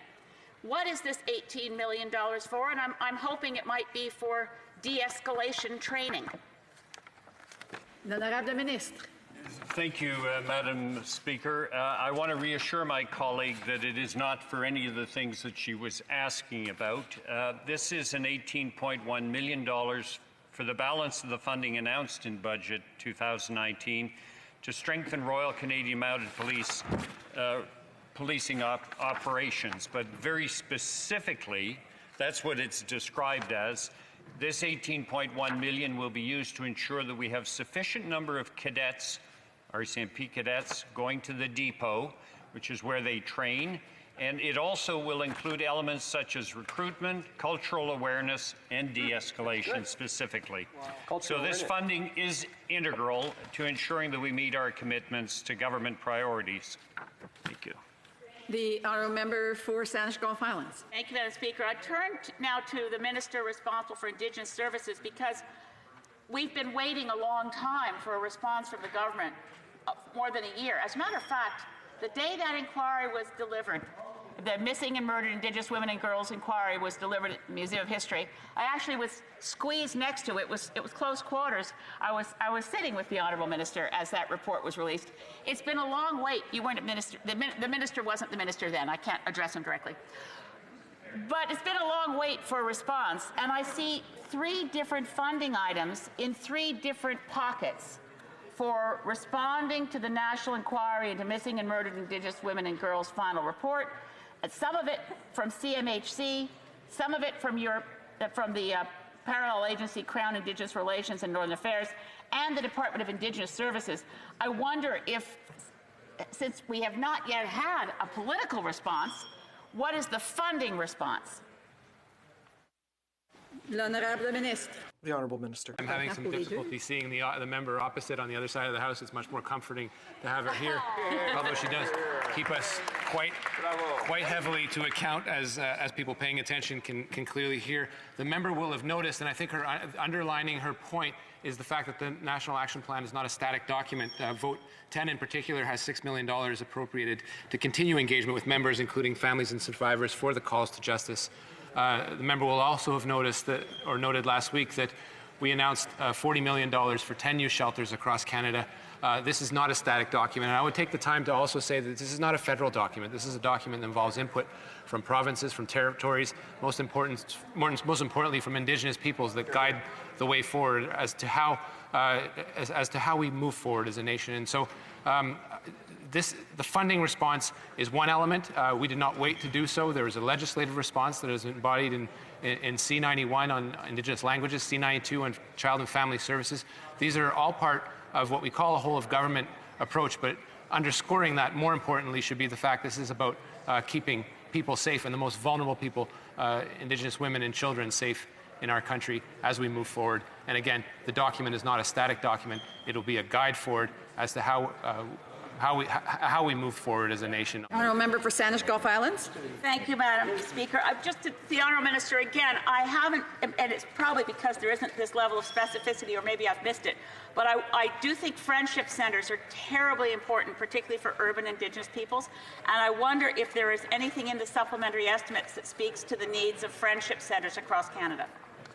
L'honorable ministre. The Honourable Minister. Madam Speaker, an exceedingly important question. In Budget 2019, there were tens of millions of dollars invested in infrastructure and support for friendship centres. This was a historic amount, as we have seen the pressure that we have received from urban Indigenous groups that are serving Indigenous peoples. Indeed, half of the Indigenous population off reserve.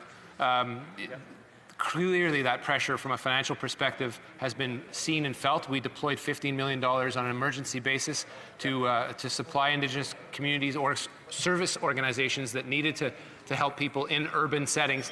And we also recently allocated $75 million to further increase that overwhelming demand that we received in Indigenous services. The honourable member for Saanich Gulf Islands. Thank you, Madam Speaker. Turning my attention to tourism, I'm looking at the document and see within the economic development portfolios certain amounts of money, but I wonder if there's a single figure that one can look at, because honestly at this point, Madam Speaker, the businesses that I'm particularly worried about that are still falling between the cracks are in the tourism sector, and I wonder if the Honourable Minister can point to a single number out of these documents, because I think perhaps tourism funding is found in a few different pockets. The Honourable Minister. Thank you, Madam Chair. Indeed, dear colleague, the tourism support is across the economic development portfolio. We've already announced $70 million. That's $30 million through Destination Canada to support really destination marketing organizations. We call them DMOs all across the country. We're also supporting businesses directly. But if she would like to have more information, we would it would be useful, of course, that we can send the information to her. There's 30 seconds left. The Minister of Transport was earlier asked by my colleague about the funding for Via Rail. In the last few moments, did any further details surface in briefing notes? Because I'm very supportive of Via Rail, and I wonder where the money is going. Very, very brief answer. The Honourable Minister. My answer that I gave before is the most recent answer to my colleague. Okay, there's not much time left, but the Honourable Member for Vancouver East has an opportunity to ask a question. Thank you very much, Madam Chair. There's a crisis going on in my community. The Crab Park, the encampment there has just been displaced, and they've just been forced to move to yet another park. Moving the homeless from one encampment to another is not the solution to addressing the homelessness crisis. So my question to the Minister is this: will he commit to 50-50 cost sharing with the province so that we can buy the assets necessary to house the homeless population? The Honourable Minister. Madam Speaker, I want to thank the Honourable Member for an important question. We provided $13.5 million for Vancouver as part of their portion of reaching home federal dollars to house the homeless population in this time of the COVID-19 pandemic. We will continue to work with the Government of British Columbia as well as the Municipal Government of Vancouver to make sure that we address this issue. It being 7:04 p.m., pursuant to order made Tuesday, May 26, 2020, all votes are deemed reported. The committee will rise, and I will now leave the chair.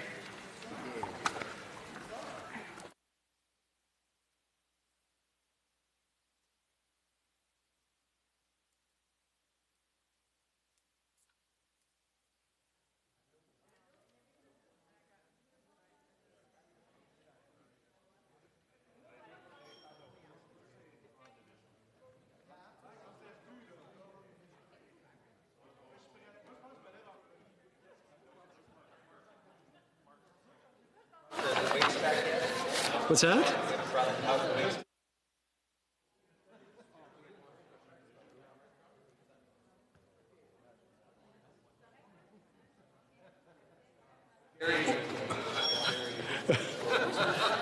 Order à l'ordre. Conformément à l'ordre adopté.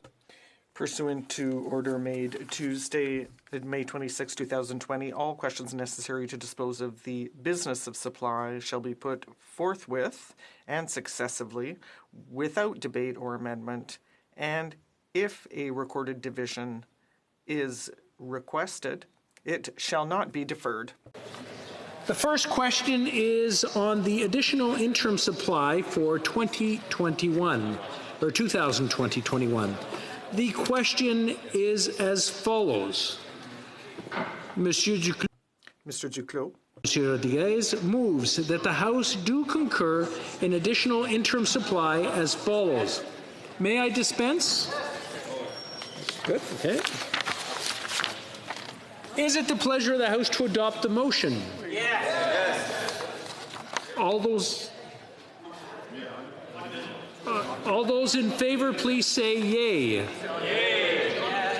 All those opposed on division? Okay.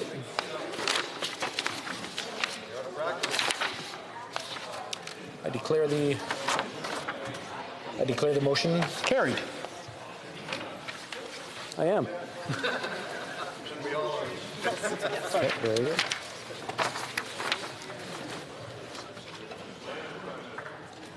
Monsieur Duclos, appuyé par... Mr. Duclos, seconded by Mr. Rodriguez, moved that the House do concur in the estimates for the public federal administration on the quarter ending March 30th, 2021. be now read a first time and printed. This motion is deemed adopted. First reading of this bill.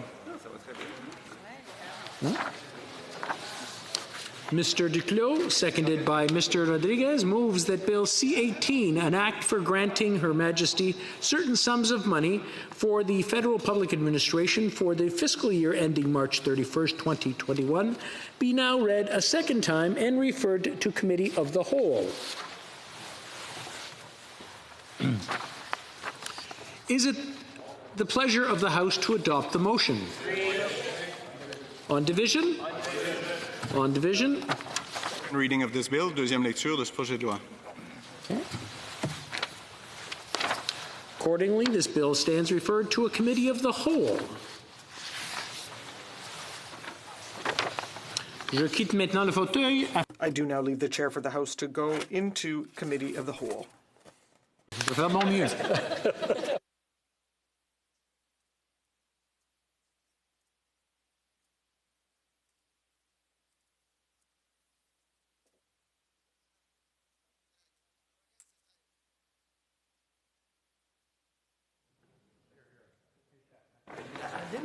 À l'ordre. Order. The House and Committee of the Whole on Bill C-18. The Honourable Member for Edmonton Mill Woods. I have a question for the President of the Treasury Board. Can you assure this House that the bill is in its usual form? The Honourable President of the Treasury Board. Merci, Madame. Thank you, Madam Chair. And I can feel that my colleague is very nervous and emotional, and I'd like to reassure him by telling him that it is in its usual form. Thank you. Yeah, like this.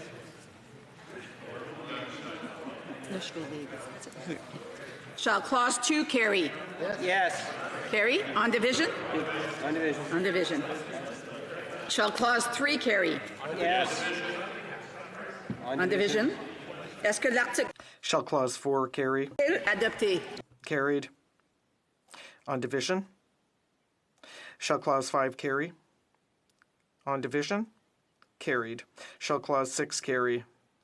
On division. Carried. 1.1 carry? Yes. On division? Yes. Shall schedule 1.2 carry? Yes. On division. Shall schedule 1.3 carry? Yes. Carried on division. La next 1. Shall schedule 1.4 carry? Carried on division. Shall schedule 1.5 carry?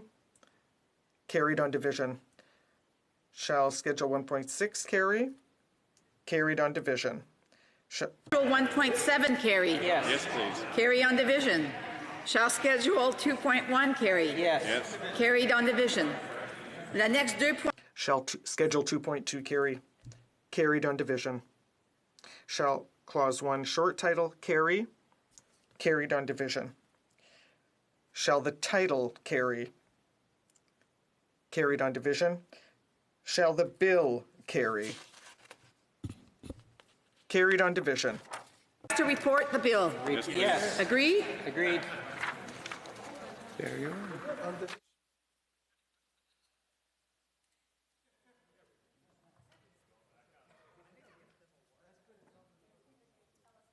Mr. Speaker, the Committee of the Whole has considered Bill C-18 and has directed me to report the same without amendments. Thank you.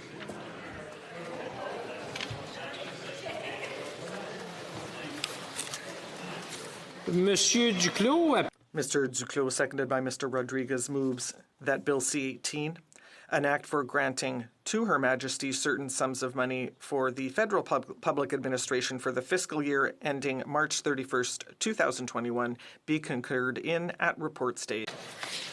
Is it the pleasure of the House to adopt the motion? On division?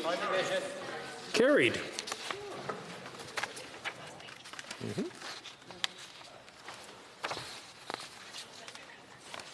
There we go. When shall the bill be read a third time? Right now. Now. Okay, now. Mr. Duclos, seconded by Mr. Rodriguez, moves that Bill C-18, an act for granting to Her Majesty certain sums of money for the Federal Public Administration for the fiscal year ending March 31st, 2021, be now read a third time and do pass. Is it the pleasure of the House to adopt the motion? Yes. On division? So done. It's passed. Third reading of this bill, troisième lecture de ce projet de loi.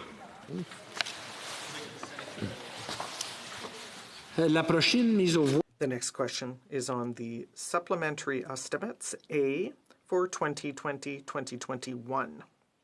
Is as follows.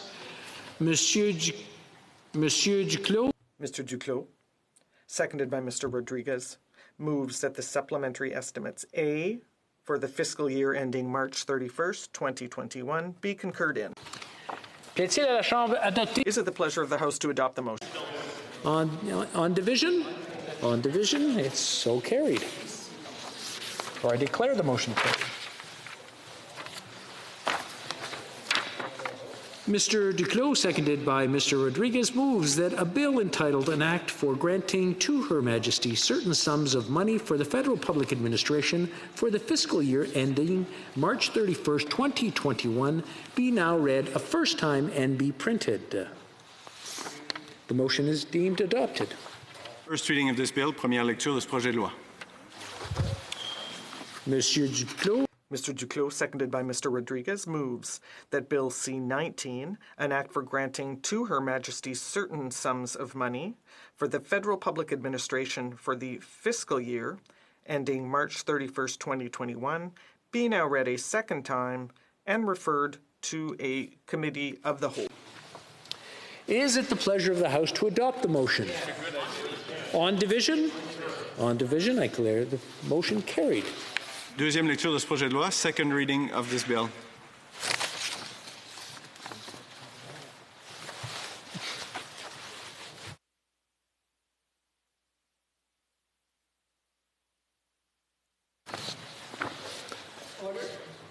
No, sorry, 1 second.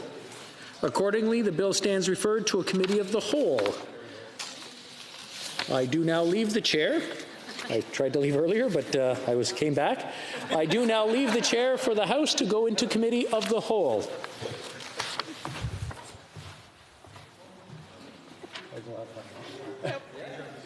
Order.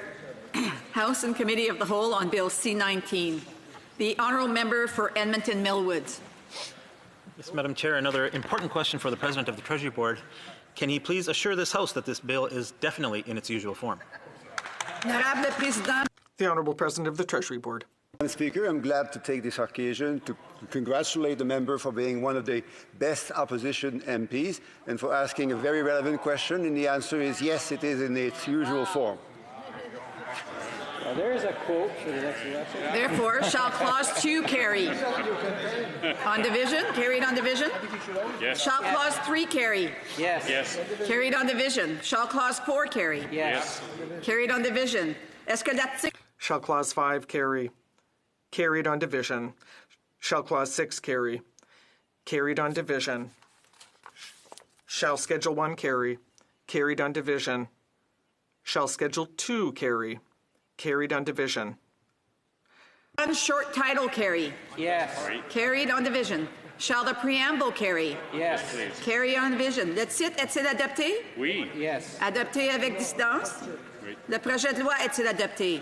Oui. Adopté avec dissidence. Dois-je le... Shall I rise and report the bill? Agreed? Ouais, il s'en vient.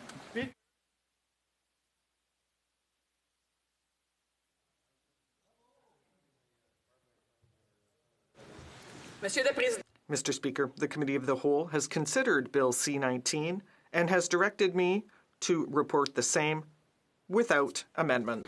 Merci beaucoup. Thank you. Monsieur Duclos. Mr. Duclos, seconded by Mr. Rodriguez, moves that Bill C-19, an act for granting to Her Majesty certain sums of money for the Federal Public Administration for the fiscal year ending March 31st, 2021, be concurred in at report stage. Plaît-il à la Chambre adopter? Is it the pleasure of the House to adopt the motion? On division? On division, I declare this motion carried.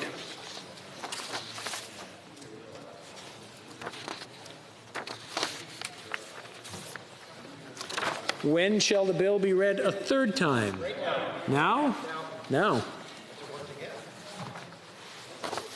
Mr. Duclos, seconded by Mr. Rodriguez, moves that Bill C-19, an act for granting to Her Majesty certain sums of money for the federal public administration for the fiscal year ending March 31st, 2021, be now read a third time and do pass.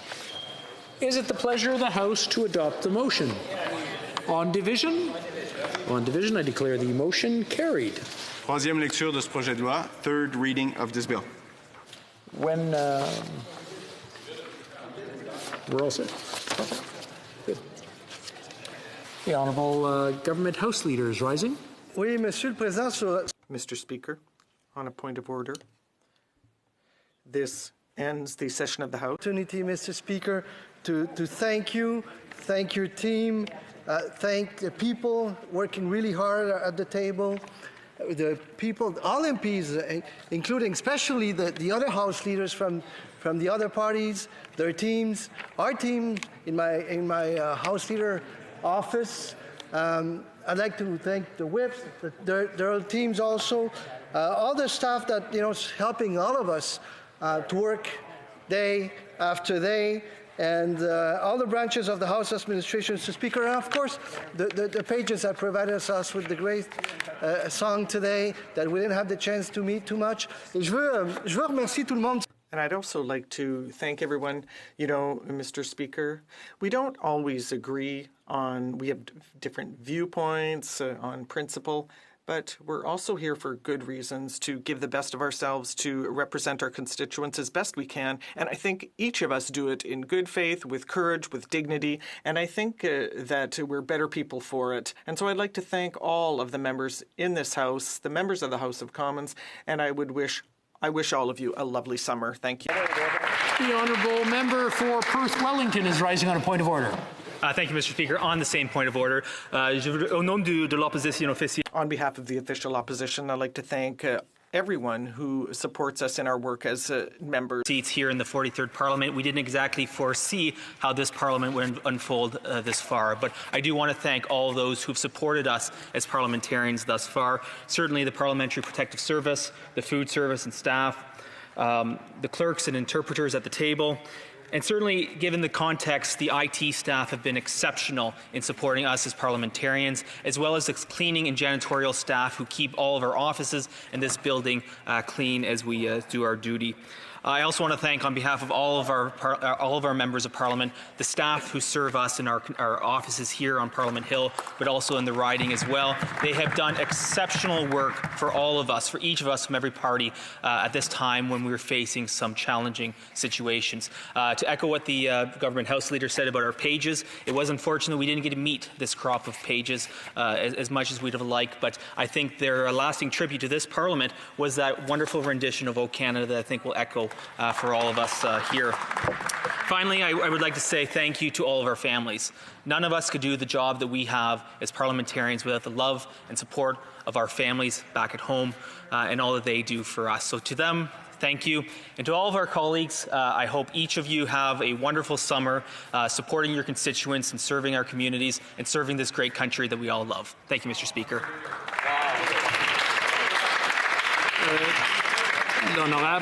The honourable member for...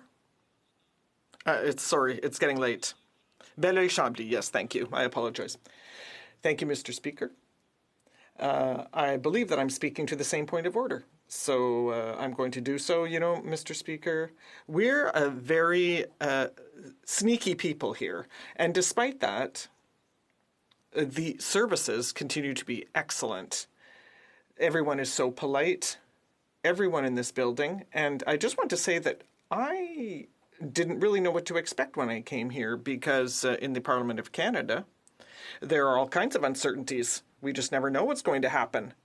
We've got, a bill that is very friendly, but sometimes is rather bothersome and yet never... I'm talking about the staff. The staff are always very nice. Can't say the same maybe about the Conservatives and Liberals, but, everyone is friendly. The speakership is both kind and rigorous. And I'm going from the cafeteria to the security, the pages, the interpreters. All of those people are impeccable, impeccably polite, and provide excellent service. Now, perhaps not all of us equally, but we have very nice and sympathetic adversaries. And for all of those reasons, it remains a pleasure that we hope will continue over the years, but we hope that everyone will have a at least small little summer break because we're going to be back very soon and with as numerous people as possible and with everything that we will have before us to solve. Thank you, colleagues. For Windsor West. Thank you, Mr. Speaker. And as the Democrats, we listened to the pages speak and then sing. And it brought us to where we need to go is our future, the future of our country. And I want to thank not only just those that have made this institution function during COVID-19, but also in the lead up to that. It's important to recognize that many people do a lot of extra work here that takes away from their family, their friends, and their loved ones. And to our healthcare workers and our supply line workers across our country, God bless you for all that you've done. I come from a region where we still have issues with the border being very much an issue. We have a number of issues around immigrant workers and their safety, and then we have our own personal safety. And so these challenges still face us, but in this halls here, we have been well served by our democracy, by the people that have actually made it run.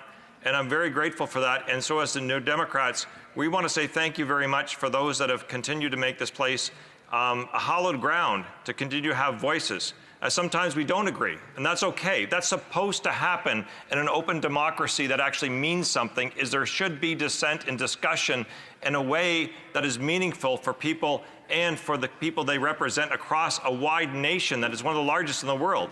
So we want to say thank you very much for those that have made sure that our voices are carried, and we will continue to do so through July and through August. And lastly, to their constituency assistants and the support staff that we faced during this entire issue. It's been unbelievable. The amount of information, the content, the volumes of emails and phone calls. We're very grateful for all the people that are reaching out to our offices. We're grateful for that contact. It's difficult to get back to everybody all the time, but we're grateful for that connection because that truly is our democracy that needs to function and work. And in conclusion, I want to say thank you to Mr. Speaker as well for you, your staff, and the whole group that have made this possible, because without that, we have nothing. Thank you very much. The honourable member for Saanich Gulf Islands is rising on a point of order.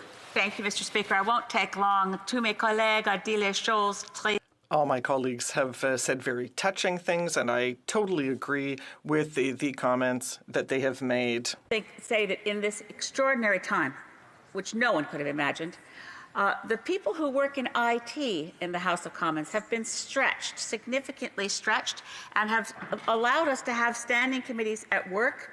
We've been working pretty hard, all of us, but we know we couldn't do it without, as my honourable colleague from Windsor says, we couldn't do this without the people in our constituency offices who work so hard. We couldn't do this without the House of Commons staff.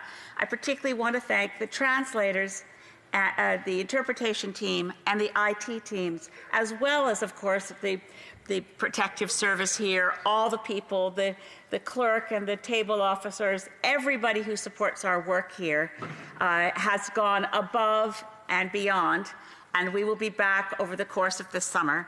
And all I want to, few last words are just, please, everyone, be safe, take no chances, stay safe, stay well, stay home. God bless you.